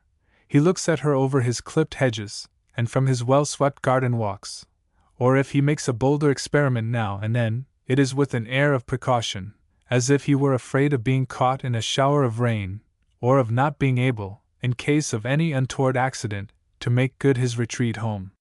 He shakes hands with nature with a pair of fashionable gloves on, and leads his Vashti forth to public view with a look of consciousness and attention to etiquette, as a fine gentleman hands a lady out to dance a minuet. He is delicate to fastidiousness, and glad to get back, after a romantic adventure with Crazy Kate, a party of gypsies or a little child on a common, to the drawing-room and the ladies again, to the sofa and the tea-kettle. No, I beg his pardon, not to the singing, well-scoured tea-kettle, but to the polished and loud hissing urn. His walks and arbors are kept clear of worms and snails, with as much an appearance of petit maîtreship as of humanity. He has some of the sickly sensibility and pampered refinements of Pope, but then Pope prided himself in them, whereas Cooper affects to be all simplicity and plainness. He had neither Thomson's love of the unadorned beauties of nature, nor Pope's exquisite sense of the elegances of art.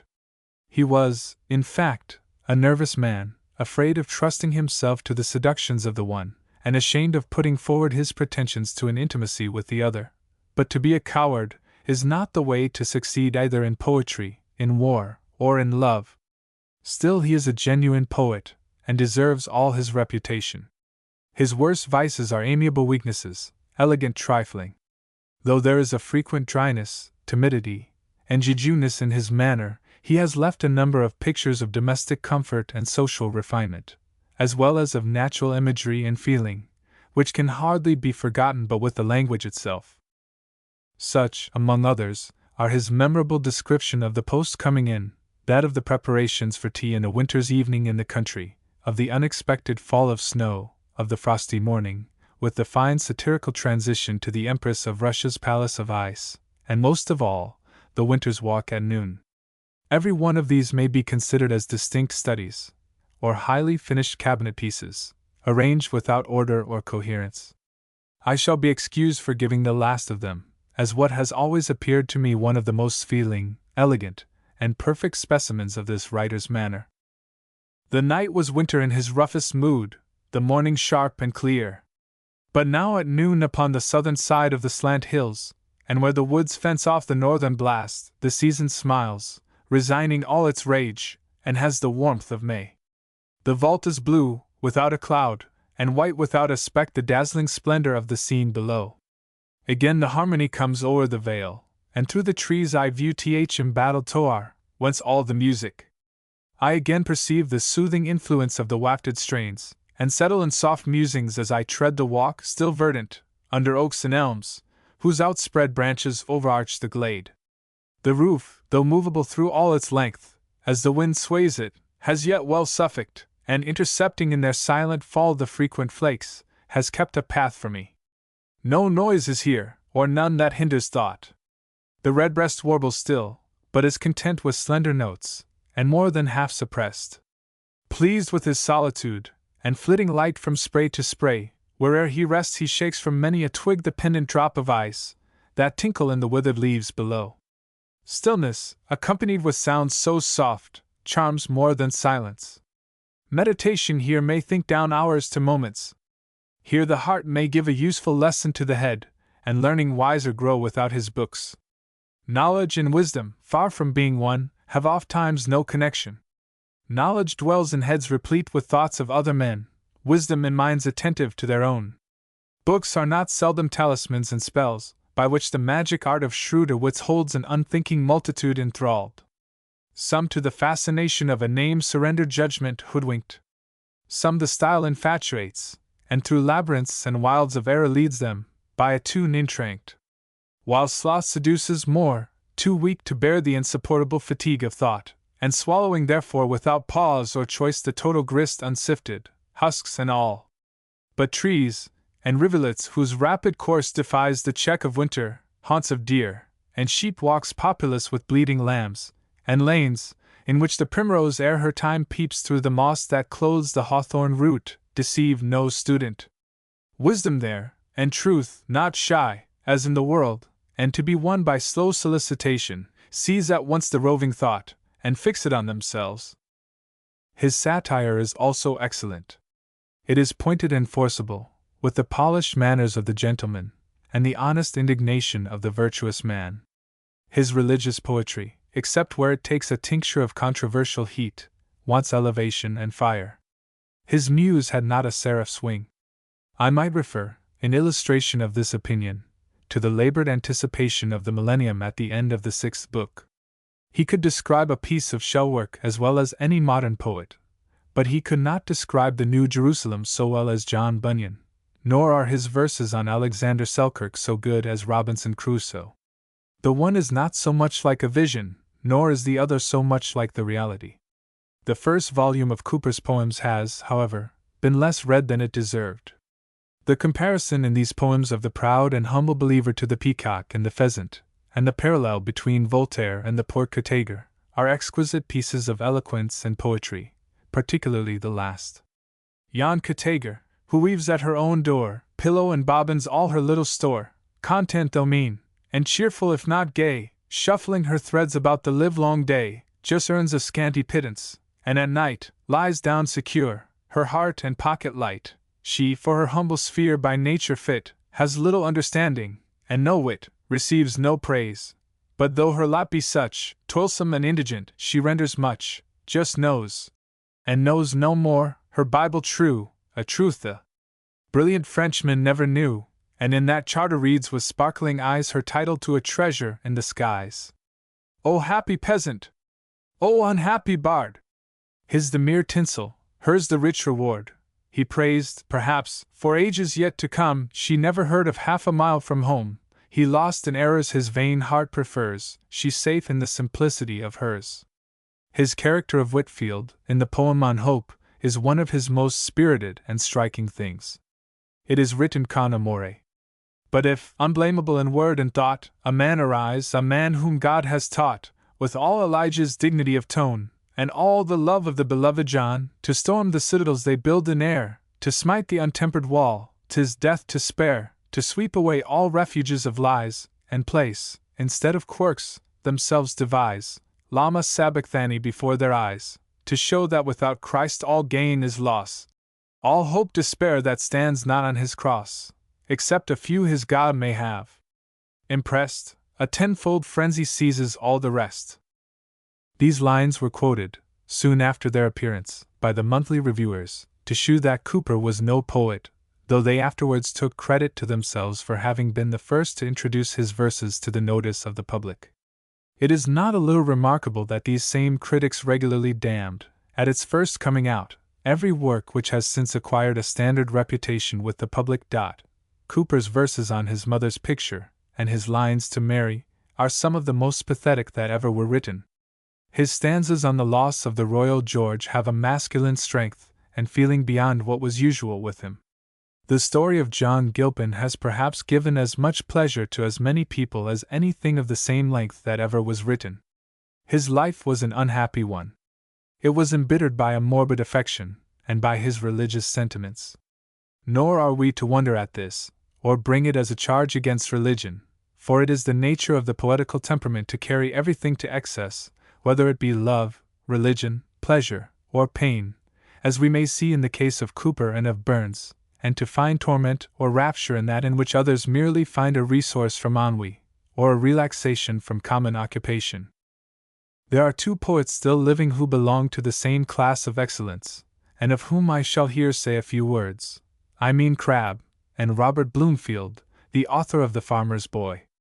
As a painter of simple natural scenery, and of the still life of the country, few writers have more undeniable and unassuming pretensions than the ingenious and self-taught poet last mentioned.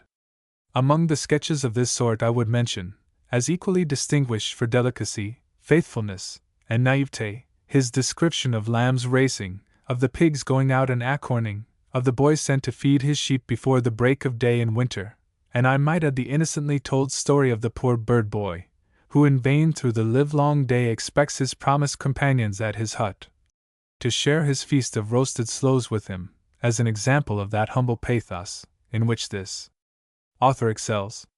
The fault indeed of his genius is that it is too humble. His muse has something not only rustic, but menial in her aspect. He seems afraid of elevating nature, lest she should be ashamed of him. Bloomfield very beautifully describes the lambs in springtime as racing round the hillocks of green turf. Thomson, in describing the same image, makes the mound of earth the remains of an old Roman encampment. Bloomfield never gets beyond his own experience, and that is somewhat confined. He gives the simple appearance of nature, but he gives it naked, shivering, and unclothed with the drapery of a moral imagination. His poetry has much the effect of the first approach of spring, while yet the year is unconfirmed, where a few tender buds venture forth here and there, but are chilled by the early frosts and nipping breath of poverty. It should seem from this and other instances that have occurred within the last century, that we cannot expect from original genius alone, without education, in modern and more artificial periods, the same bold and independent results as in former periods. And one reason appears to be, that those such persons, from whom we might at first expect a restoration of the good old times of poetry, are not encumbered and enfeebled by the trammels of custom, and the dull weight of other men's ideas, yet they are oppressed by the consciousness of a want of the common advantages which others have, are looking at the tinsel finery of the age, while they neglect the rich unexplored mine in their own breasts, and instead of setting an example for the world to follow, spend their lives in aping, or in the despair of aping, the hackneyed accomplishments of their inferiors. Another cause may be, that original genius alone is not sufficient to produce the highest excellence, without a corresponding state of manners, passions, and religious belief, that no single mind can move in direct opposition to the vast machine of the world around it, that the poet can do no more than stamp the mind of his age upon his works, and that all that the ambition of the highest genius can hope to arrive at, after the lapse of 1 or 2 generations, is the perfection of that more refined and effeminate style of studied elegance and adventitious ornament, which is the result, not of nature, but of art. In fact, no other style of poetry has succeeded, or seems likely to succeed, in the present day. The public taste hangs like a millstone round the neck of all original genius that does not conform to established and exclusive models. The writer is not only without popular sympathy, but without a rich and varied mass of materials for his mind to work upon and assimilate unconsciously to itself. His attempts at originality are looked upon as affectation, and in the end, degenerate into it from the natural spirit of contradiction, and the constant uneasy sense of disappointment and undeserved ridicule. But to return. Crabbe is, if not the most natural, the most literal of our descriptive poets. He exhibits the smallest circumstances of the smallest things. He gives the very costume of meanness, the non-essentials of every trifling incident. He is his own landscape painter, and engraver too. His pastoral scenes seem pricked on paper in little dotted lines. He describes the interior of a cottage like a person sent there to distrain for rent. He has an eye to the number of arms in an old worm-eaten chair, and takes care to inform himself and the reader whether a joint stool stands upon 3 legs or upon 4. If a settle by the fireside stands awry, it gives him as much disturbance as a tottering world, and he records the rent in a ragged counterpane as an event in history. He is equally curious in his backgrounds and in his figures. You know the Christian and surnames of every one of his heroes, the dates of their achievements, whether on a Sunday or a Monday, their place of birth and burial, the color of their clothes, and of their hair, and whether they squinted or not. He takes an inventory of the human heart exactly in the same manner as of the furniture of a sick room. His sentiments have very much the air of fixtures. He gives you the petrifaction of a sigh, and carves a tear, to the life, in stone. Almost all his characters are tired of their lives, and you heartily wish them dead. They remind one of anatomical preservations, or may be said to bear the same relation to actual life that a stuffed cat in a glass case does to the real one purring on the hearth. The skin is the same, but the life and the sense of heat is gone. Crabbe's poetry is like a museum, or curiosity shop. Everything has the same posthumous appearance, the same inanimateness and identity of character. If Bloomfield is too much of the farmer's boy, Crabbe is too much of the parish beadle, and overseer of the country poor. He has no delight beyond the walls of a workhouse, and his officious zeal would convert the world into a vast infirmary. He is a kind of ordinary, not of Newgate, but of nature. His poetical morality is taken from Burns' Justice, or the statutes against vagrants. He sets his own imagination in the stocks, and his muse, like Malvolio, wears cruel garters. He collects all the petty vices of the human heart, and superintends, as in a panopticon, a select circle of rural malefactors. He makes out the poor to be as bad as the rich, a sort of vermin for the others to hunt down and trample upon, and this he thinks a good piece of work. With him there are but two moral categories, riches and poverty, authority and dependence. His parish apprentice, Richard Munday, and his wealthy baronet, Sir Richard Munday, of Munday Place, are the same individual, the extremes of the same character, and of his whole system. The latter end of his commonwealth does not forget the beginning, but his parish ethics are the very worst model for a state. Anything more degrading and helpless cannot well be imagined. He exhibits just the contrary view of human life to that which Gay has done in his Beggar's Opera. In a word, Crabbe is the only poet who has attempted and succeeded in the still life of tragedy, who gives the stagnation of hope and fear, the deformity of vice without the temptation, the pain of sympathy without the interest, and who seems to rely, for the delight he is to convey to his reader, on the truth and accuracy with which he describes only what is disagreeable. The best descriptive poetry is not, after all, to be found in our descriptive poets. There are set descriptions of the flowers, for instance, in Thomson, Cooper, and others, but none equal to those in Milton's Lycidas, and in The Winter's Tale. We have few good pastorals in the language. Our manners are not Arcadian. Our climate is not an eternal spring. Our age is not the age of gold. We have no pastoral writers equal to Theocritus, nor any landscapes like those of Claude Lorraine.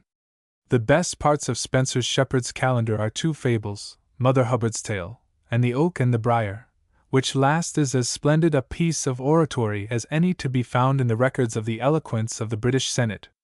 Browne, who came after Spenser, and Withers, have left some pleasing allegorical poems of this kind.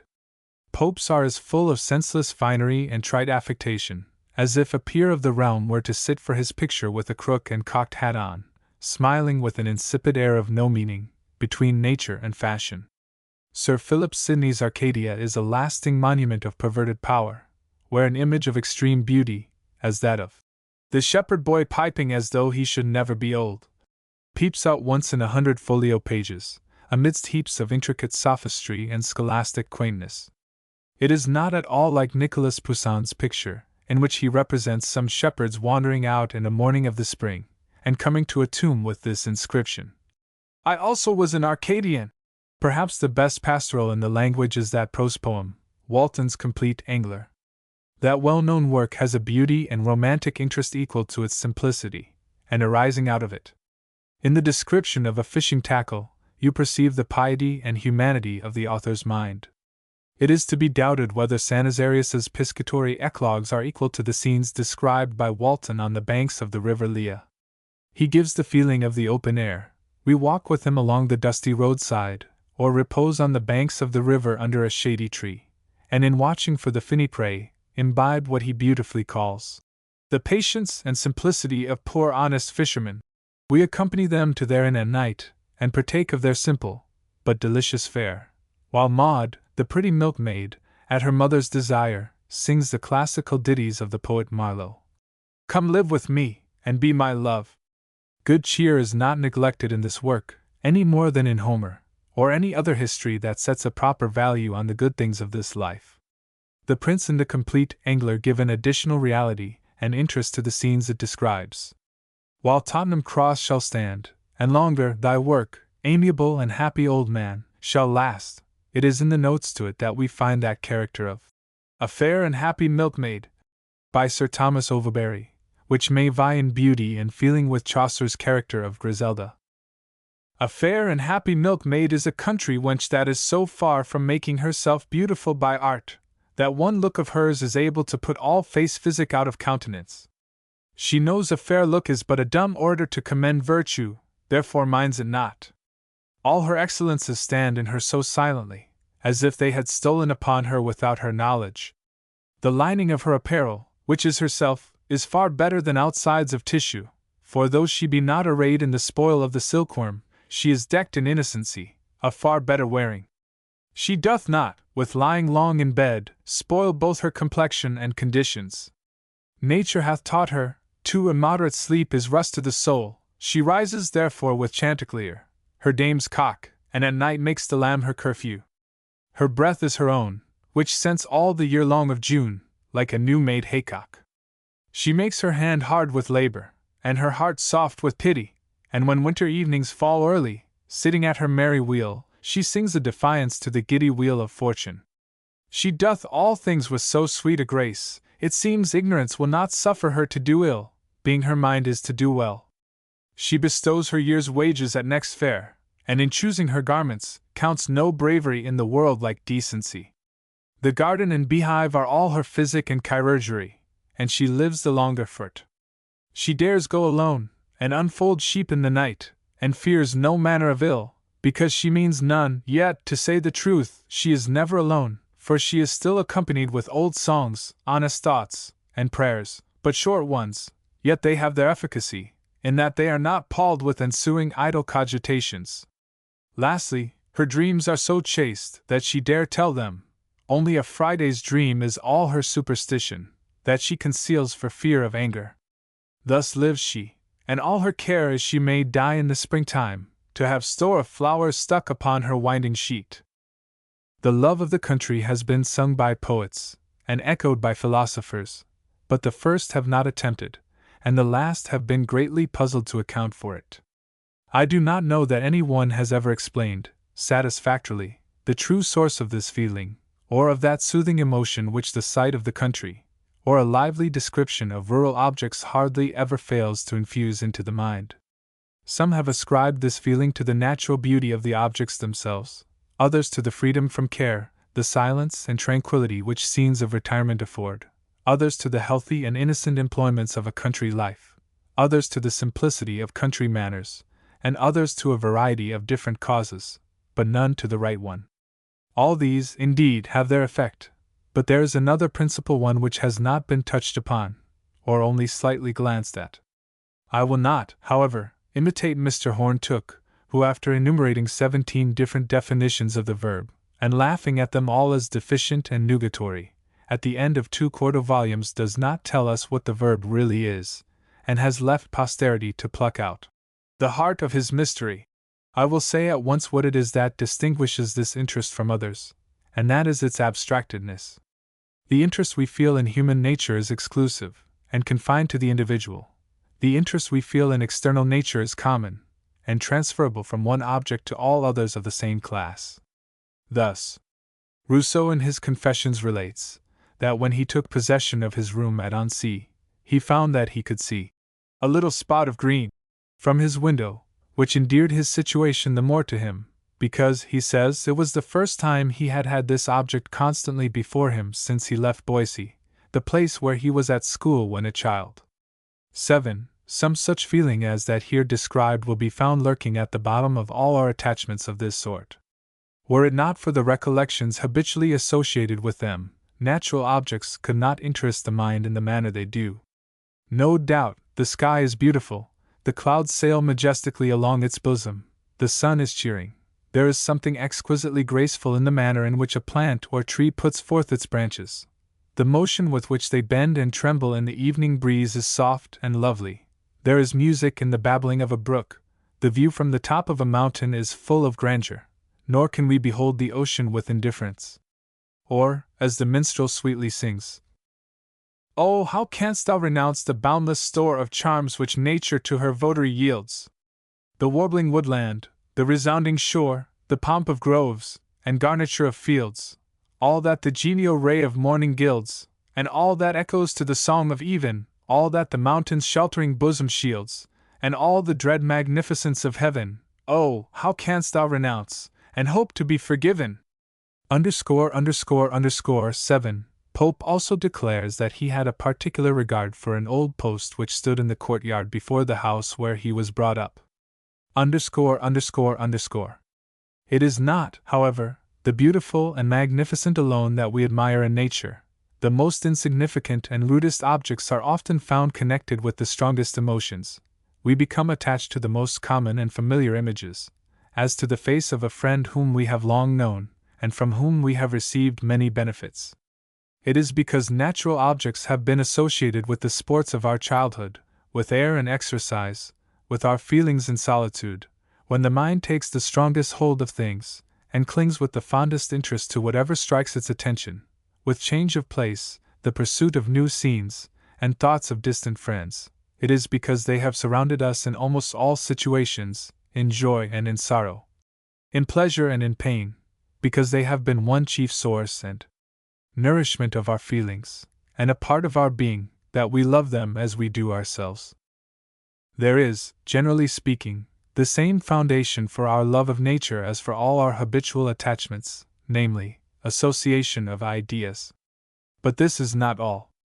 That which distinguishes this attachment from others is the transferable nature of our feelings with respect to physical objects, the associations connected with any one object extending to the whole class. Our having been attached to any particular person does not make us feel the same attachment to the next person we may chance to meet. But if we have once associated strong feelings of delight with the objects of natural scenery, the tie becomes indissoluble, and we shall ever after feel the same attachment to other objects of the same sort. I remember when I was abroad, the trees, and grass, and wet leaves, rustling in the walks of the Tuileries, seemed to be as much English, to be as much the same trees and grass, that I had always been used to, as the sun shining over my head was the same sun which I saw in England. The faces only were foreign to me. Whence comes this difference? It arises from our always imperceptibly connecting the idea of the individual with man, and only the idea of the class with natural objects. In the one case, the external appearance or physical structure is the least thing to be attended to. In the other, it is everything. The springs that move the human form, and make it friendly or adverse to me, lie hid within it. There is an infinity of motives, passions, and ideas, contained in that narrow compass, of which I know nothing, and in which I have no share. Each individual is a world to himself, governed by 1,000 contradictory and wayward impulses. I can, therefore, make no inference from one individual to another, nor can my habitual sentiments, with respect to any individual, extend beyond himself to others. A crowd of people presents a disjointed, confused, and unsatisfactory appearance to the eye, because there is nothing to connect the motley assemblage into one continuous or general impression, unless when there is some common object of interest to fix their attention, as in the case of a full pit at the playhouse. The same principle will also account for that feeling of littleness, vacuity, and perplexity, which a stranger feels on entering the streets of a populous city. Every individual he meets is a blow to his personal identity. Every new face is a teasing, unanswered riddle. He feels the same wearisome sensation in walking from Oxford Street to Temple Bar, as a person would do who should be compelled to read through the first leaf of all the volumes in a library. But it is otherwise with respect to nature. A flock of sheep is not a contemptible, but a beautiful sight. The greatest number and variety of physical objects do not puzzle the will, or distract the attention, but are massed together under one uniform and harmonious feeling. The heart reposes in greater security on the immensity of nature's works, expatiates freely there, and finds elbow room and breathing space. We are always at home with nature. There is neither hypocrisy, caprice, nor mental reservation in her favors. Our intercourse with her is not liable to accident or change, suspicion or disappointment. She smiles on us still the same. A rose is always sweet, a lily is always beautiful. We do not hate the one, nor envy the other. If we have once enjoyed the cool shade of a tree, and been lulled into a deep repose by the sound of a brook running at its foot, we are sure that wherever we can find a shady stream, we can enjoy the same pleasure again, so that when we imagine these objects, we can easily form a mystic personification of the friendly power that inhabits them, dryad or naiad, offering its cool fountain or its tempting shade.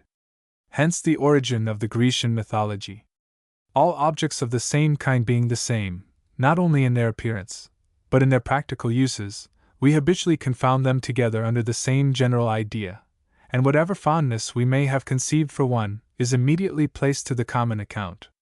The most opposite kinds and remote trains of feeling gradually go to enrich the same sentiment, and in our love of nature there is all the force of individual attachment, combined with the most airy abstraction. It is this circumstance which gives that refinement, expansion, and wild interest to feelings of this sort, when strongly excited, which every one must have experienced who is a true lover of nature. It is the same setting sun that we see and remember year after year, through summer and winter, seed-time and harvest. The moon that shines above our heads, or plays through the checkered shade, is the same moon that we used to read of in Mrs. Radcliffe's romances. We see no difference in the trees first covered with leaves in the spring, the dry reeds rustling on the side of a stream, the woods swept by the loud blast, the dark massy foliage of autumn, the gray trunks and naked branches of the trees in winter, the sequestered copse, and wide extended heath, the glittering sunny showers, and December snows, are still the same, or accompanied with the same thoughts and feelings. There is no object, however trifling or rude, that does not in some mood or other find its way into the heart, as a link in the chain of our living being, and this it is that makes good that saying of the poet, "To me the meanest flower that blows can give thoughts that do often lie too deep for tears." Thus nature is a kind of universal home, and every object it presents to us an old acquaintance with unaltered looks, for there is that consent and mutual harmony among all her works, one undivided spirit pervading them throughout, that to him who has well acquainted himself with them, they speak always the same well-known language, striking on the heart, amidst unquiet thoughts and the tumult of the world, like the music of one's native tongue heard in some far-off country. My heart leaps up when I behold a rainbow in the sky. So was it when my life began, so is it now I am a man, so shall it be when I grow old and die. The child's the father of the man, and I would have my years to be linked each to each by natural piety. The daisy that first strikes the child's eye in trying to leap over his own shadow, is the same flower that with timid upward glance implores the grown man not to tread upon it. Rousseau, in one of his botanical excursions, meeting with the periwinkle, fell upon his knees, crying out, "Ah! Voilà de la pervenche!" It was because he had 30 years before brought home the same flower with him in one of his rambles with Madame de Warens, near Chambéry. It struck him as the same identical little blue flower that he remembered so well, and 30 years of sorrow and bitter regret were effaced from his memory. That, or 1,000 other flowers of the same name, were the same to him, to the heart, and to the eye. But there was but one Madame Warens in the world, whose image was never absent from his thoughts, with whom flowers and verdure sprung up beneath his feet, and without whom all was cold and barren in nature and in his own breast. The cuckoo, that wandering voice, that comes and goes with the spring, mocks our ears with one note from youth to age, and the lapwing, screaming round the traveller's path, repeats forever the same sad story of Tyrrhus and Philomel. Lecture 6. On Swift, Young, Gray, Collins, and C. I shall in the present lecture go back to the age of Queen Anne, and endeavor to give a cursory account of the most eminent of our poets, of whom I have not already spoken, from that period to the present. The three principal poets among the wits of Queen Anne's reign, next to Pope, were Prior, Swift, and Gay. Parnell, though a good-natured, easy man, and a friend to poets and the muses, was himself little more than an occasional versifier, and Arbuthnot, who had as much wit as the best of them, chose to shew it in prose, and not in verse. He had a very notable share in the immortal history of John Bull, and the inimitable and praiseworthy memoirs of Martinus Scriblerus. There has been a great deal said and written about the plagiarisms of Sterne, but the only real plagiarism he has been guilty of, if such theft were a crime, is in taking Tristram Shandy's father from Martin's, the elder scribbleress. The original idea of the character, that is, of the opinionated, captious old gentleman, who is pedantic, not from profession, but choice, belongs to Arbuthnot. Arbuthnot's style is distinguished from that of his contemporaries, even by a greater degree of terseness and conciseness. He leaves out every superfluous word, is sparing of connecting particles and introductory phrases, uses always the simplest forms of construction, and is more a master of the idiomatic peculiarities and internal resources of the language than almost any other writer. There is a research in the choice of a plain, as well as of an ornamented or learned style, and, in fact, a great deal more. Among common English words, there may be 10 expressing the same thing with different degrees of force and propriety, and only one of them the very word we want, because it is the only one that answers exactly with the idea we have in our minds. Each word in familiar use has a different set of associations and shades of meaning attached to it, and distinguished from each other by inveterate custom, and it is in having the whole of these at our command, and in knowing which to choose, as they are called for by the occasion, that the perfection of a pure conversational prose style consists. But in writing a florid and artificial style, either the same range of invention, nor the same quick sense of propriety, nothing but learning is required. If you know the words, and their general meaning, it is sufficient. It is impossible you should know the nicer inflections of signification, depending on an endless variety of application, in expressions borrowed from a foreign or dead language. They all impose upon the ear alike, because they are not familiar to it. The only distinction left is between the pompous and the plain. The sesquipedalia verba have this advantage, that they are all of one length, and any words are equally fit for a learned style, so that we have never heard them before. Themistocles thought that the same sounding epithets could not suit all subjects, as the same dress does not fit all persons. The style of our modern prose writers is very fine in itself, but it wants variety of inflection and adaptation. It hinders us from seeing the differences of the things it undertakes to describe. What I have here insisted on will be found to be the leading distinction between the style of Swift, Arbuthnot, Steele, and the other writers of the age of Queen Anne, and the style of Dr. Johnson, which succeeded to it. The one is English, and the other is not. The writers first mentioned, in order to express their thoughts, looked about them for the properest word to convey any idea that the language which they spoke, and which their countrymen understood, afforded. Dr. Johnson takes the first English word that offers, and by translating it at a venture into the first Greek or Latin word he can think of, only retaining the English termination, produces an extraordinary effect upon the reader, by much the same sort of mechanical process that Trim converted the old jackboots into a pair of new mortars. Dr. Johnson was a lazy learned man, who liked to think and talk, better than to read or write, who, however, wrote much and well, but too often by rote. His long compound Latin phrases required less thought, and took up more room than others. What shews the facilities afforded by this style of imposing generalization is, that it was instantly adopted with success by all those who were writers by profession, or who were not, and that at present, we cannot see a lottery puff or a quack advertisement pasted against the wall that is not perfectly Johnsonian in style. Formerly, the learned had the privilege of translating their notions into Latin, and a great privilege it was, as it confined the reputation and emoluments of learning to themselves.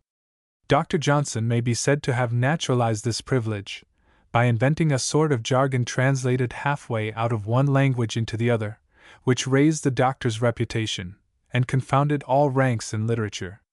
In the short period above alluded to, authors professed to write as other men spoke. Everybody now affects to speak as authors write, and any one who retains the use of his mother tongue, either in writing or conversation, is looked upon as a very illiterate character. Prior and Gay belong, in the characteristic excellences of their style, to the same class of writers with Suckling, Rochester, and Sedley. The former imbibed most of the licentious levity of the age of Charles II, and carried it on beyond the Revolution under King William. Prior has left no single work equal to Gay's Fables, or The Beggar's Opera. But in his lyrical and fugitive pieces he has shown even more genius, more playfulness, more mischievous gaiety. No one has exceeded him in the laughing grace with which he glances at a subject that will not bear examining, with which he gently hints at what cannot be directly insisted on, with which he half conceals, and half draws aside the veil from some of the Muse's nicest mysteries. His Muse is, in fact, a giddy wanton flirt, who spends her time in playing at snapdragon and blindman's buff, who tells what she should not, and knows more than she tells. She laughs at the tricks she shews us, and blushes, or would be thought to do so, at what she keeps concealed. Prior has translated several of Fontaine's tales from the French, and they have lost nothing in the translation, either of their wit or malice. I need not name them, but the one I like the most is that of Cupid in search of Venus's doves. No one could insinuate a knavish plot, a tender point, a loose moral, with such unconscious archness and careless raillery, as if he gained new self-possession and adroitness from the perplexity and confusion into which he throws scrupulous imaginations, and knew how to seize on all the ticklish parts of his subject, from their involuntarily shrinking under his grasp. Some of his imitations of Boileau's servile addresses to Louis XIV, which he has applied with a happy mixture of wit and patriotic enthusiasm to King William, or as he familiarly calls him, to Little Will, the scourge of France, no godhead, but the first of men, are excellent, and shew the same talent for double entendre and the same gallantry of spirit, whether in the softer lyric, or the more lively heroic. Some of Prior's bon mots are the best that are recorded.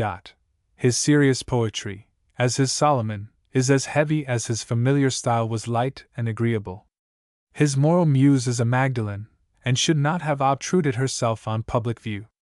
Henry and Emma is a paraphrase of the old ballad of the Nut-Brown Maid, and not so good as the original.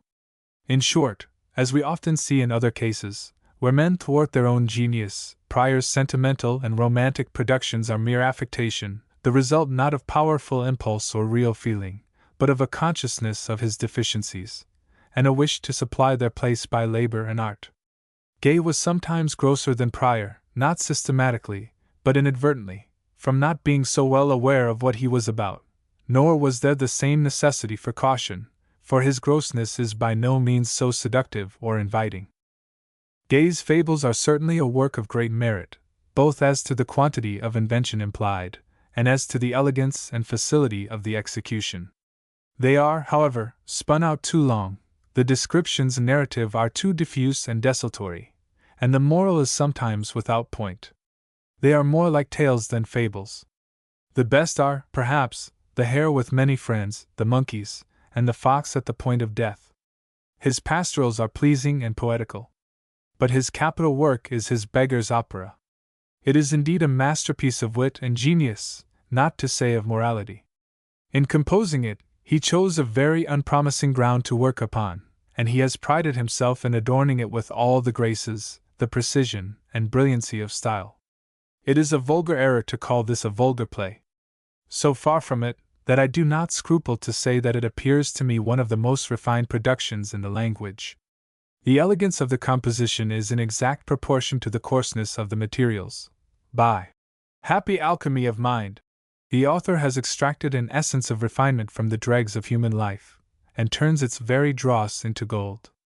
The scenes, characters, and incidents are, in themselves, of the lowest and most disgusting kind, but by the sentiments and reflections which are put into the mouths of highwaymen, turnkeys, their mistresses, wives, or daughters, he has converted this motley group into a set of fine gentlemen and ladies, satirists and philosophers. He has also effected this transformation without once violating probability, or overstepping the modesty of nature.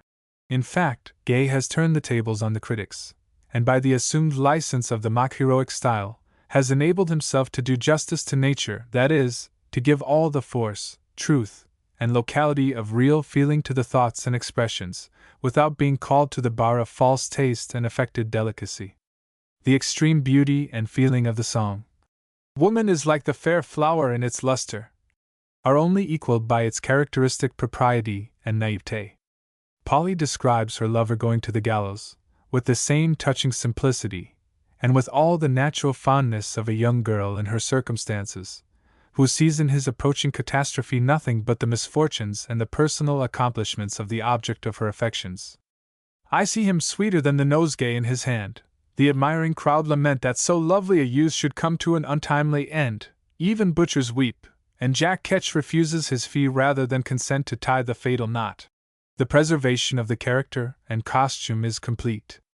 It has been said by a great authority, "There is some soul of goodness in things evil," and The Beggar's Opera is a good-natured but instructive comment on this text. The poet has thrown all the gaiety and sunshine of the imagination, all the intoxication of pleasure, and the vanity of despair, round the short-lived existence of his heroes, while Peachum and Lockett are seen in the background, parcelling out their months and weeks between them. The general view exhibited of human life is of the most subtle and abstracted kind. The author has, with great felicity, brought out the good qualities and interesting emotions almost inseparable from the lowest conditions, and with the same penetrating glance, has detected the disguises which rank and circumstances lend to exalted vice. Every line in this sterling comedy sparkles with wit, and is fraught with the keenest sarcasm. The very wit, however, takes off from the offensiveness of the satire, and I have seen great statesmen, very great statesmen, heartily enjoying the joke, laughing most immoderately at the compliments paid to them as not much worse than pickpockets and cutthroats in a different line of life, and pleased, as it were, to see themselves humanized by some sort of fellowship with their kind. Indeed, it may be said that the moral of the piece is to shew the vulgarity of vice, or that the same violations of integrity and decorum, the same habitual sophistry in palliating their want of principle, are common to the great and powerful, with the meanest and most contemptible of the species. What can be more convincing than the arguments used by these would-be politicians, to shew that in hypocrisy, selfishness, and treachery, they do not come up to many of their betters? The exclamation of Mrs. Peachum, when her daughter marries Macheath, "Hussy, hussy, you will be as ill-used, and as much neglected, as if you had married a lord," is worth all Miss Hannah More's labored invectives on the laxity of the manners of high life. I shall conclude this account of Gay with his verses on Sir Richard Blackmore, which may serve at once as a specimen of his own manner, and as a character of a voluminous contemporary poet, who was admired by Mr. Locke, and knighted by King William III. "See who ne'er was nor will be half read, who first sung Arthur then sung Alfred, praised great Eliza in God's anger, till all true Englishmen cried, hang her! Mauled human wit in one thick satire, next in 3 books spoiled human nature, undid creation at a jerk, and of redemption made damned work. Then took his muse at once, and dipped her full in the middle of the scripture. What wonders there the man, grown old, did? Sternhold himself he out-sternholded. Made David seem so mad and freakish, all thought him just what thought King Achish. No mortal read his Solomon, but judged Rehoboam his own son. Moses he served as Moses Pharaoh, and Deborah as she Sisera, made Jeremy full sore to cry, and Job himself curse God and die. What punishment all this must follow? Shall Arthur use him like King Tallow? Shall David as Uriah slay him? Or dexterous Deborah Sisera him? No, none of these! Heaven spare his life! But send him, honest Job, thy wife." Gay's Trivia, or Art of Walking the Streets, is as pleasant as walking the streets must have been at the time when it was written. His ballad of Black-Eyed Susan is one of the most delightful that can be imagined, nor do I see that it is a bit the worse for Mr. Jekyll's parody on it. Swift's reputation as a poet has been in a manner obscured by the greater splendor, by the natural force and inventive genius of his prose writings. But if he had never written either The Tale of a Tub or Gulliver's Travels, his name merely as a poet would have come down to us, and have gone down to posterity with well-earned honors. His imitations of Horace, and still more his verses on his own death, place him in the first rank of agreeable moralists in verse. There is not only a dry humor, an exquisite tone of irony, in these productions of his pen, but there is a touching, unpretending pathos, mixed up with the most whimsical and eccentric strokes of pleasantry and satire. His description of the morning in London, and of a city shower, which were first published in the Tatler, are among the most delightful of the contents of that very delightful work. Swift shone as one of the most sensible of the poets. He is also distinguished as one of the most nonsensical of them. No man has written so many lackadaisical, slipshod, tedious, trifling, foolish, fantastical verses as he, which are so little an imputation on the wisdom of the writer, and which, in fact, only shew his readiness to oblige others, and to forget himself. He has gone so far as to invent a new stanza of 14 and 16-syllable lines for Mary the cookmaid to vent her budget of nothings, and for Mrs. Harris to gossip with the deaf old housekeeper. Oh, when shall we have such another Rector of Larricourt? The Tale of a Tub is one of the most masterly compositions in the language, whether for thought, wit, or style. It is so capital and undeniable a proof of the author's talents, that Dr. Johnson, who did not like Swift, would not allow that he wrote it.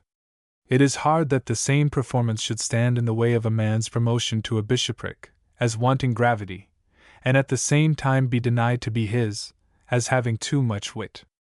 It is a pity the doctor did not find out some graver author, for whom he felt a critical kindness, on whom to father this splendid but unacknowledged production. Dr. Johnson could not deny that Gulliver's Travels were his. He therefore disputed their merits, and said that after the first idea of them was conceived, they were easy to execute, all the rest followed mechanically. I do not know how that may be, but the mechanism employed is something very different from any that the author of Rasselas was in the habit of bringing to bear on such occasions.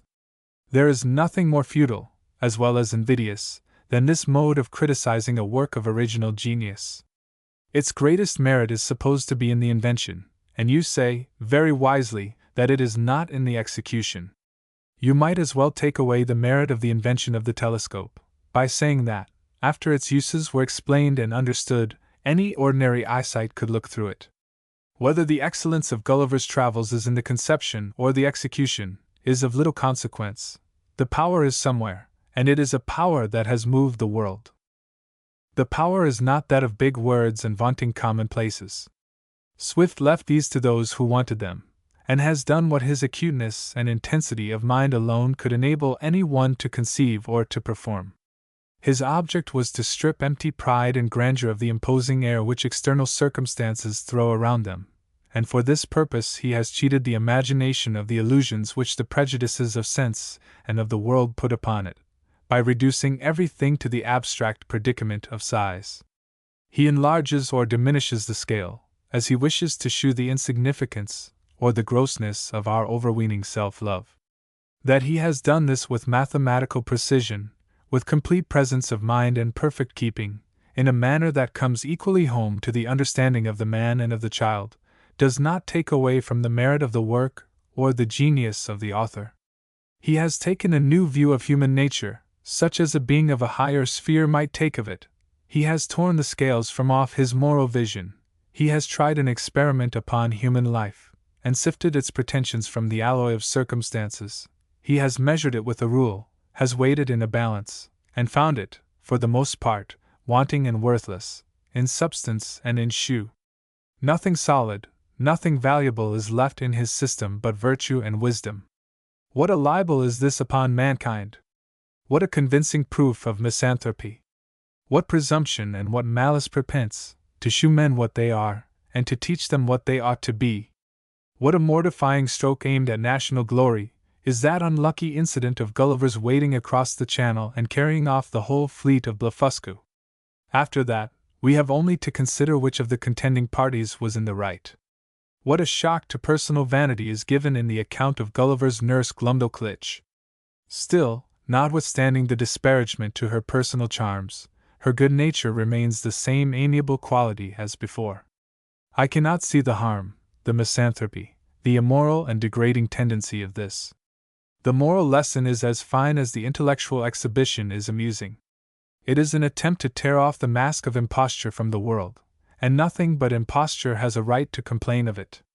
It is, indeed, the way with our quacks in morality to preach up the dignity of human nature, to pamper pride and hypocrisy with the idle mockeries of the virtues they pretend to, and which they have not. But it was not Swift's way to cant morality, or anything else, nor did his genius prompt him to write unmeaning panegyrics on mankind. I do not, therefore, agree with the estimate of Swift's moral or intellectual character. given by an eminent critic, who does not seem to have forgotten the party politics of Swift. I do not carry my political resentments so far back. I can at this time of day forgive Swift for having been a Tory.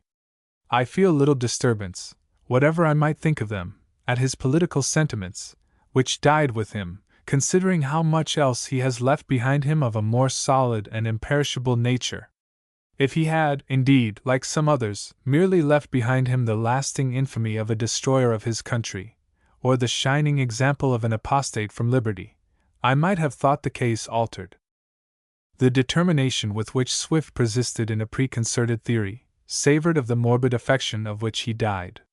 There is nothing more likely to drive a man mad than the being unable to get rid of the idea of the distinction between right and wrong, and an obstinate, constitutional preference of the true to the agreeable. Swift was not a Frenchman. In this respect he differed from Rabelais and Voltaire. They have been accounted the three greatest wits in modern times, but their wit was of a peculiar kind in each. They are little beholden to each other.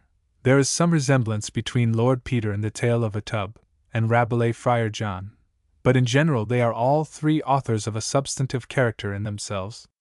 Swift's wit, particularly in his chief prose works, was serious, saturnine, and practical. Rabelais was fantastical and joyous. Voltaire's was light, sportive, and verbal. Swift's wit was the wit of sense, Rabelais, the wit of nonsense, Voltaire's, of indifference to both. The ludicrous in Swift arises out of his keen sense of impropriety, his soreness and impatience of the least absurdity. He separates, with a severe and caustic air, truth from falsehood, folly from wisdom. Shews vice her own image, scorn her own feature. And it is the force, the precision, and the honest abruptness with which the separation is made that excites our surprise, our admiration, and laughter. He sets a mark of reprobation on that which offends good sense and good manners, which cannot be mistaken, and which holds it up to our ridicule and contempt ever after. His occasional disposition to trifling, already noticed, was a relaxation from the excessive earnestness of his mind. Indignatio facit versus. His better genius was his spleen. It was the biting acrimony of his temper that sharpened his other faculties. The truth of his perceptions produced the pointed coruscations of his wit. His playful irony was the result of inward bitterness of thought. His imagination was the product of the literal, dry, incorrigible tenaciousness of his understanding. He endeavored to escape from the persecution of realities into the regions of fancy, and invented his Lilliputians and Brobdignagians, Yahoos, and Houyhnheims, as a diversion to the more painful knowledge of the world around him. They only made him laugh, while men and women made him angry. His feverish impatience made him view the infirmities of that great baby the world, with the same scrutinizing glance and jealous irritability that a parent regards the failings of its offspring. But, as Rousseau has well observed, parents have not on this account been supposed to have more affection for other people's children than their own. In other respects, and except from the sparkling effervescence of his gall, Swift's brain was as dry as the remainder biscuit after a voyage. He hated absurdity. Rabelais loved it, exaggerated it with supreme satisfaction, luxuriated in its endless varieties, rioted in nonsense, reigned there and revelled. He dwelt on the absurd and ludicrous for the pleasure they gave him, not for the pain. He lived upon laughter, and died laughing. He indulged his vein, and took his full swing of folly. He did not balk his fancy or his readers. His wit was to him as rich as fineless. He saw no end of his wealth in that way, and set no limits to his extravagance. He was communicative, prodigal, boundless, and inexhaustible. His were the Saturnalia of wit, the riches and the royalty, the health and long life. He is intoxicated with gaiety, mad with folly. His animal spirits drown him in a flood of mirth. His blood courses up and down his veins like wine. His thirst of enjoyment is as great as his thirst of drink. His appetite for good things of all sorts is unsatisfied, and there is a never-ending supply. Discourse is dry, so they moisten their words in their cups, and relish their dry jests with plenty of botargos and dried neats' tongues. It is like Camacho's wedding in Don Quixote, where Sancho ladled out whole pullets and fat geese from the soup kettles at a pull. The flagons are setting a-running, their tongues wag at the same time, and their mirth flows as a river. How Friar John roars and lays about him in the vineyard! How Panurge whines in the storm, and how dexterously he contrives to throw the sheep overboard! How much Pantagruel behaves like a wise king! How Gargantua mews, and pules, sick, and slabbers his nurse, and demeans himself most like a royal infant! What provinces he devours! What seas he drinks up! How he eats, drinks, and sleeps, eats, and drinks! The style of Rabelais is no less prodigious than his matter.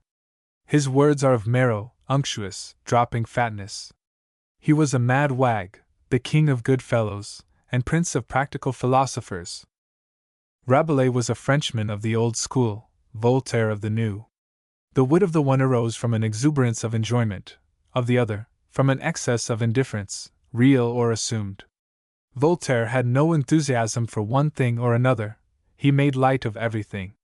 In his hands all things turned to chaff and dross, as the pieces of silver money in the Arabian Nights were changed by the hands of the enchanter into little dry crumbling leaves. He is a Parisian. He never exaggerates, is never violent, he treats things with the most provoking sang-froid, and expresses his contempt by the most indirect hints, and in the fewest words, as if he hardly thought them worth even his contempt. He retains complete possession of himself and of his subject. He does not effect his purpose by the eagerness of his blows, but by the delicacy of his tact. The poisoned wound he inflicted was so fine, as scarcely to be felt till it rankled and festered in its mortal consequences. His callousness was an excellent foil for the antagonists he had mostly to deal with. He took knaves and fools on his shield well. He stole away its cloak from grave imposture. If he reduced other things below their true value, making them seem worthless and hollow, he did not degrade the pretensions of tyranny and superstition below their true value, by making them seem utterly worthless and hollow, as contemptible as they were odious. This was the service he rendered to truth and mankind. His Candide is a masterpiece of wit. It has been called the dull product of a scoffer's pen. It is indeed the product of a scoffer's pen, but after reading The Excursion, few people will think it dull. It is in the most perfect keeping, and without any appearance of effort. Every sentence tells, and the whole reads like one sentence. There is something sublime in Martin's skeptical indifference to moral good and evil. It is the repose of the grave. It is better to suffer this living death than a living martyrdom. Nothing can touch him further. The moral of Candide, such as it is the same as that of Rasselas. The execution is different. Voltaire says, "A great book is a great evil." Dr. Johnson would have labored this short apothegm into a voluminous commonplace. Voltaire's traveller, in another work, being asked whether he likes black or white mutton best, replies that he is indifferent, provided it is tender. Dr. Johnson did not get at a conclusion by so short a way as this. If Voltaire's licentiousness is objected to me, I say, let it be placed to its true account, the manners of the age and court in which he lived. The lords and ladies of the bedchamber in the reign of Louis XV found no fault with the immoral tendency of his writings. Why then should our modern purists quarrel with them? But to return. Young is a gloomy epigrammatist. He has abused great powers both of thought and language.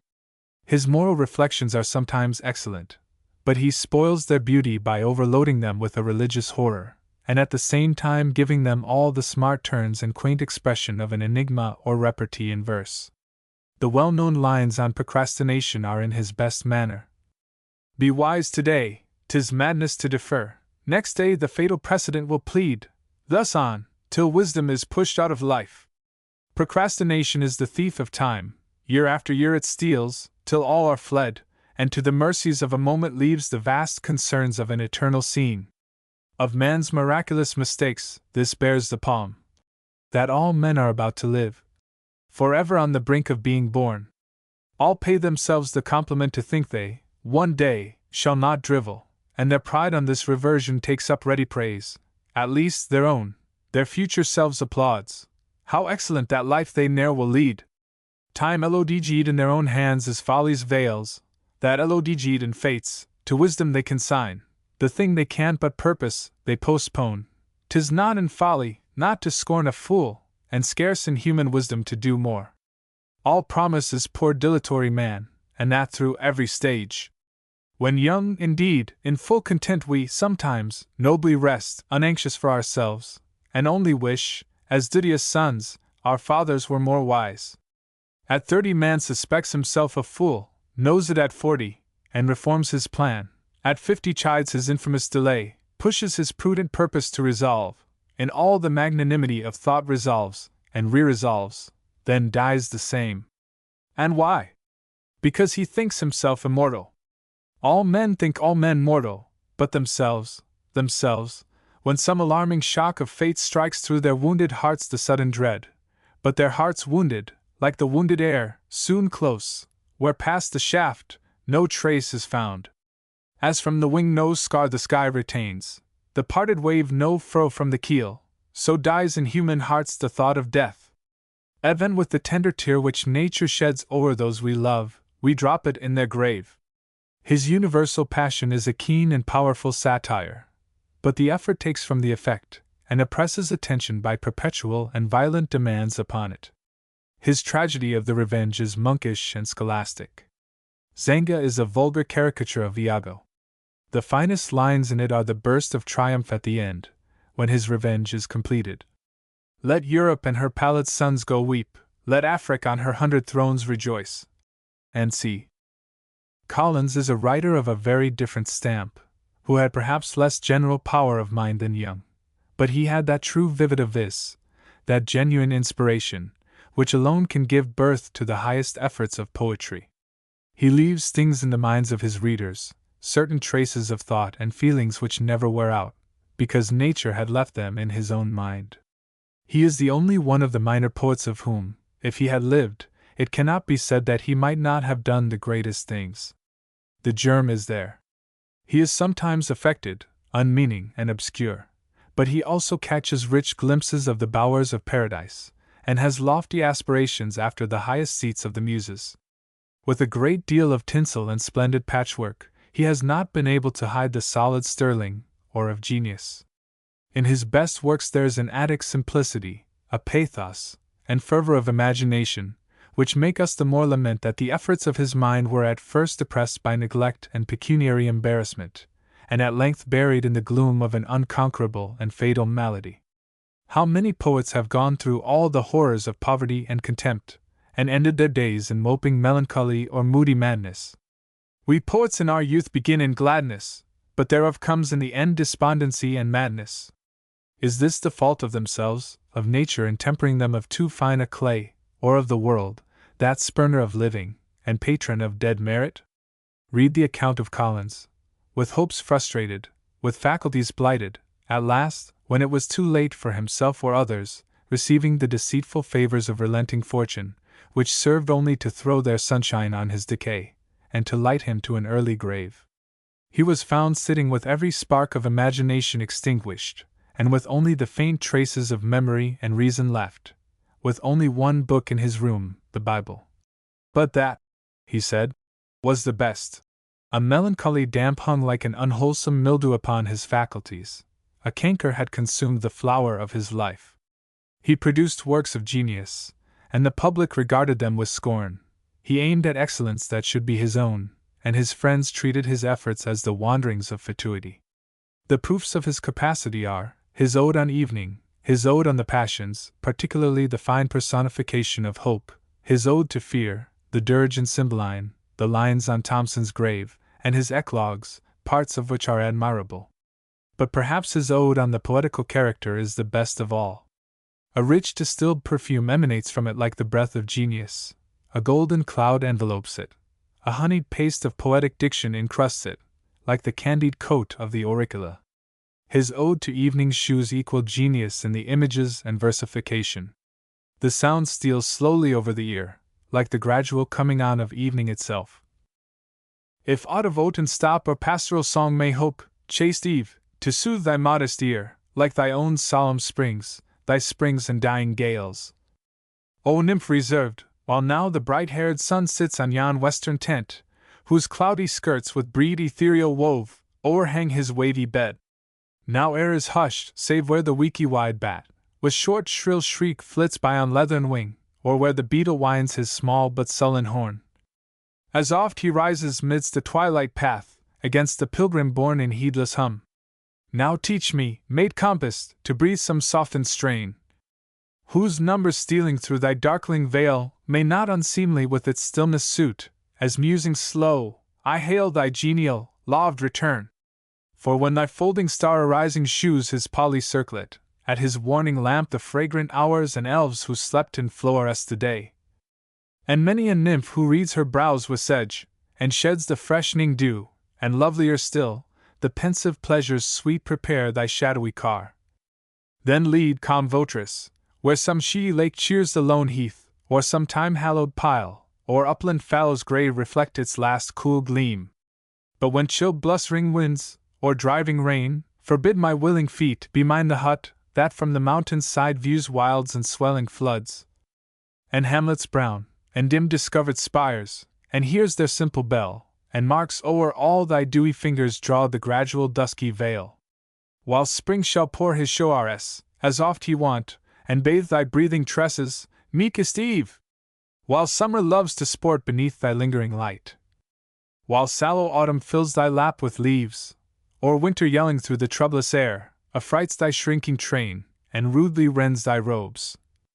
So long, sure found beneath the sylvan shed, shall fancy, friendship, science, rose-lipped health, thy gentlest influence own, and him thy favorite name. Hammond, whose poems are bound up with Collins's, in Bell's Pocket edition, was a young gentleman, who appears to have fallen in love about the year 1740, and who translated Tibullus into English verse, to let his mistress and the public know of it.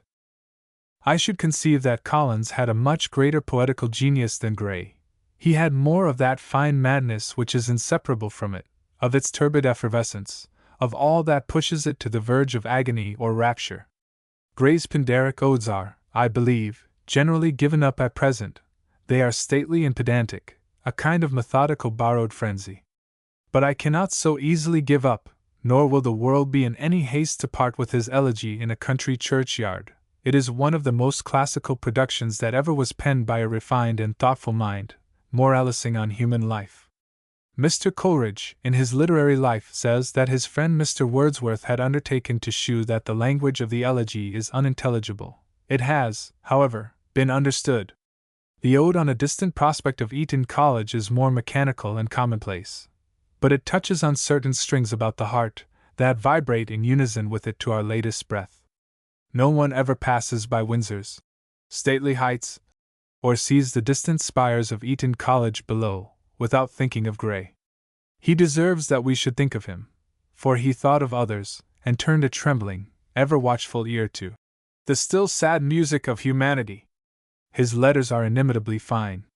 If his poems are sometimes finical and pedantic, his prose is quite free from affectation. He pours his thoughts out upon paper as they arise in his mind, and they arise in his mind without pretense or constraint, from the pure impulse of learned leisure and contemplative indolence. He is not here on stilts or in buckram, but smiles in his easy chair, as he moralises through the loopholes of retreat, on the bustle and raree show of the world, or on those reverend bedlams, colleges and schools. He had nothing to do but to read and to think, and to tell his friends what he read and thought. His life was a luxurious, thoughtful dream.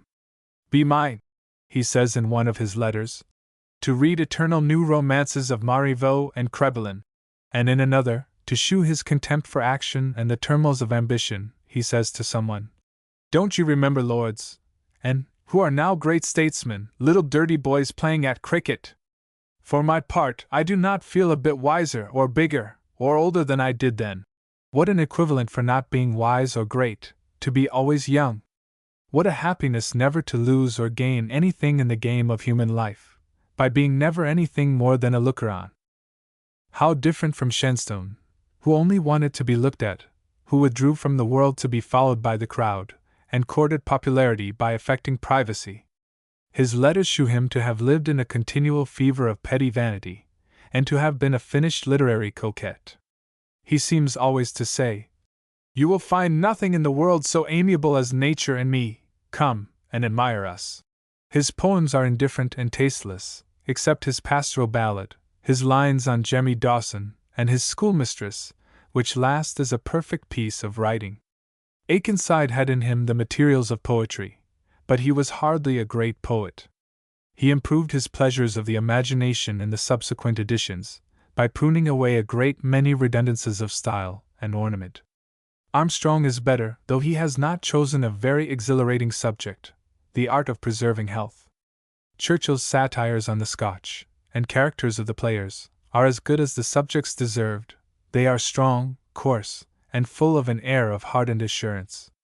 I ought not to pass over without mention Green's poem on the spleen, or Dyer's Gronger Hill. The principal name of the period we are now come to is that of Goldsmith, than which few names stand higher or fairer in the annals of modern literature. One should have his own pen to describe him as he ought to be described, amiable, various, and bland, with careless inimitable grace touching on every kind of excellence, with manners unstudied, but a gentle heart, performing miracles of skill from pure happiness of nature, and whose greatest fault was ignorance of his own worth. As a poet, he is the most flowing and elegant of our versifiers since Pope, with traits of artless nature which Pope had not, and with a peculiar felicity in his turns upon words, which he constantly repeated with delightful effect, such as, "His lot, though small, he sees that little lot, the lot of all," and turned and looked, and turned to look again. As a novelist, his Vicar of Wakefield has charmed all Europe.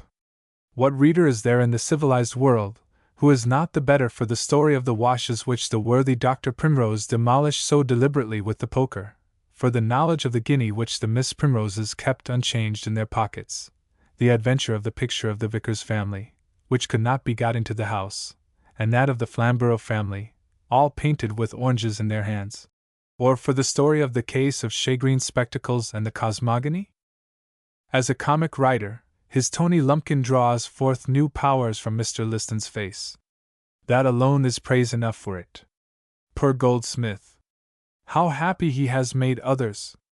How unhappy he was in himself! He never had the pleasure of reading his own works. He had only the satisfaction of good-naturedly relieving the necessities of others, and the consolation of being harassed to death with his own. He is the most amusing and interesting person, in one of the most amusing and interesting books in the world, Boswell's Life of Johnson. His peach-colored coat shall always bloom in Boswell's writings, and his fame survive in his own. His genius was a mixture of originality and imitation. He could do nothing without some model before him, and he could copy nothing that he did not adorn with the graces of his own mind. Almost all the latter part of the Vicar of Wakefield, and a great deal of the former, is taken from Joseph Andrews, but the circumstances I have mentioned above are not.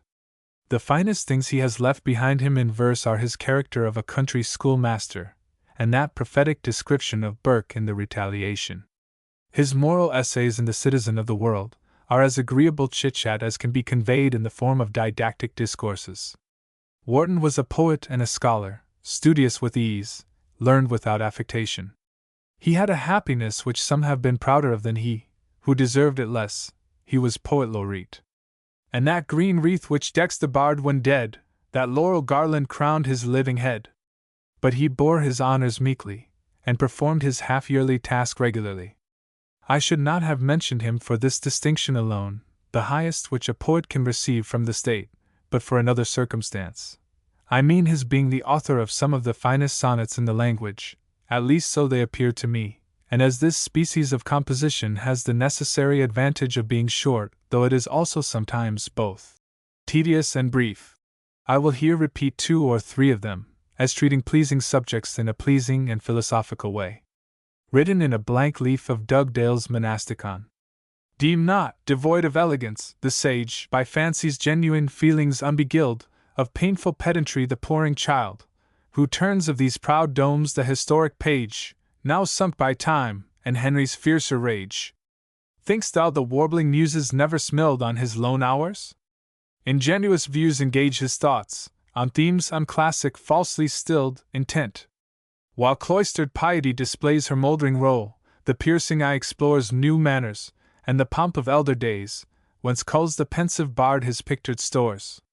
Not rough nor barren are the winding ways of hoar antiquity, but strewn with flowers. Sonnet. Written at Stonehenge. Thou noblest monument of Albion's isle, whether, by Merlin's aid, from Scythia's shore to Amber's fatal plain Pendragon bore, huge frame of giant hands the mighty pile, Tean tomb his Britons slain by Hengist's guile, or Druid priests, sprinkled with human gore, taught mid thy massy maze their mystic lore, or Danish chiefs, enriched with savage spoil, to victory's idol vast, an unhewn shrine, reared the rude heap. Or in thy hallowed ground repose the kings of Brutus' genuine line, or here those kings in solemn state were crowned. Studious to trace thy wondrous origin, we muse on many an ancient tale renown. Nothing can be more admirable than the learning here displayed, or the inference from it, that it is of no use but as it leads to interesting thought and reflection. That written after seeing Wilton House is in the same style, but I prefer concluding with that to the River Loddon, which has a personal as well as poetical interest about it. Ah! What a weary race my feet have run, since first I trod thy banks with alders crowned, and thought my way was all through fairy ground, beneath the azure sky and golden sun, when first my muse to lisp her notes begun. While pensive memory traces back the round which fills the varied interval between, much pleasure, more of sorrow, marks the scene. Sweet native stream! Those skies and suns so pure no more return, to cheer my evening road. Yet still one joy remains, that not obscure nor useless. All my vacant days have flowed from youth's gay dawn to manhood's prime mature, nor with the muses laurel unbestowed. I have thus gone through all the names of this period I could think of, but I find that there are others still waiting behind that I had never thought of. Here is a list of some of them: Pattison, Tickell, Hill, Somerville, Brown, Pitt, Wilkie, Dodsley, Shaw Smart, Langhorne, Bruce, Green, Glover, Lovibond, Penrose, Mickle, Yago, Scott, Whitehead, Jennings, Logan, Cotton, Cunningham, and Blacklock. I think it will be best to let them pass and say nothing about them. It will be hard to persuade so many respectable persons that they are dull writers, and if we give them any praise, they will send others. But here comes one whose claims cannot be so easily set aside. They have been sanctioned by learning, hailed by genius, and hallowed by misfortune. I mean Chatterton. Yet I must say what I think of him, and that is not what is generally thought. I pass over the disputes between the learned antiquaries, Dr. Mills, Herbert Croft, and Dr. Knox, whether he was to be placed after Shakespeare and Dryden, or to come after Shakespeare alone. A living poet has borne a better testimony to him. I thought of Chatterton, the marvelous boy, the sleepless soul that perished in his pride, and him, 8, who walked in glory and enjoyed beside his plough along the mountain side. I am loath to put asunder whom so great an authority has joined together, but I cannot find in Chatterton's works anything so extraordinary as the age at which they were written. They have a facility, vigor, and knowledge, which were prodigious in a boy of 16, but which would not have been so in a man of 20. He did not shew extraordinary powers of genius, but extraordinary precocity. Nor do I believe he would have written better, had he lived. He knew this himself, or he would have lived. Great geniuses, like great kings, have too much to think of to kill themselves, for their mind to them also. A kingdom is, with an unaccountable power coming over him at an unusual age, and with the youthful confidence it inspired, he performed wonders, and was willing to set a seal on his reputation by a tragic catastrophe. He had done his best, and like another Empedocles, threw himself into Etna, to ensure immortality. The brazen slippers alone remain. ____, 8 Burns. These lines are taken from the introduction to Mr. Wordsworth's poem of the Leech Gatherer. ____. Lecture 7. On Burns and the Old English Ballads. I am sorry that what I said in the conclusion of the last lecture respecting Chatterton should have given dissatisfaction to some persons, with whom I would willingly agree on all such matters. What I meant was less to call in question Chatterton's genius, than to object to the common mode of estimating its magnitude by its prematureness. The lists of fame are not filled with the dates of births or deaths, and the side mark of the age at which they were done, wears out in works destined for immortality.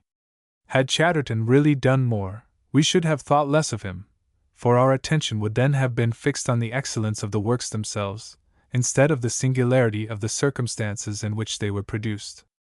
But because he attained to the full powers of manhood at an early age, I do not see that he would have attained to more than those powers, had he lived to be a man. He was a prodigy, because in him the ordinary march of nature was violently precipitated, and it is therefore inferred that he would have continued to hold on his course, unslacked of motion. On the contrary, who knows but he might have lived to be poet laureate? It is much better to let him remain as he was. Of his actual productions, any one may think as highly as he pleases. I would only guard against adding to the account of his quantum merit those possible productions by which the learned rhapsodists of his time raised his gigantic pretensions to an equality with those of Homer and Shakespeare. It is amusing to read some of these exaggerated descriptions, each rising above the other in extravagance. In Anderson's Life, we find that Mr. Warton speaks of him as a prodigy of genius, as a singular instance of prematurity of abilities. That may be true enough, and Warton was at any rate a competent judge, but Mr. Malone believes him to have been the greatest genius that England has produced since the days of Shakespeare. Dr. Gregory says he must rank, as a universal genius, above Dryden, and perhaps only second to Shakespeare. Mr. Herbert Croft is still more unqualified in his praises. He asserts that no such being, at any period of life, has ever been known, or possibly ever will be known. He runs a parallel between Chatterton and Milton, and asserts that an army of Macedonian and Swedish mad butchers flied before him, meaning, I suppose, that Alexander the Great and Charles XII were nothing to him. Nor, he adds, does my memory supply me with any human being, who at such an age, with such advantages, has produced such compositions. Under the heathen mythology, superstition and admiration would have explained all, by bringing Apollo on earth, nor would the god ever have descended with more credit to himself. Chatterton's physiognomy would at least have enabled him to pass incognito.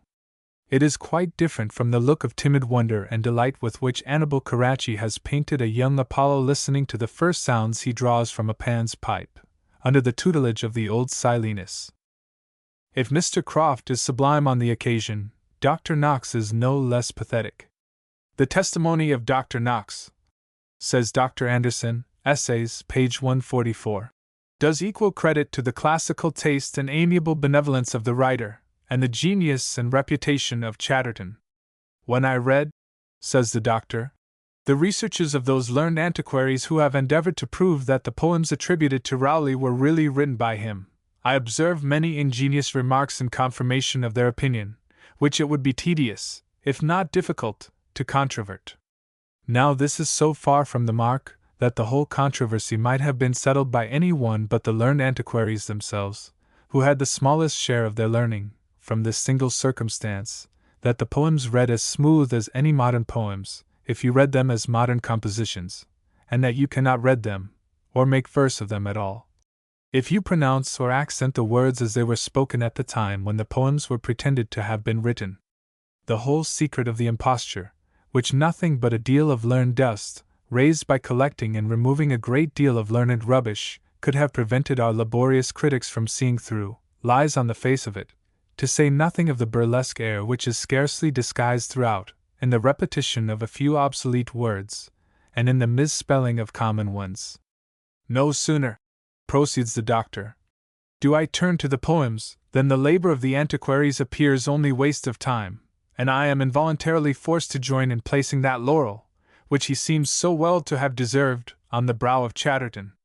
The poems bear so many marks of superior genius, that they have deservedly excited the general attention of polite scholars, and are considered as the most remarkable productions in modern poetry. We have many instances of poetical eminence at an early age, but neither Cowley, Milton, nor Pope ever produced anything while they were boys, which can justly be compared to the poems of Chatterton. The learned antiquaries do not indeed dispute their excellence. They extol it in the highest terms of applause. They raise their favorite Rowley to a rivalry with Homer, but they make the very merits of the works an argument against their real author. Is it possible, say they, that a boy should produce compositions so beautiful and masterly? That a common boy should produce them is not possible, rejoins the doctor. But that they should be produced by a boy of an extraordinary genius, such as was that of Homer or Shakespeare, though a prodigy, is such a one as by no means exceeds the bounds of rational credibility. Now it does not appear that Shakespeare or Homer were such early prodigies, so that by this reasoning he must take precedence of them too, as well as of Milton, Cowley, and Pope. The reverend and classical writer then breaks out into the following melancholy raptures. Unfortunate boy! Short and evil were thy days, but thy fame shall be immortal. Hadst thou been known to the munificent patrons of genius! Unfortunate boy! Poorly wast thou accommodated during thy short sojourning here among us. Rudely wast thou treated, sorely did thy feelings suffer from the scorn of the unworthy, and there are at last those who wish to rob thee of thy only meed, thy posthumous glory. Severe too are the censures of thy morals. In the gloomy moments of despondency, I fear thou hast uttered impious and blasphemous thoughts. But let thy more rigid censors reflect, that thou wast literally and strictly but a boy. Let many of thy bitterest enemies reflect what were their own religious principles, and whether they had any at the age of 14, 15, and 16. Surely it is a severe and an unjust surmise that thou wouldst probably have ended thy life as a victim to the laws, if thou hadst not ended it as thou didst. Enough, enough, of the learned antiquaries, and of the classical and benevolent testimony of Dr. Knox. Chatterton was, indeed, badly enough off, but he was at least saved from the pain and shame of reading this woeful lamentation over fallen genius, which circulates splendidly bound in the 14th edition, while he is a prey to worms. As to those who are really capable of admiring Chatterton's genius, or of feeling an interest in his fate, I would only say, that I never heard any one speak of any one of his works as if it were an old well-known favorite, and had become a faith and a religion in his mind. It is his name, his youth, and what he might have lived to have done, that excite our wonder and admiration. He has the same sort of posthumous fame that an actor of the last age has, an abstracted reputation which is independent of anything we know of his works. The admirers of Collins never think of him without recalling to their minds his Ode on Evening, or on the Poetical Character. Gray's Elegy, and his poetical popularity, are identified together, and inseparable even in imagination. It is the same with respect to Burns. When you speak of him as a poet, you mean his works, his Tam O'Shanter, or his Cotter's Saturday Night. But the enthusiasts for Chatterton, if you ask for the proofs of his extraordinary genius, are obliged to turn to the volume, and perhaps find there what they seek, but it is not in their minds, and it is of that I spoke. The minstrel's song in Aella is, I think, the best. Oh! Sing unto my roundelay, oh! Drop the briny tear with me, dance an emo at Halley Day, lick a renninge river be. Nia love ys dead, gone to high's deathbed, out under the willow tree. Black high's crying as the winter and YGHT, white high's road as the summer snow, rod high's face as the morninge light, kale he lies in the grave below. Nia love ys dead, gone to high's deathbed, out under the willow tree. Swode high's tongue as the throstle's note, quick and daunce as thought can be, deft his tabor, codgel stoat, oh! He list be the willow tree. Nia love ys dead, gone to high's deathbed, out under the willow tree. Hark! The raven flaps high's winch, and the bird del bellow, hark! The dido loud does sing, to the nigthimares as I go. Nia love ys dead, gone to high's deathbed, out under the willow tree. See! The white moon sheens one high, white era ys mia true love's shroud, white era yen the morninge ski, white era yen the eveninge cloud. Nia love ys dead, gone to high's deathbed, out under the willow tree. Here, upon nia true love's grave, shall the barren fleurs be laid, any one Halley saint to save all the selness of a maid. Nia love ys dead, gone to his deathbed, out under the willow tree. With mia hans al dent the brirs round high's Halley course to giari, Afante fairies, light your fires, here mia body still shall be. Nia love ys dead, gone to high's deathbed, out under the willow tree. Come, with acorn, cop, and thorn, drain my hearty's blot away. Life and all its good I scorn, daunts be neat, or feast by day. Mia love ys dead, gone to high's deathbed, out under the willow tree. Water witches, crowned white rate as, bear me to your lead hall tide. I die, I come, mia true love waits. Thus the damsel spake, and died. To proceed to the more immediate subject of the present lecture, the character and writings of Burns. Shakespeare says of someone that he was like a man made after supper of a cheese paring. Burns, the poet, was not such a man. He had a strong mind, and a strong body, the fellow to it. He had a real heart of flesh and blood beating in his bosom. You can almost hear it throb. Someone said that if you had shaken hands with him, his hand would have burnt yours. The gods, indeed, made him poetical, but nature had a hand in him first. His heart was in the right place. He did not create a soul under the ribs of death, by tinkling siren sounds, or by piling up centos of poetic diction, but for the artificial flowers of poetry, he plucked the mountain daisy under his feet, and a field mouse, hurrying from its ruined dwelling, could inspire him with the sentiments of terror and pity. He held the plough or the pen with the same firm, manly grasp, nor did he cut out poetry as we cut out watch papers, with finical dexterity, nor from the same flimsy materials. Burns was not like Shakespeare in the range of his genius, but there is something of the same magnanimity, directness, and unaffected character about him. He was not a sickly sentimentalist, a namby-pamby poet, a mincing meter ballad monger, any more than Shakespeare. He would as soon hear a brazen candlestick tuned, or a dry wheel grate on the axletree. He was as much of a man, not a 20th part as much of a poet as Shakespeare. With but little of his imagination or inventive power, he had the same life of mind, within the narrow circle of personal feeling or domestic incidents. The pulse of his poetry flows as healthily and vigorously. He had an eye to see, a heart to feel, no more. His pictures of good fellowship, of social glee, of quaint humor, are equal to anything. They come up to nature, and they cannot go beyond it. The sly jest collected in his laughing eye at the sight of the grotesque and ludicrous in manners. The large tear rolled down his manly cheek at the sight of another's distress. He has made us as well acquainted with himself as it is possible to be, has let out the honest impulses of his native disposition, the unequal conflict of the passions in his breast, with the same frankness and truth of description. His strength is not greater than his weakness, his virtues were greater than his vices. His virtues belonged to his genius, his vices to his situation, which did not correspond to his genius. It has been usual to attack Burns's moral character, and the moral tendency of his writings at the same time, and Mr. Wordsworth, in a letter to Mr. Gray, master of the High School at Edinburgh, in attempting to defend, has only laid him open to a more serious and unheard of responsibility. Mr. Gray might very well have sent him back, in return for his epistle, the answer of Holofernes in Love's Labours Lost. Via Goodman Dull, thou hast spoken no word all this while.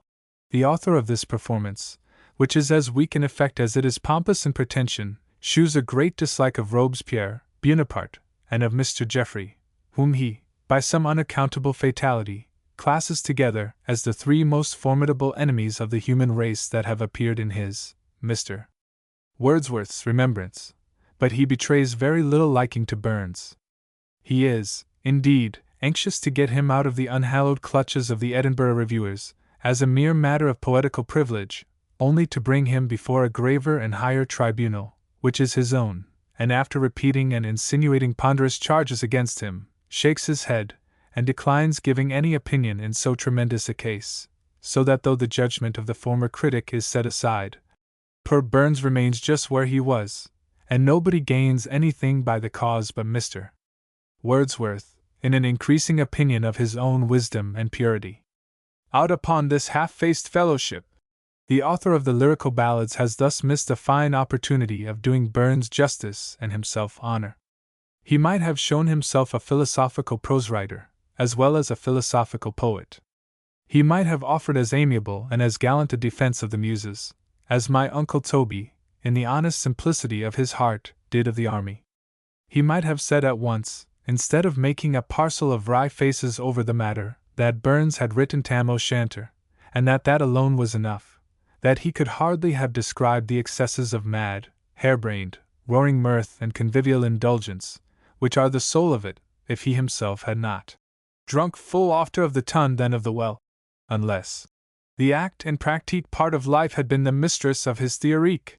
Mr. Wordsworth might have quoted such lines as, "The landlady and Tam grew gracious, why favor secret, sweet, and precious," or, "Care, mad to see a man so happy, e'en drowned himself among the nappy," and fairly confessed that he could not have written such lines from a want of proper habits and previous sympathy, and that till some great puritanical genius should arise to do these things equally well without any knowledge of them, the world might forgive Burns the injuries he had done his health and fortune in his poetical apprenticeship to experience, for the pleasure he had afforded them. Instead of this, Mr. Wordsworth hints that with different personal habits and greater strength of mind, Burns would have written differently, and almost as well as he does. He might have taken that line of gaze, "The fly that sips treacle is lost in the sweets," and applied it in all its force and pathos to the poetical character. He might have argued that poets are men of genius, and that a man of genius is not a machine, that they live in a state of intellectual intoxication, and that it is too much to expect them to be distinguished by peculiar sang-froid, circumspection, and sobriety. Poets are by nature men of stronger imagination and keener sensibilities than others, and it is a contradiction to suppose them at the same time governed only by the cool, dry, calculating dictates of reason and foresight. Mr. Wordsworth might have ascertained the boundaries that part the provinces of reason and imagination, that it is the business of the understanding to exhibit things in their relative proportions and ultimate consequences, of the imagination to insist on their immediate impressions, and to indulge their strongest impulses.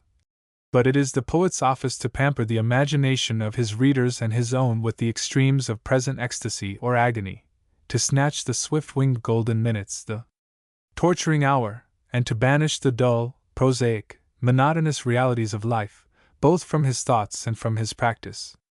Mr. Wordsworth might have shown how it is that all men of genius, or of originality and independence of mind, are liable to practical errors, from the very confidence their superiority inspires, which makes them fly in the face of custom and prejudice, always rashly, sometimes unjustly, for, after all, custom and prejudice are not without foundation in truth and reason. And no one individual is a match for the world in power, very few in knowledge. The world may altogether be set down as older and wiser than any single person in it. Again, our philosophical letter-writer might have enlarged on the temptations to which Burns was exposed from his struggles with fortune and the uncertainty of his fate. He might have shown how a poet, not born to wealth or title, was kept in a constant state of feverish anxiety with respect to his fame, and the means of a precarious livelihood, that, from being chilled with poverty, steeped in contempt, he had passed into the sunshine of fortune, and was lifted to the very pinnacle of public favor. Yet even there could not count on the continuance of success, but was, like the giddy sailor on the mast, ready with every blast to topple down into the fatal bowels of the deep. He might have traced his habit of alehouse tippling to the last long precious draught of his favorite usquebaugh, which he took in the prospect of bidding farewell forever to his native land, and his conjugal infidelities to his first disappointment in love, which would not have happened to him if he had been born to a small estate in land, or bred up behind a counter. Lastly, Mr. Wordsworth might have shown the incompatibility between the Muses and the Excise, which never agreed well together, or met in one seat, till they were unaccountably reconciled on Rydal Mount. He must know, no man better, the distraction created by the opposite calls of business and of fancy, the torment of expense, the plague of receipts laid in order or mislaid, the disagreeableness of exacting penalties or paying the forfeiture, and how all this, together with the broaching of casks and the splashing of beer barrels, must have preyed upon a mind like Burns, with more than his natural sensibility, and none of his acquired firmness. Mr. Coleridge, alluding to this circumstance of the promotion of the Scottish bard to be a gauger of ale firkins, in a poetical epistle to his friend Charles Lamb, calls upon him in a burst of heartfelt indignation to gather a wreath of henbane, nettles, and nightshade, to twine the illustrious brow of Scotch nobility. If, indeed, Mr. Lamb had undertaken to write a letter in defense of Burns, how different would it have been from this of Mr. Wordsworth's? How much better than I can even imagine it to have been done! It is hardly reasonable to look for a hearty or genuine defense of Burns from the pen of Mr. Wordsworth, for there is no common link of sympathy between them. Nothing can be more different or hostile than the spirit of their poetry. Mr. Wordsworth's poetry is the poetry of mere sentiment and pensive contemplation. Burns's is a very highly sublimated essence of animal existence. With Burns, self-love and social are the same, and we'll tack a cup of kindness yet for auld lang syne. Mr. Wordsworth is, himself alone, a recluse philosopher or a reluctant spectator of the scenes of many-colored life, moralising on them, not describing, not entering into them. Robert Burns has exerted all the vigor of his mind, all the happiness of his nature, in exalting the pleasures of wine, of love, and good fellowship. But in Mr. Wordsworth there is a total disunion and divorce of the faculties of the mind from those of the body. The banns are forbid, or a separation is austerely pronounced from bed and board, a mensa et thura. From the lyrical ballads, it does not appear that men eat or drink, marry or are given in marriage. If we live by every sentiment that proceeded out of mouths, and not by bread or wine, or if the species were continued like trees, to borrow an expression from the great Sir Thomas Browne, Mr. Wordsworth's poetry would be just as good as ever. It is not so with Burns. He is famous for the keeping of it up, and in his verse is ever fresh and gay. For this, it seems, he has fallen under the displeasure of the Edinburgh reviewers, and the still more formidable patronage of Mr. Wordsworth's pen. This was the unkindest cut of all. I was going to give some extracts out of this composition in support of what I have said, but I find them too tedious. Indeed, if I may be allowed to speak my whole mind, under correction, Mr. Wordsworth could not be in any way expected to tolerate or give a favorable interpretation to Burns's constitutional foibles. Even his best virtues are not good enough for him. He is repelled and driven back into himself, not less by the worth than by the faults of others. His taste is as exclusive and repugnant as his genius. It is because so few things give him pleasure that he gives pleasure to so few people. It is not every one who can perceive the sublimity of a daisy, or the pathos to be extracted from a withered thorn. To proceed from Burns's patrons to his poetry, than which no two things can be more different. His TWA Dogs is a very spirited piece of description, both as it respects the animal and human creation, and conveys a very vivid idea of the manners both of high and low life. The burlesque panegyric of the first dog. His locked, lettered, broad brass collar shewed him the gentleman and scholar, reminds one of Launt's account of his dog Crab, where he is said, as an instance of his being in the way of promotion, to have got among 3 or 4 gentlemanlike dogs under the Duke's table. The Halloween is the most striking and picturesque description of local customs and scenery. The Briggs of Ayr, the Address to a Haggis, Scotch Drink, and innumerable others are, however, full of the same kind of characteristic and comic painting. But his masterpiece in this way is his Tam O'Shanter. I shall give the beginning of it, but I am afraid I shall hardly know when to leave off. When chapmen billies leave the street, and drouthy neighbours meet, as market days are wearing late, and folk begin to tack the gate, while we sit bousing at the nappy, and getting fo and unco happy, we think na on the lang Scots miles, the mosses, waters, slaps, and stiles, that lie between us and our hame, where sits our sulky, sullen dame, gathering her brows like gathering storm, nursing her wrath to keep it warm. This truth fand honest Tam O'Shanter, as he frae ae night did canter, all there, whem ne'er a town surpasses, for honest men and bonny lasses. O Tam! Hadst thou but been sae wise, as ta'en thy ain wife Kate's advice, she told thee weel thou was a skellum, a blethering, blustering, drunken blellum, that frae November till October market day thou was na sober, that ilka melder, why the miller thou sat as lang as thou had siller, that every naig was sied a shoe on, the smith and the gat roaring fo on, that at the Lord's house, even on Sunday, thou drank why curtain jean till Monday, she prophesied, that late or soon, Thou wad be found deep drowned in Doon, or catched wi' warlocks in the mirk, by Alloway's auld haunted kirk. Ah, gentle dames! It gars me greet, to think how mony counsels sweet, how mony lengthened, sage advices, the husband frae the wife despises. But to our tale, ae market night, Tam had got planted unco right fast by an ingle, bleezing finely, why reaming swats, that drank divinely, and at his elbow, suitor Johnny, his ancient, trusty, drouthy crony. Tam load him like a vera brither, they had been foe for weeks thegither. The night drave on wi' sangs and clatter, and the ale was growing better. The landlady and Tam grew gracious wi' favours secret, sweet, and precious. The suitor told his queerest stories. The landlord's laugh was ready chorus. The storm without might rare and rustle. Tam did na mind the storm a whistle. Care, mad to see a man se happy, e'en drowned himsel amang the nappy.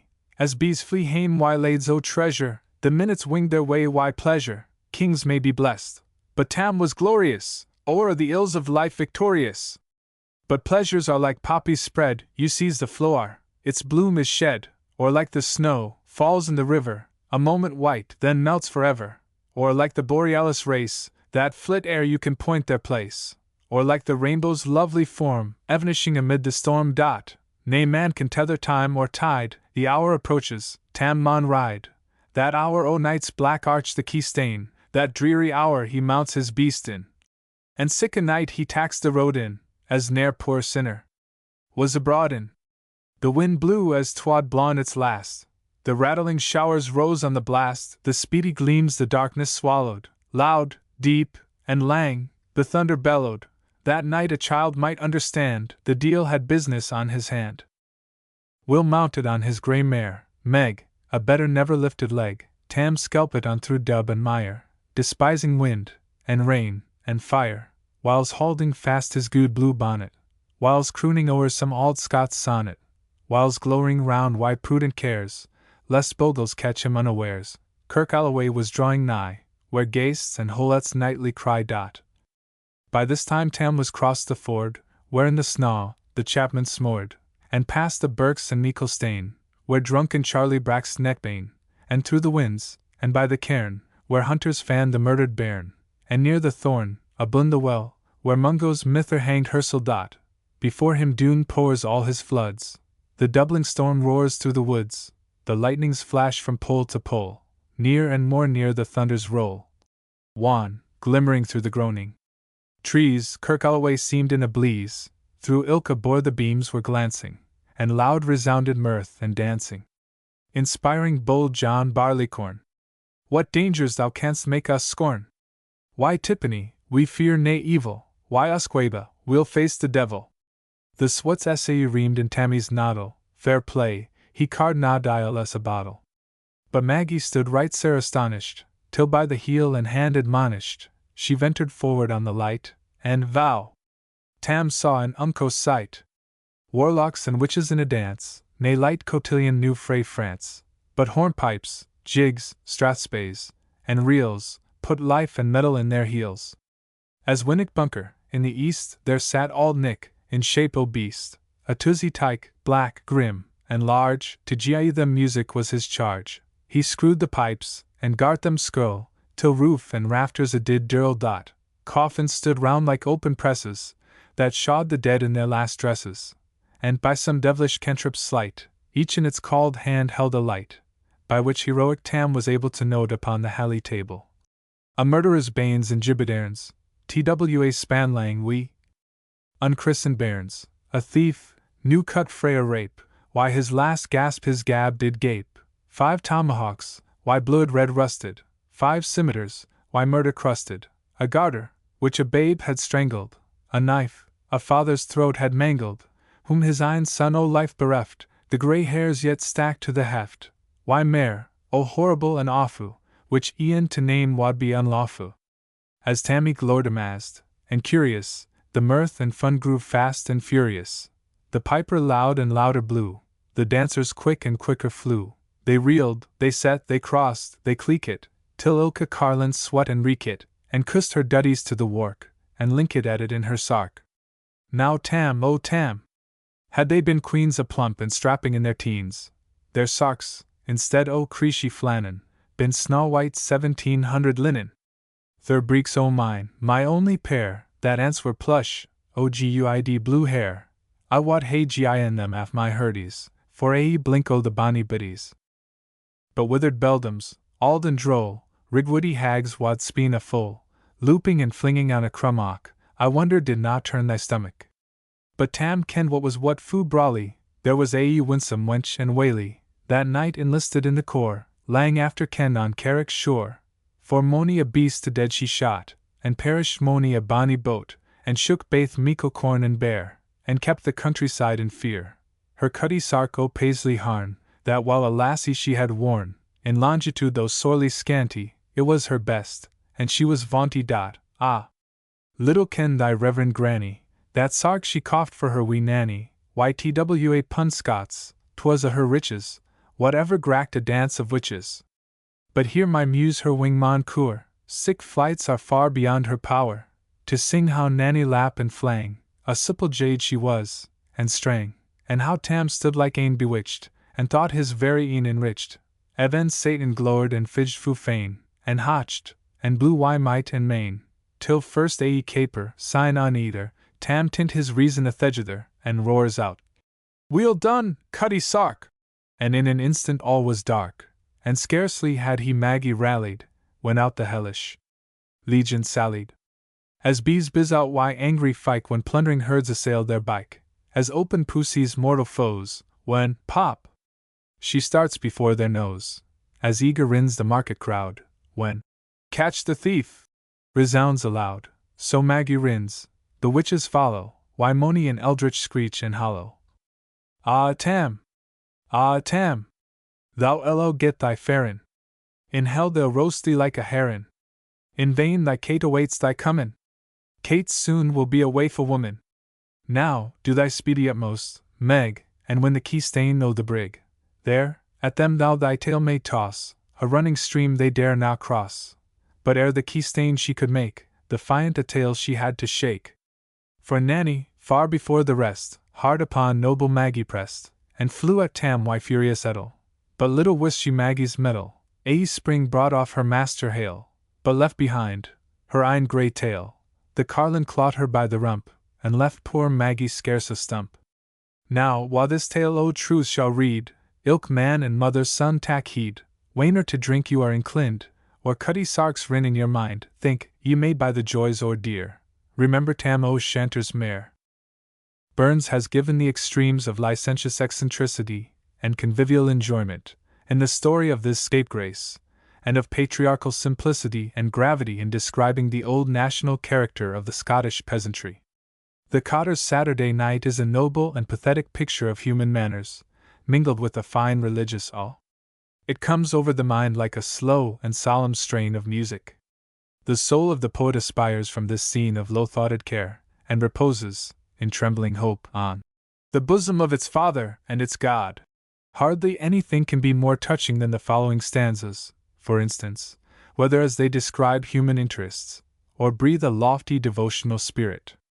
The toil-worn cotter frae his labor goes, this night his weekly moil is at an end, collects his spades, his mattocks, and his hoes, hoping the morn in ease and rest to spend, and weary, o'er the moor, his course does hameward bend. At length his lonely cot appears in view, beneath the shelter of an aged tree, expectant wee things, toddlin', stalk through to meet their dad, why flicterin' noise and glee. His weebit ingle, blinkin' bonily, his clean hearth stain, his thrifty wifey's smile, the lisping infant, prattling on his knee, does a his weary carking cares beguile, and makes him quite forget his labor and his toil. Belive, the elder bairns come drapping in, at service out, amang the farmer's ruin, some say the plough, some herd, some tent rin a canny errand to a neighbor town, their eldest hope, their Jenny, woman grown, in youthful bloom, love sparkling in her ee, comes hame, perhaps, to shoe a brawn new gown, or deposit her sair 1 penny fee, to help her parents dear, if they in hardship be. Why joy unfeigned, brothers and sisters meet, and each for others' welfare kindly speers, the social hours, swift-winged, unnautic fleet, each tells the uncles that he sees or hears, the parents, partial, are their hopeful years, anticipation forward points the view. The mither, why her needle and her shears, gars auld clays look amazed as wheels the new, the father mixes a why admonition due. But hark! A rap comes gently to the door. Jenny, wha kens the meaning o' the same, tells how a neebor lad came o'er the moor, to do some errands, and convoy her hame. The wily mother sees the conscious flame sparkle in Jenny's ee, and flush her cheek, with heart-struck, anxious care, inquires his name, while Jenny Halflands is afraid to speak. Will please the mother hears its nay wild, worthless rake. Why kindly welcome, Jenny brings him Ben, a strap-pen youth. He tacks the mother's eye. Blithe Jenny sees the visits no ill ta'en. The father cracks of horses, pluffs, and kai. The youngster's artless heart o'erflows wide joy, but blate and lathe scarce can will behave. The mother, why a woman's wiles, can spy what makes the youth sae bashful and sae grave. Will please to think her bairns respected like the lave. But now the supper crowns their simple board, the hilsome parritch, chief o' Scotia's food, the soup their only hawkie does afford, that yont the Halland snugly chows her could, the dame brings forth, in complimental mood, to grace the lad, her Wilhain Quebec, fell, and aft he's pressed, and aft he ca's a guid, the frugal wifey, garrulous, will tell, how 'twas a tome on auld, sin lint was I the bell.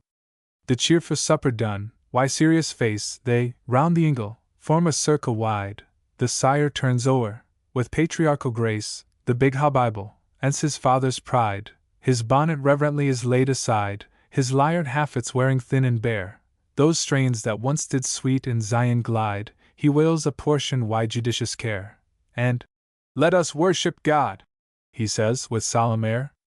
They chant their artless notes in simple guise, they tune their hearts, by far the noblest aim.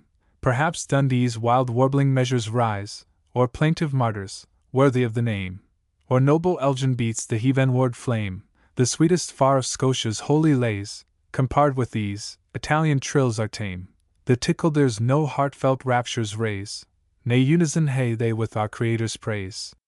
Burns's poetical epistles to his friends are admirable, whether for the touches of satire, the painting of character, or the sincerity of friendship they display.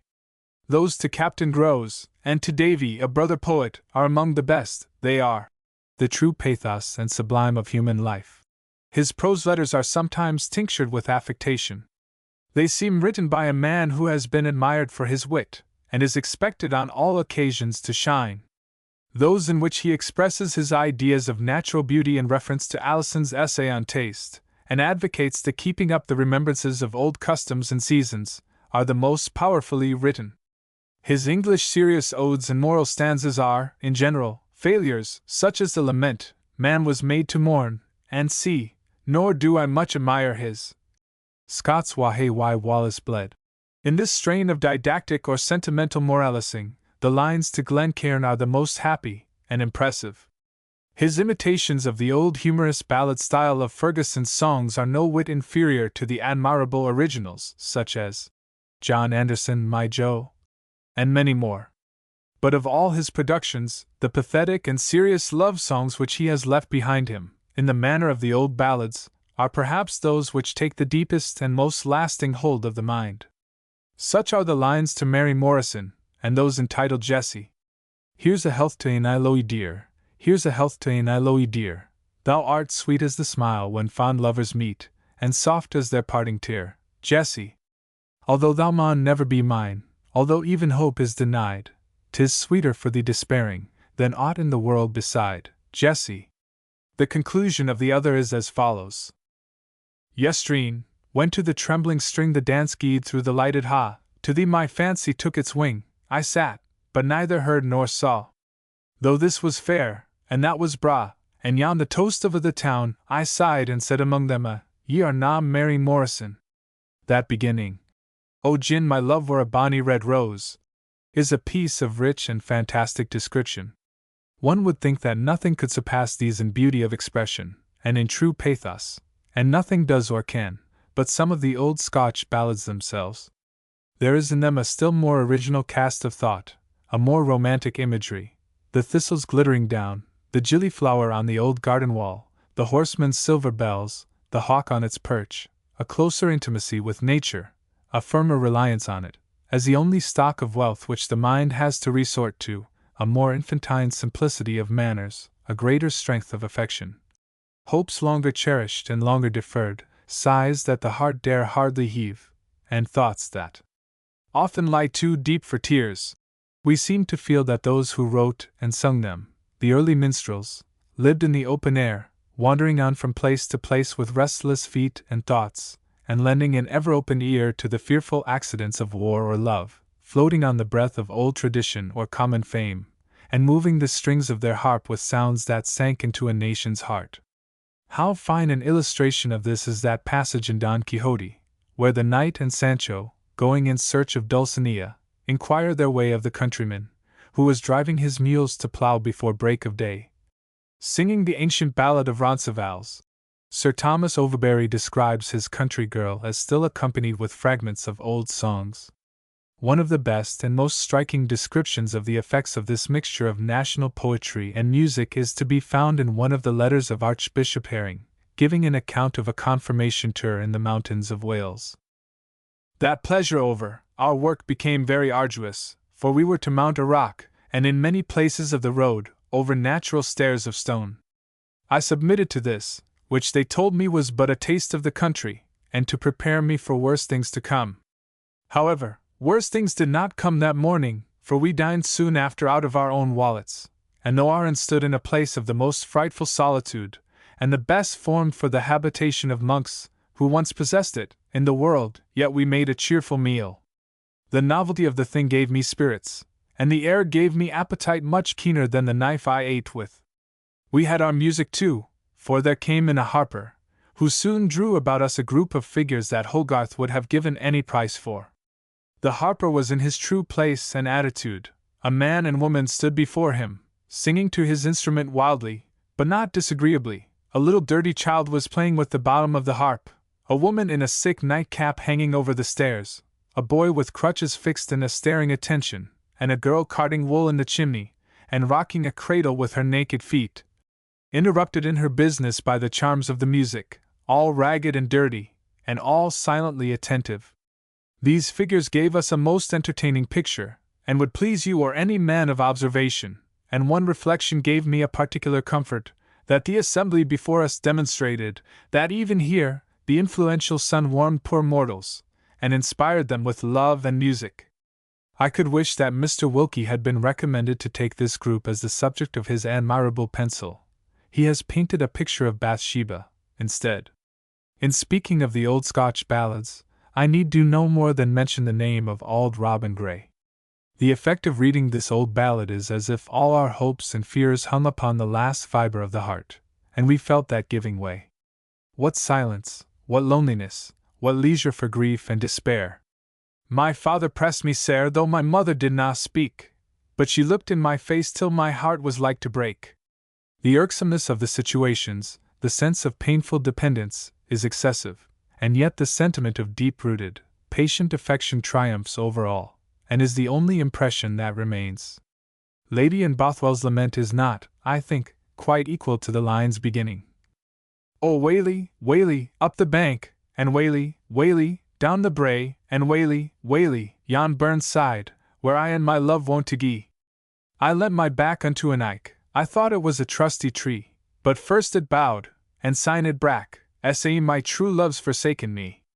O waly, waly, love is bonny, a little time while it is new, but when it's auld, it waxeth cauld, and fades owa like the morning dew.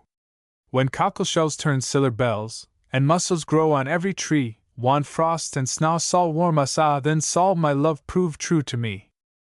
Now Arthur's seat sall be my bed, the sheets sall ne'er be fylde by me, Saint Anton's well sall be my drink, since my true love's forsaken me. Martinmas wind, when wilt thou blaw, and shake the green leaves aff the tree? O gentle death, whan wilt thou come, and tak a life that wearies me? 'Tis not the frost that freezes sae, nor blawing snaws inclemency, 'tis not sick called, that makes me cry, but my love's heart grown called to me. When we came in by Glasgow town, we were a comely sight to see, my love was clad in black velvet, and I myself in cramacy. But had I wist before I kissed, that love had been sae hard to win, I'd locked my heart in case of gowd, and pinned it with a siller pin. And oh, if my poor babe were born, and set upon the nurse's knee, and I missile in the cold grave, since my true love has forsaken me. The finest modern imitation of this style is the Braes of Yarrow, and perhaps the finest subject for a story of the same kind in any modern book is that told in Turner's History of England, of a Mahometan woman, who having fallen in love with an English merchant, the father of Thomas à Becket, followed him all the way to England, knowing only the word London, and the name of her lover, Gilbert. But to have done with this, which is rather too serious a subject. The old English ballads are of a gayer and more lively turn. They are adventurous and romantic, but they relate chiefly to good living and good fellowship, to drinking and hunting scenes. Robin Hood is the chief of these, and he still, in imagination, haunts Sherwood Forest. The archers green glimmer under the waving branches. The print on the grass remains where they have just finished their noontide meal under the greenwood tree, and the echo of their bugle horn and twanging bows resounds through the tangled mazes of the forest, as the tall slim deer glances startled by. The trees in Sherwood Forest are old and good. The grass beneath them now is dimly green. Are they deserted all? Is no young mean, with loose slung bugle, met within the wood? No arrow found, foiled of its antlered food, struck in the oak's rude side, is there not seen to mark the revelries which there have been, in the sweet days of merry Robin Hood? Go there with summer, and with evening, go in the soft shadows, like some wandering man, and thou shalt far amid the forest know the archermen in green, with belt and bow, feasting on pheasant, riverfowl, and swan, with Robin at their head, and Marian. 9. ____9, Sonnet on Sherwood Forest, by J. H. Reynolds, ESQ ____. Lecture 8. On the Living Poets. No more of talk where God or angel guest with man, as with his friend, familiar us to sit indulgent. Genius is the heir of fame, but the hard condition on which the bright reversion must be earned is the loss of life. Fame is the recompense not of the living, but of the dead. The temple of fame stands upon the grave. The flame that burns upon its altars is kindled from the ashes of great men. Fame itself is immortal, but it is not begot till the breath of genius is extinguished. For fame is not popularity, the shout of the multitude, the idle buzz of fashion, the venal puff, the soothing flattery of favor or of friendship, but it is the spirit of a man surviving himself in the minds and thoughts of other men, undying and imperishable. It is the power which the intellect exercises over the intellect, and the lasting homage which is paid to it, as such, independently of time and circumstances, purified from partiality and evil speaking. Fame is the sound which the stream of high thoughts, carried down to future ages, makes as it flows, deep, distant, murmuring evermore like the waters of the mighty ocean. He who has ears truly touched to this music is in a manner deaf to the voice of popularity. The love of fame differs from mere vanity in this, that the one is immediate and personal, the other ideal and abstracted. It is not the direct and gross homage paid to himself, that the lover of true fame seeks or is proud of, but the indirect and pure homage paid to the eternal forms of truth and beauty as they are reflected in his mind, that gives him confidence and hope. The love of nature is the first thing in the mind of the true poet, the admiration of himself the last. A man of genius cannot well be a coxcomb, for his mind is too full of other things to be much occupied with his own person. He who is conscious of great powers in himself has also a high standard of excellence with which to compare his efforts. He appeals also to a test and judge of merit, which is the highest, but which is too remote, grave, and impartial, to flatter his self-love extravagantly, or puff him up with intolerable and vain conceit. This, indeed, is one test of genius and of real greatness of mind, whether a man can wait patiently and calmly for the award of posterity, satisfied with the unwearied exercise of his faculties, retired within the sanctuary of his own thoughts, or whether he is eager to forestall his own immortality, and mortgage it for a newspaper puff. He who thinks much of himself will be in danger of being forgotten by the rest of the world. He who is always trying to lay violent hands on reputation will not secure the best and most lasting. If the restless candidate for praise takes no pleasure, no sincere and heartfelt delight in his works, but as they are admired and applauded by others, what should others see in them to admire or applaud? They cannot be expected to admire them because they are his, but for the truth and nature contained in them, which must first be inly felt and copied with severe delight, from the love of truth and nature, before it can ever appear there. Was Raphael, think you, when he painted his pictures of the Virgin and Child in all their inconceivable truth and beauty of expression, thinking most of his subject or of himself? Do you suppose that Titian, when he painted a landscape, was pluming himself on being thought the finest colorist in the world, or making himself so by looking at nature? Do you imagine that Shakespeare, when he wrote Lear or Othello, was thinking of anything but Lear and Othello? Or that Mr. Kean, when he plays these characters, is thinking of the audience? No, he who would be great in the eyes of others must first learn to be nothing in his own. The love of fame, as it enters at times into his mind, is only another name for the love of excellence, or it is the ambition to attain the highest excellence, sanctioned by the highest authority, that of time. Those minds, then, which are the most entitled to expect it, can best put up with the postponement of their claims to lasting fame. They can afford to wait. They are not afraid that truth and nature will ever wear out, will lose their gloss with novelty, or their effect with fashion. If their works have the seeds of immortality in them, they will live. If they have not, they care little about them as theirs. They do not complain of the start which others have got of them in the race of everlasting renown, or of the impossibility of attaining the honors which time alone can give, during the term of their natural lives. They know that no applause, however loud and violent, can anticipate or overrule the judgment of posterity, that the opinion of no one individual, nor of any one generation, can have the weight, the authority, to say nothing of the force of sympathy and prejudice, which must belong to that of successive generations. The brightest living reputation cannot be equally imposing to the imagination, with that which is covered and rendered venerable with the horror of innumerable ages. No modern production can have the same atmosphere of sentiment around it, as the remains of classical antiquity. But then our moderns may console themselves with the reflection that they will be old in their turn, and will either be remembered with still increasing honors, or quite forgotten. I would speak of the living poets as I have spoken of the dead, for I think highly of many of them, but I cannot speak of them with the same reverence, because I do not feel it, with the same confidence, because I cannot have the same authority to sanction my opinion. I cannot be absolutely certain that anybody, 20 years hence, will think anything about any of them, but we may be pretty sure that Milton and Shakespeare will be remembered 20 years hence. We are, therefore, not without excuse if we husband our enthusiasm a little, and do not prematurely lay out our whole stock in untried ventures, and what may turn out to be false bottoms. I have myself outlived one generation of favorite poets, the Darwins, the Haleys, the Sewards.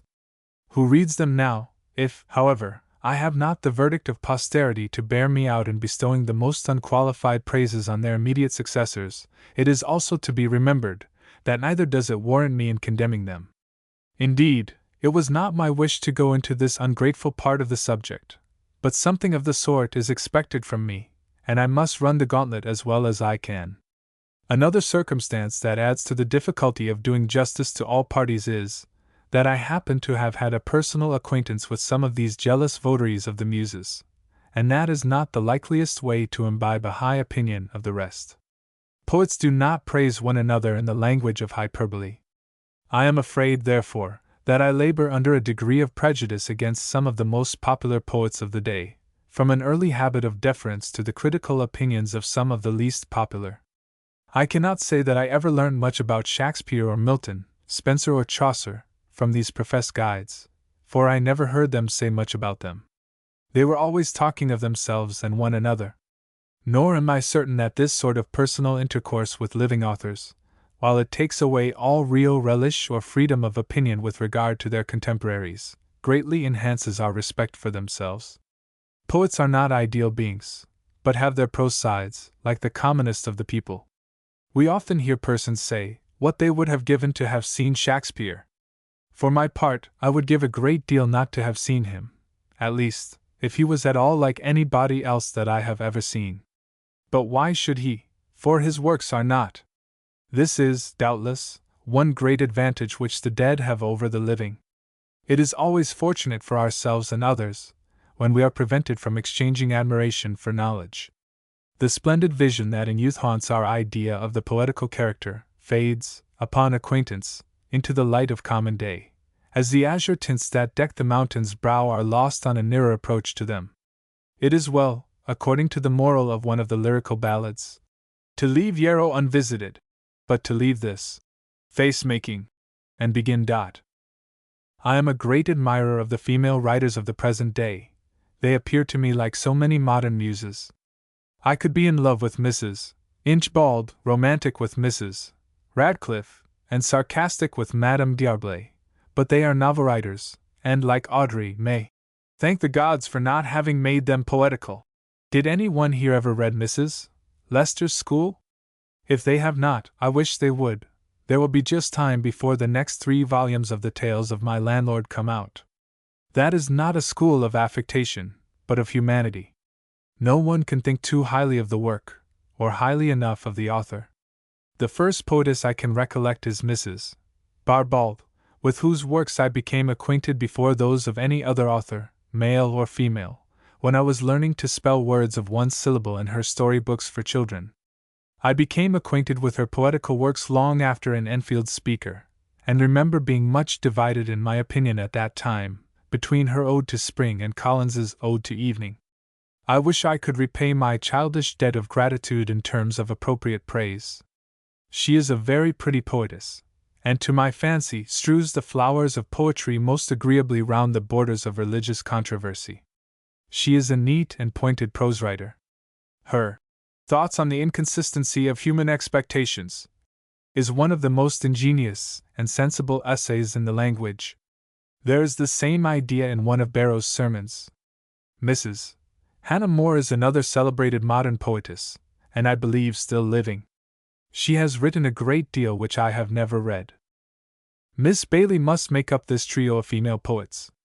Her tragedies and comedies, one of each to illustrate each of the passions, separately from the rest, are heresies in the dramatic art. She is a Unitarian in poetry. With her the passions are, like the French Republic, one and indivisible. They are not so in nature or in Shakespeare. Mr. Southey has, I believe, somewhere expressed an opinion, that the Basil of Miss Bailey is superior to Romeo and Juliet. I shall not stay to contradict him. On the other hand, I prefer her de Montfort, which was condemned on the stage, to some later tragedies, which have been more fortunate, to the Remorse, Bertram, and lastly, Fazio. There is in the chief character of that play a nerve, a continued unity of interest, a setness of purpose and precision of outline which John Kemble alone was capable of giving, and there is all the grace which women have in writing. In saying that de Montfort was a character which just suited Mr. Kemble, I mean to pay a compliment to both. He was not a man of no mark or likelihood, and what he could be supposed to do particularly well must have a meaning in it. As to the other tragedies just mentioned, there is no reason why any common actor should not make mouths in them at the invisible event, one as well as another. Having thus expressed my sense of the merits of this authoress, I must add that her Comedy of the Election, performed last summer at the Lyceum with indifferent success, appears to me the perfection of baby house theatricals. Everything in it has such a demi-good air, is so insipid and amiable. Virtue seems such a pretty playing at make-believe, and vice is such a naughty word. It is a theory of some French author that little girls ought not to be suffered to have dolls to play with, to call them pretty dears, to admire their black eyes and cherry cheeks, to lament and bewail over them if they fall down and hurt their faces, to praise them when they are good, and scold them when they are naughty. It is a school of affectation. Miss Bailey has profited of it. She treats her grown men and women as little girls treat their dolls, makes moral puppets of them, pulls the wires, and they talk virtue and act vice, according to their cue and the title prefixed to each comedy or tragedy, not from any real passions of their own, or love either of virtue or vice. The transition from these to Mr. Rogers's Pleasures of Memory is not far. He is a very ladylike poet. He is an elegant, but feeble writer.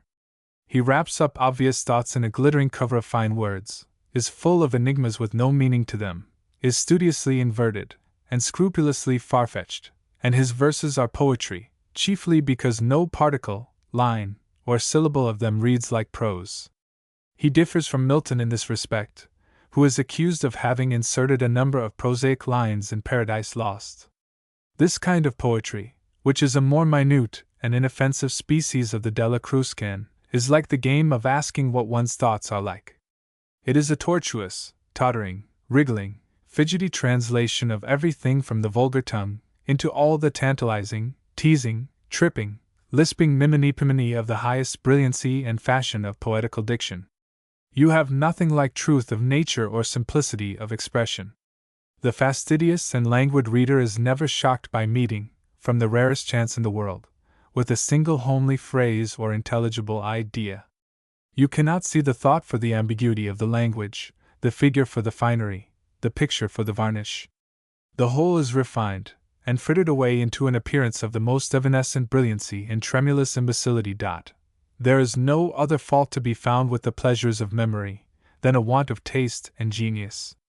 The sentiments are amiable, and the notes at the end highly interesting, particularly the one relating to the Countess Pillar, as it is called, between Appleby and Penrith, erected, as the inscription tells, the thoughtful traveller, by and Countess of Pembroke, in the year 1648, in memory of her last parting with her good and pious mother in the same place in the year 1616.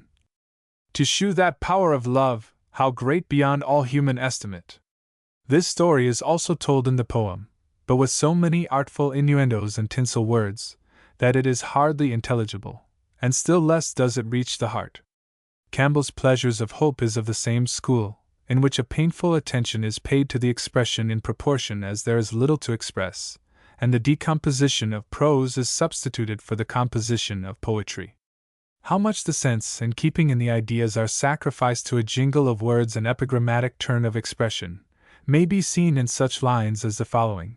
One of the characters, an old invalid, wishes to end his days under some hamlet shade, to yield his sickly form health in the breeze, and shelter in the storm. Now the antithesis here totally fails, for it is the breeze, and not the tree, or as it is quaintly expressed, hamlet shade, that affords health, though it is the tree that affords shelter in or from the storm. Instances of the same sort of curiosa infelicitas are not rare in this author. His verses on the Battle of Hohenlinden have considerable spirit and animation. His Gertrude of Wyoming is his principal performance. It is a kind of historical paraphrase of Mr. Wordsworth's poem of Ruth. It shews little power, or power enervated by extreme fastidiousness. It is of outward show elaborate, of inward less exact. There are painters who trust more to the setting of their pictures than to the truth of the likeness. Mr. Campbell always seems to me to be thinking how his poetry will look when it comes to be hot pressed on superfine wove paper, to have a disproportionate eye to points and commas, and dread of errors of the press. He is so afraid of doing wrong, of making the smallest mistake, that he does little or nothing. Lest he should wander irretrievably from the right path, he stands still. He writes according to established etiquette. He offers the muses no violence. If he lights upon a good thought, he immediately drops it for fear of spoiling a good thing. When he launches a sentiment that you think will float him triumphantly for once to the bottom of the stanza, he stops short at the end of the first or second line, and stands shivering on the brink of beauty, afraid to trust himself to the fathomless abyss. Tutus nimium, timidus procellarum. His very circumspection betrays him. The poet, as well as the woman, that deliberates, is undone. He is much like a man whose heart fails him just as he is going up in a balloon, and who breaks his neck by flinging himself out of it when it is too late. Mr. Campbell too often maims and mangles his ideas before they are full formed, to fit them to the procust bed of criticism, or strangles his intellectual offspring in the birth, lest they should come to an untimely end in the Edinburgh Review. He plays the hypercritic on himself, and starves his genius to death from a needless apprehension of a plethora. No writer who thinks habitually of the critics, either to tremble at their censures or set them at defiance, can write well. It is the business of reviewers to watch poets, not of poets to watch reviewers. There is one admirable simile in this poem, of the European child brought by the sooty Indian in his hand. Like morning brought by night. The love scenes in Gertrude of Wyoming breathe a balmy voluptuousness of sentiment, but they are generally broken off in the middle. They are like the scent of a bank of violets, faint and rich, which the gale suddenly conveys in a different direction. Mr. Campbell is careful of his own reputation, and economical of the pleasures of his readers. He treats them as the fox in the fable treated his guest the stork, or, to use his own expression, his fine things are like angels' visits, few and far between. 10. There is another fault in this poem, which is the mechanical structure of the fable. The most striking events occur in the shape of antitheses. The story is cut into the form of a parallelogram. There is the same systematic alternation of good and evil, of violence and repose, that there is of light and shade in a picture. The Indian, who is the chief agent in the interest of the poem, vanishes and returns after long intervals, like the periodical revolutions of the planets. He unexpectedly appears just in the nick of time, after years of absence, and without any known reason but the convenience of the author and the astonishment of the reader, as if nature were a machine constructed on a principle of complete contrast, to produce a theatrical effect. Nisi deus intersit, nisi dignus venice nodus. Mr. Campbell's savage never appears but upon great occasions, and then his punctuality is preternatural and alarming. He is the most wonderful instance on record of poetical reliability. The most dreadful mischiefs happen at the most mortifying moments, and when your expectations are wound up to the highest pitch, you are sure to have them knocked on the head by a premeditated and remorseless stroke of the poet's pen. This is done so often for the convenience of the author, that in the end it ceases to be for the satisfaction of the reader. _____. 10. There is the same idea in Blair's Grave. Its visits, like those of angels, short and far between. Mr. Campbell, in altering the expression, has spoiled it. Few and far between are the same thing. ______. Tom Moore is a poet of a quite different stamp. He is as heedless, gay, and prodigal of his poetical wealth, as the other is careful, reserved, and parsimonious. The genius of both is national. Mr. Moore's muse is another Ariel, as light, as tricksy, as indefatigable, and as humane as spirit. His fancy is forever on the wing, flutters in the gale, glitters in the sun. Everything lives, moves, and sparkles in his poetry, while over all love waves his purple light. His thoughts are as restless, as many, and as bright as the insects that people the sun's beam. So work the honey-bees, extracting liquid sweets from opening buds. So the butterfly expands its wings to the idle air, so the thistle's silver down is wafted over summer seas. An airy voyager on life's stream, his mind inhales the fragrance of 1,000 shores, and drinks of endless pleasures under halcyon skies. Wherever his footsteps tend over the enameled ground of fairy fiction. Around him the bees in play flutter and cluster, and gaudy butterflies frolic around. The fault of Mr. Moore is an exuberance of involuntary power. His facility of production lessens the effect of, and hangs as a dead weight upon, what he produces. His levity at last oppresses. The infinite delight he takes in such an infinite number of things creates indifference in minds less susceptible of pleasure than his own. He exhausts attention by being inexhaustible. His variety cloys, his rapidity dazzles and distracts the sight. The graceful ease with which he lends himself to every subject, the genial spirit with which he indulges in every sentiment, prevents him from giving their full force to the masses of things, from connecting them into a whole. He wants intensity, strength, and grandeur. His mind does not brood over the great and permanent, it glances over the surfaces, the first impressions of things, instead of grappling with the deep-rooted prejudices of the mind, its inveterate habits, and that perilous stuff that weighs upon the heart. His pen, as it is rapid and fanciful, wants momentum and passion. It requires the same principle to make us thoroughly like poetry, that makes us like ourselves so well, the feeling of continued identity. The impressions of Mr. Moore's poetry are detached, desultory, and physical. Its gorgeous colors brighten and fade like the rainbows. Its sweetness evaporates like the effluvia exhaled from beds of flowers. His gay laughing style, which relates to the immediate pleasures of love or wine, is better than his sentimental and romantic vein. His Irish melodies are not free from affectation and a certain sickliness of pretension. His serious descriptions are apt to run into flowery tenderness. His pathos sometimes melts into a mawkish sensibility, or crystallizes into all the prettinesses of allegorical language and glittering hardness of external imagery. But he has wit at will, and of the first quality. His satirical and burlesque poetry is his best, it is first rate. His twopenny post-bag is a perfect nest of spicery, where the cayenne is not spared. The politician there sharpens the poet's pen. In this, too, our bard resembles the bee, he has its honey and its sting. Mr. Moore ought not to have written Lalla Rookh, even for 3,000 guineas. His fame is worth more than that. He should have minded the advice of Fadhladine. It is not, however, a failure, so much as an evasion and a consequent disappointment of public expectation. He should have left it to others to break conventions with nations, and faith with the world. He should, at any rate, have kept his with the public. Lalla Rookh is not what people wanted to see whether Mr. Moore could do, namely, whether he could write a long epic poem. It is 4 short tales.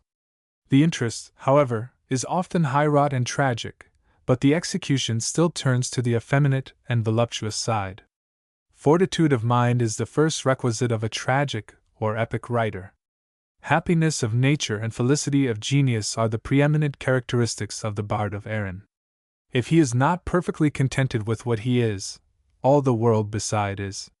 He had no temptation to risk anything in adding to the love and admiration of his age, and more than one country.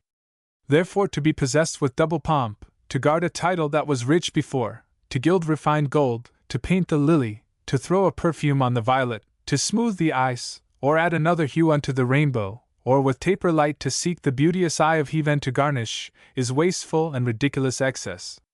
The same might be said of Mr. Moore seeking to bind an epic crown, or the shadow of one, round his other laurels.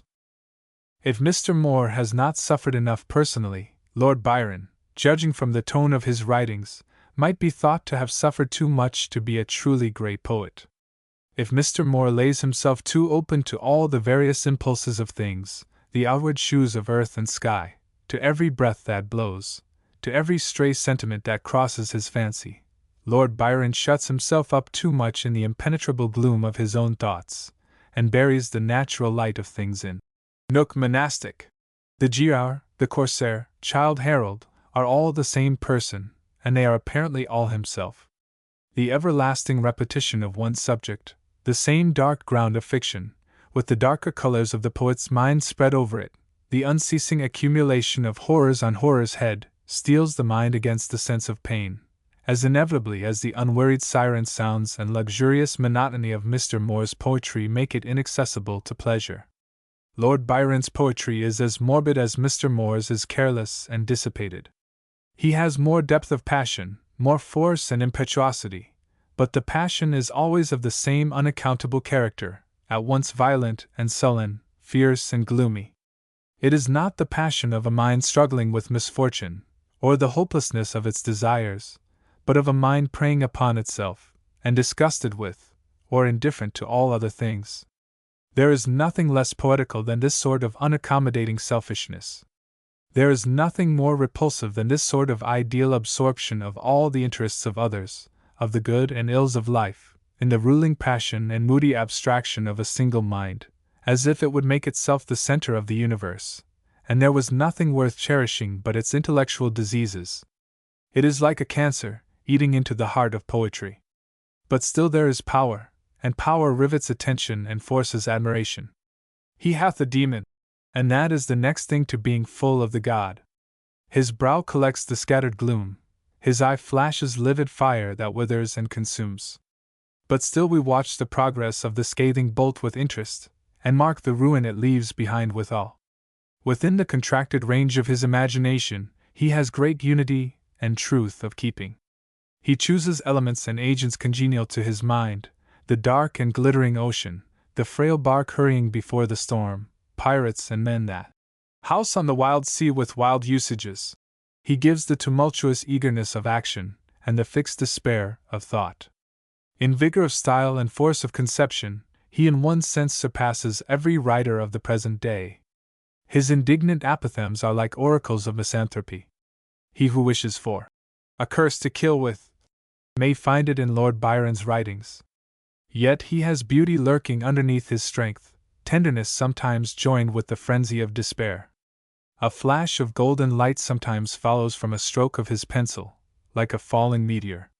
The flowers that adorn his poetry bloom over charnel houses and the grave.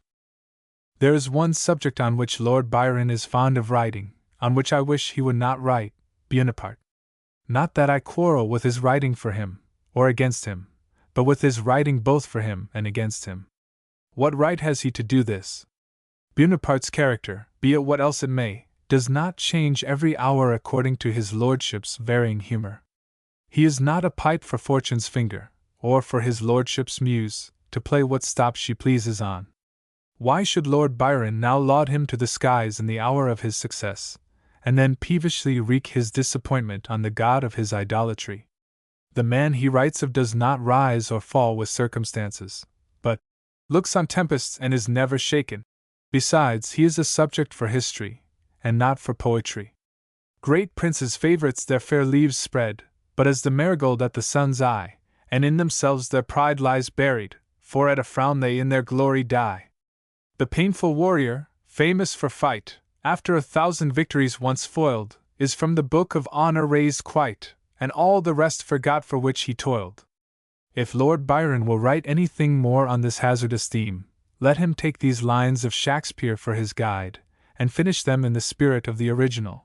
They will then be worthy of the subject. Walter Scott is the most popular of all the poets of the present day, and deservedly so. He describes that which is most easily and generally understood with more vivacity and effect than anybody else. He has no excellences, either of a lofty or recondite kind, which lie beyond the reach of the most ordinary capacity to find out, but he has all the good qualities which all the world agree to understand. His style is clear, flowing, and transparent. His sentiments, of which his style is an easy and natural medium, are common to him with his readers. He has none of Mr. Wordsworth's idiosyncrasy. He differs from his readers only in a greater range of knowledge and facility of expression. His poetry belongs to the class of improvisatory poetry. It has neither depth, height, nor breadth in it, either uncommon strength, nor uncommon refinement of thought, sentiment, or language. It has no originality. But if this author has no research, no moving power in his own breast, he relies with the greater safety and success on the force of his subject. He selects a story such as is sure to please, full of incidents, characters, peculiar manners, costume, and scenery, and he tells it in a way that can offend no one. He never wearies or disappoints you. He is communicative and garrulous, but he is not his own hero. He never obtrudes himself on your notice to prevent your seeing the subject. What passes in the poem passes much as it would have done in reality. The author has little or nothing to do with it. Mr. Scott has great intuitive power of fancy, great vividness of pencil in placing external objects and events before the eye. The force of his mind is picturesque, rather than moral. He gives more of the features of nature than the soul of passion. He conveys the distinct outlines and visible changes in outward objects, rather than their mortal consequences. He is very inferior to Lord Byron in intense passion, to Moore in delightful fancy, to Mr. Wordsworth in profound sentiment, but he has more picturesque power than any of them. That is, he places the objects themselves, about which they might feel and think, in a much more striking point of view, with greater variety of dress and attitude, and with more local truth of coloring. His imagery is Gothic and grotesque. The manners and actions have the interest and curiosity belonging to a wild country and a distant period of time. Few descriptions have a more complete reality, a more striking appearance of life and motion, than that of the warriors in The Lady of the Lake, who start up at the command of Roderick Dhu, from their concealment under the fern, and disappear again in an instant. The Lay of the Last Minstrel and Marmion are the first, and perhaps the best of his works. The Goblin Page, in the first of these, is a very interesting and inscrutable little personage. In reading these poems, I confess I am a little disconcerted, in turning over the page, to find Mr. Westall's pictures, which always seem facsimiles of the persons represented, with ancient costume and a theatrical air. This may be a compliment to Mr. Westall, but it is not one to Walter Scott. The truth is, there is a modern air in the midst of the antiquarian research of Mr. Scott's poetry. It is history or tradition in masquerade. Not only the crust of old words and images is worn off with time, the substance is grown comparatively light and worthless. The forms are old and uncouth, but the spirit is effeminate and frivolous. This is a deduction from the praise I have given to his pencil for extreme fidelity, though it has been no obstacle to its drawing-room success. He has just hit the town between the romantic and the fashionable, and between the two, secured all classes of readers on his side. In a word, I conceive that he is to the great poet what an excellent mimic is to a great actor. There is no determinate impression left on the mind by reading his poetry. It has no results.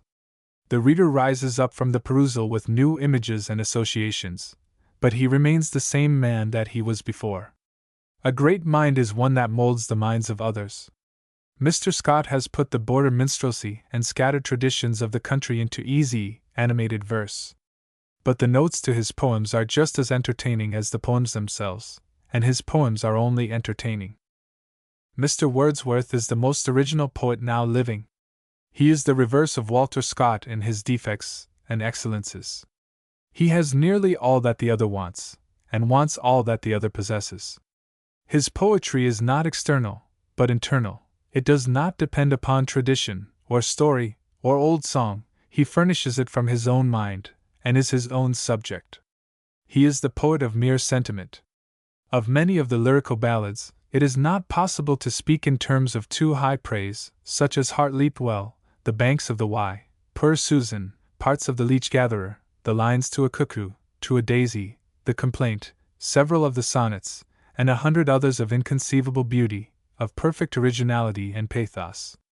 They open a finer and deeper vein of thought and feeling than any poet in modern times has done, or attempted. He has produced a deeper impression, and on a smaller circle, than any other of his contemporaries. His powers have been mistaken by the age, nor does he exactly understand them himself. He cannot form a whole. He has not the constructive faculty. He can give only the fine tones of thought, drawn from his mind by accident or nature, like the sounds drawn from the Olin harp by the wandering gale. He is totally deficient in all the machinery of poetry. His excursion, taken as a whole, notwithstanding the noble materials thrown away in it, is a proof of this. The line labors, the sentiment moves slow, but the poem stands stock still. The reader makes no way from the first line to the last. It is more than anything in the world like Robinson Crusoe's boat, which would have been an excellent good boat, and would have carried him to the other side of the globe, but that he could not get it out of the sand where it stuck fast. I did what little I could to help to launch it at the time, but it would not do. I am not, however, one of those who laugh at the attempts or failures of men of genius. It is not my way to cry, "Long life to the conqueror!"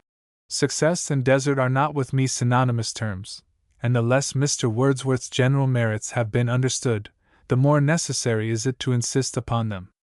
This is not the place to repeat what I have already said on the subject. The reader may turn to it in the Round Table. I do not think, however, there is anything in the larger poem equal to many of the detached pieces in the lyrical ballads. As Mr. Wordsworth's poems have been little known to the public, or chiefly through garbled extracts from them, I will here give an entire poem, one that has always been a favorite with me, that the reader may know what it is that the admirers of this author find to be delighted with in his poetry. Those who do not feel the beauty and the force of it may save themselves the trouble of inquiring farther. Heart Leaped Well. The knight had ridden down from Wensley Moor with the slow motion of a summer's cloud. He turned aside towards a vassal's door, and, "Bring another horse!" he cried aloud. "Another horse!" That shout the vassal heard, and saddled his best steed, a comely grey. Sir Walter mounted him. He was the third which he had mounted on that glorious day. Joy sparkled in the prancing courser's eyes. The horse and horseman are a happy pair. But though Sir Walter like a falcon flies, there is a doleful silence in the air. A rout this morning left Sir Walter's hall, that as they galloped made the echoes roar. But horse and man are vanished, one and all. Such race, I think, was never seen before. Sir Walter, restless as a veering wind, calls to the few tired dogs that yet remain. Brock, Swift, and Music, noblest of their kind, follow, and up the weary mountain strain. The knight hallooed, he chid and cheered them on with suppliant gestures and upbraidings stern. But breath and eyesight fail, and one by one the dogs are stretched among the mountain fern. Where is the throng, the tumult of the race? The bugles that so joyfully were blown? This chase it looks not like an earthly chase. Sir Walter and the hart are left alone. The poor hart toils along the mountain side. I will not stop to tell how far he fled, nor will I mention by what death he died. But now the knight beholds him lying dead. Dismounting then, he leaned against a thorn. He had no follower, dog, nor man, nor boy. He neither smacked his whip, nor blew his horn, but gazed upon the spoil with silent joy.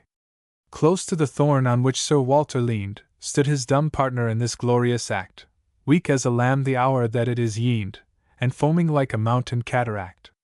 Upon his side the hart was lying stretched, his nose half touched a spring beneath a hill, and with the last deep groan his breath had fetched the waters of the spring were trembling still.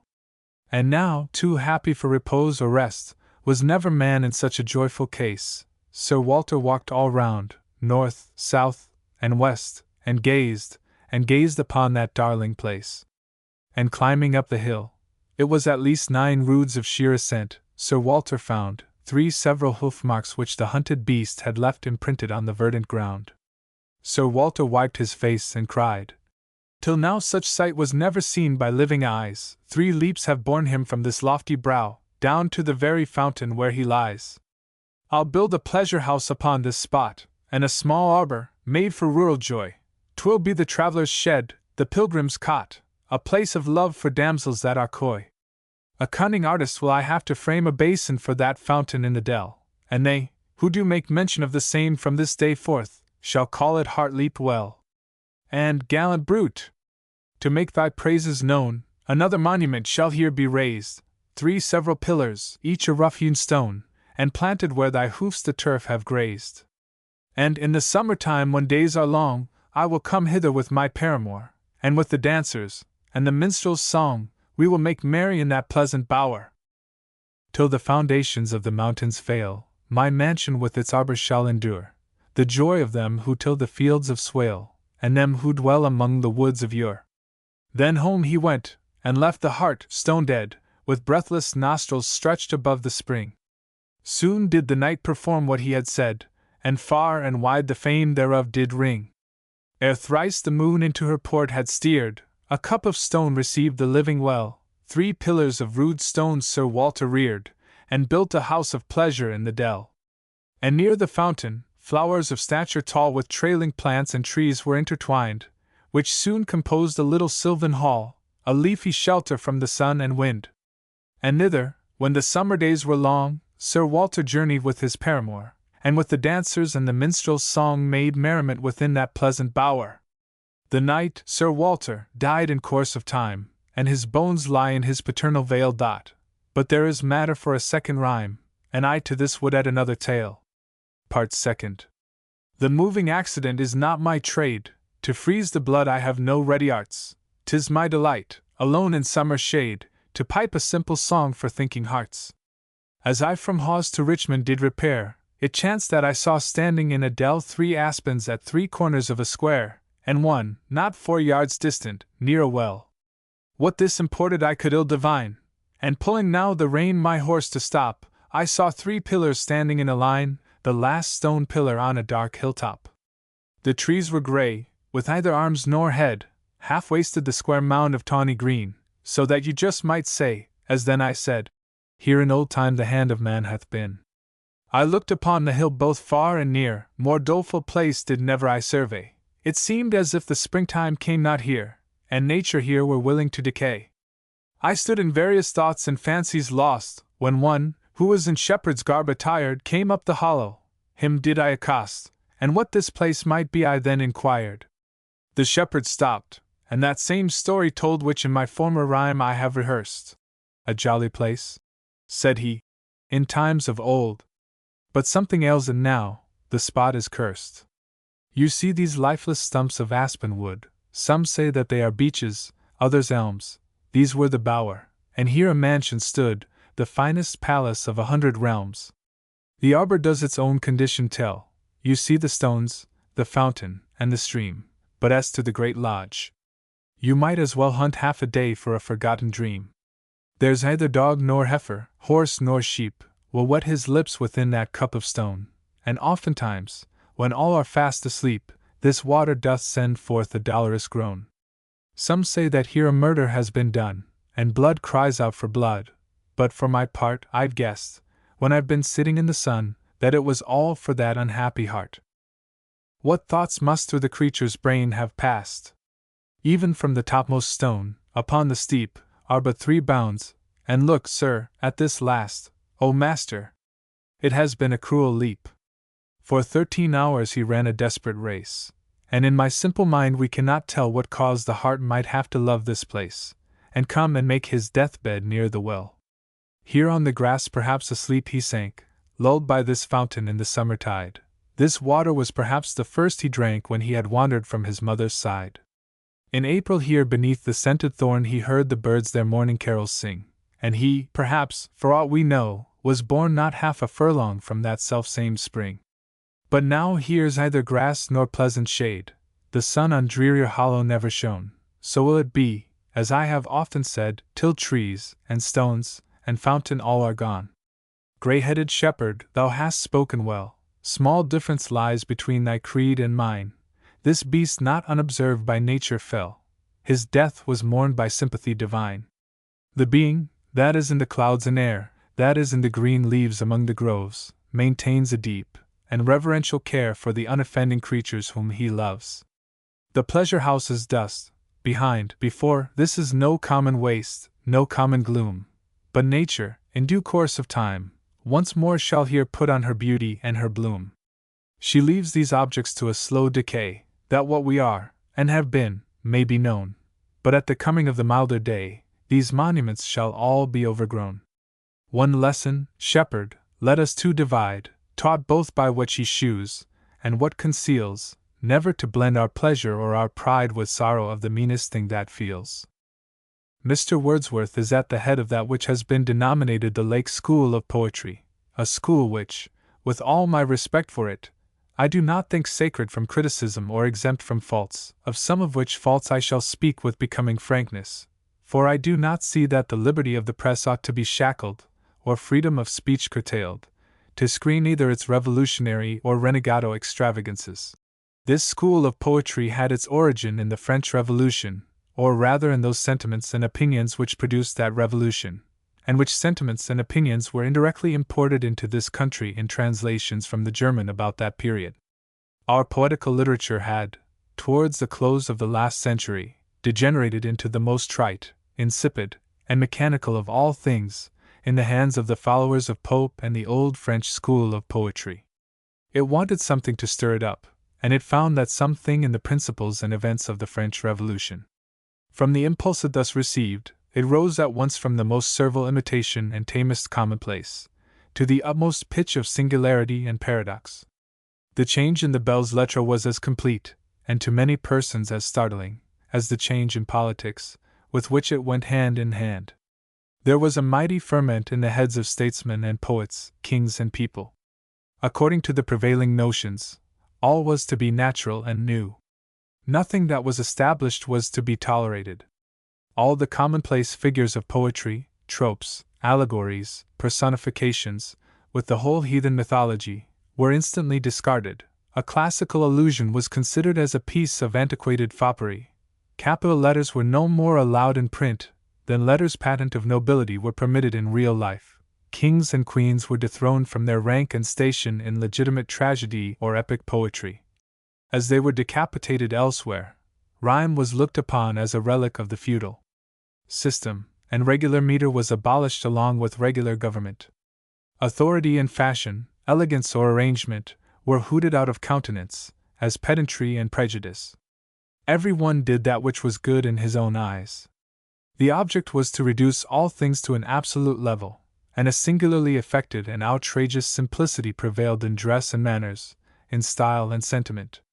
A striking effect produced where it was least expected, something new and original, no matter whether good, bad, or indifferent, whether mean or lofty, extravagant or childish, was all that was aimed at, or considered as compatible with sound philosophy and an age of reason. The licentiousness grew extreme, Coryat's crudities were nothing to it. The world was to be turned topsy-turvy, and poetry, by the goodwill of our Adam wits, was to share its fate and begin de novo. It was a time of promise, a renewal of the world and of letters, and the Deucalions, who were to perform this feat of regeneration, were the present poet laureate and the two authors of the lyrical ballads. The Germans, who made heroes of robbers, and honest women of cast-off mistresses, had already exhausted the extravagant and marvelous in sentiment and situation. Our native writers adopted a wonderful simplicity of style and matter. The paradox they set out with was, that all things are by nature equally fit subjects for poetry, or that if there is any preference to be given, those that are the meanest and most unpromising are the best, as they leave the greatest scope for the unbounded stores of thought and fancy in the writer's own mind. Poetry had with them neither buttress nor coigny of vantage to make its pendant bed and procreant cradle. It was not borne so high, its airy buildeth in the cedar's top, and dallies with the wind, and scorns the sun. It grew like a mushroom out of the ground, or was hidden in it like a truffle, which it required a particular sagacity and industry to find out and dig up. They founded the new school on a principle of sheer humanity, on pure nature void of art. It could not be said of these sweeping reformers and dictators in the Republic of Letters that, in their train walked crowns and coronets, that realms and islands, like plates, dropped from their pockets. But they were surrounded, in company with the Muses, by a mixed rabble of idle apprentices and Botany Bay convicts, female vagrants, gypsies, meek daughters in the family of Christ, of idiot boys and mad mothers, and after them owls and night ravens flew. They scorned degrees, priority, and place, insisture, course, proportion, season, form, office, and custom in all line of order.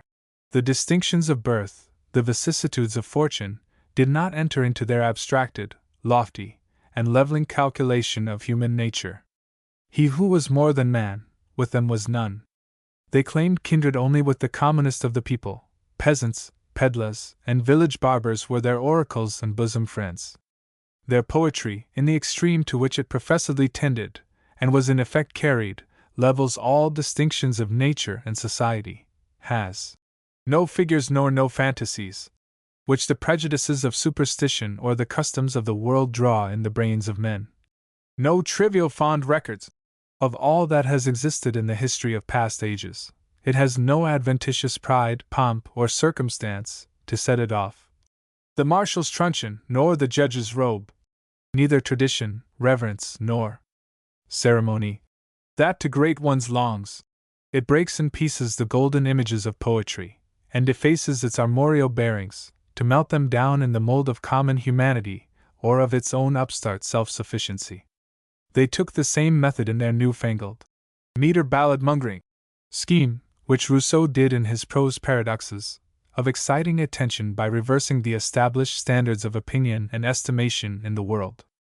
They were for bringing poetry back to its primitive simplicity and state of nature, as he was for bringing society back to the savage state, so that the only thing remarkable left in the world by this change would be the persons who had produced it. A thorough adept in this school of poetry and philanthropy is jealous of all excellence but his own. He does not even like to share his reputation with his subject, for he would have it all proceed from his own power and originality of mind. Such a one is slow to admire anything that is admirable, feels no interest in what is most interesting to others, no grandeur in anything grand, no beauty in anything beautiful. He tolerates only what he himself creates. He sympathizes only with what can enter into no competition with him, with the bare trees and mountains bare, and grass in the green field. He sees nothing but himself and the universe. He hates all greatness and all pretensions to it, whether well or ill-founded. His egotism is in some respects a madness, for he scorns even the admiration of himself, thinking it a presumption in any one to suppose that he has taste or sense enough to understand him. He hates all science and all art. He hates chemistry, he hates conchology, he hates Voltaire, he hates Sir Isaac Newton, he hates wisdom, he hates wit, he hates metaphysics, which he says are unintelligible, and yet he would be thought to understand them. He hates prose, he hates all poetry but his own, he hates the dialogues in Shakespeare, he hates music, dancing, and painting, he hates Rubens, he hates Rembrandt. He hates Raphael, he hates Titian, he hates Van Dyck, he hates the antique, he hates the Apollo Belvedere, he hates the Venus of Medicis. This is the reason that so few people take an interest in his writings, because he takes an interest in nothing that others do. The effect has been perceived as something odd, but the cause or principle has never been distinctly traced to its source before, as far as I know. The proofs are to be found everywhere, in Mr. Southey's Botany Bay Eclogues, in his book of songs and sonnets, his odes and inscriptions, so well parroted in the Anti-Jacobin Review, in his Joan of Arc, and last, though not least, in his Wat Tyler. When Adam delved and Eve span, where was then the gentleman? Or the poet laureate either, we may ask? In Mr. Coleridge's Ode to an Ass's Foal, in his Lines to Sarah, his religious musings, and in his and Mr. Wordsworth's lyrical ballads, pass him. Of Mr. Southey's larger epics, I have but a faint recollection at this distance of time, but all that I remember of them is mechanical and extravagant, heavy and superficial. His affected, disjointed style is well imitated in the Rejected Addresses. The difference between him and Sir Richard Blackmore seems to be that the one is heavy and the other light, the one solemn and the other pragmatical, the one phlegmatic and the other flippant, and that there is no Gay in the present time to give a catalogue raisonné of the performances of the living undertaker of epics. Kihama is a loose, sprawling figure, such as we see cut out of wood or paper, and pulled or jerked with wire or thread, to make sudden and surprising motions, without meaning, grace, or nature in them. By far the best of his works are some of his shorter personal compositions, in which there is an ironical mixture of the quaint and serious, such as his lines on a picture of Gaspar Poussin, the fine tale of Gualberto, his description of a pig, and the holly tree, which is an affecting, beautiful, and modest retrospect on his own character. May the aspiration with which it concludes be fulfilled. 11. But the little he has done of true and sterling excellence is overloaded by the quantity of indifferent matter which he turns out every year, prosing or versing, with equally mechanical and irresistible facility. His essays, or political and moral disquisitions, are not so full of original matter as Montaigne's. They are second or third-rate compositions in that class. _____ 11. O reader! Hast thou ever stood to see the holly tree? The eye that contemplates it well perceives its glossy leaves, ordered by an intelligence so wise as might confound the atheist's sophistries. Below, a circling fence, its leaves are seen wrinkled and keen, no grazing cattle through their prickly round can reach to wound, but as they grow where nothing is to fear, smooth and unarmed the pointless leaves appear. I love to view these things with curious eyes, and moralize, and in the wisdom of the holly tree can emblems see wherewith perchance to make a pleasant rhyme, such as may profit in the after time. So, though abroad perchance I might appear harsh and austere, to those who on my leisure would intrude reserved and rude, gentle at home amid my friends I'd be, like the high leaves upon the holly tree. And should my youth, as youth is apt I know, some harshness show, all vain asperities I day by day would wear away, till the smooth temper of my age should be like the high leaves upon the holly tree. And as when all the summer trees are seen so bright and green, the holly leaves their fadeless hues display less bright than they. But when the bare and wintry woods we see, what then so cheerful as the holly tree? So serious should my youth appear among the thoughtless throng, so would I seem amid the young and gay more grave than they, that in my age as cheerful I might be as the green winter of the holly tree. _____. It remains that I should say a few words of Mr. Coleridge, and there is no one who has a better right to say what he thinks of him than I have. Is there here any dear friend of Caesar? To him I say, that Brutus's love to Caesar was no less than his. But no matter. His Ancient Mariner is his most remarkable performance, and the only one that I could point out to any one as giving an adequate idea of his great natural powers. It is High German, however, and in it he seems to conceive of poetry but as a drunken dream, reckless, careless, and heedless of past, present, and to come. His tragedies, for he has written two, are not answerable to it. They are, except a few poetical passages, drawling sentiment and metaphysical jargon. He has no genuine dramatic talent. There is one fine passage in his Christobal, that which contains the description of the quarrel between Sir Leoline and Sir Roland de Vaux of Triermain, who had been friends in youth. Alas! They had been friends in youth, but whispering tongues can poison truth, and constancy lives in realms above, and life is thorny, and youth is vain, and to be wroth with one we love doth work like madness in the brain, and thus it chanked as I divine, with Roland and Sir Leoline. Each spake words of high disdain, and insult to his heart's best brother, and parted ne'er to meet again. But neither ever found another to free the hollow heart from paining. They stood aloof, the scars remaining, like cliffs which had been rent asunder. A dreary sea now flows between, but neither heat, nor frost, nor thunder, shall wholly do away, I ween, the marks of that which once hath been. Sir Leoline a moment's space stood gazing on the damsel's face, and the youthful lord of Triermain came back upon his heart again. It might seem insidious if I were to praise his ode entitled Fire, Famine, and Slaughter, as an effusion of high poetical enthusiasm and strong political feeling. His sonnet to Schiller conveys a fine compliment to the author of The Robbers, and an equally fine idea of the state of youthful enthusiasm in which he composed it. Schiller!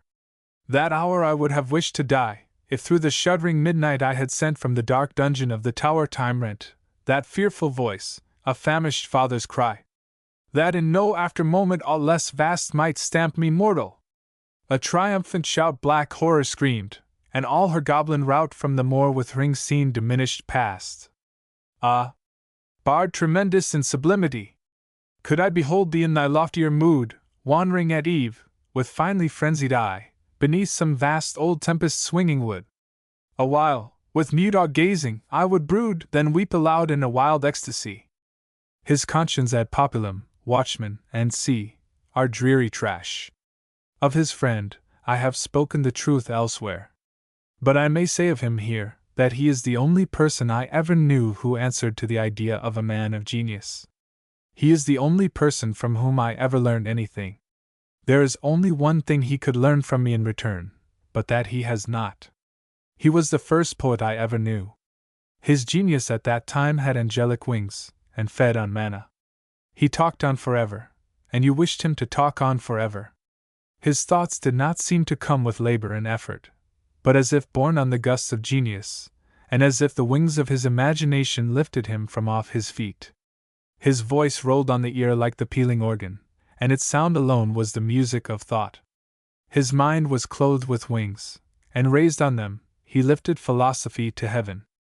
In his descriptions you then saw the progress of human happiness and liberty in bright and never-ending succession, like the steps of Jacob's ladder, with airy shapes ascending and descending, and with the voice of God at the top of the ladder.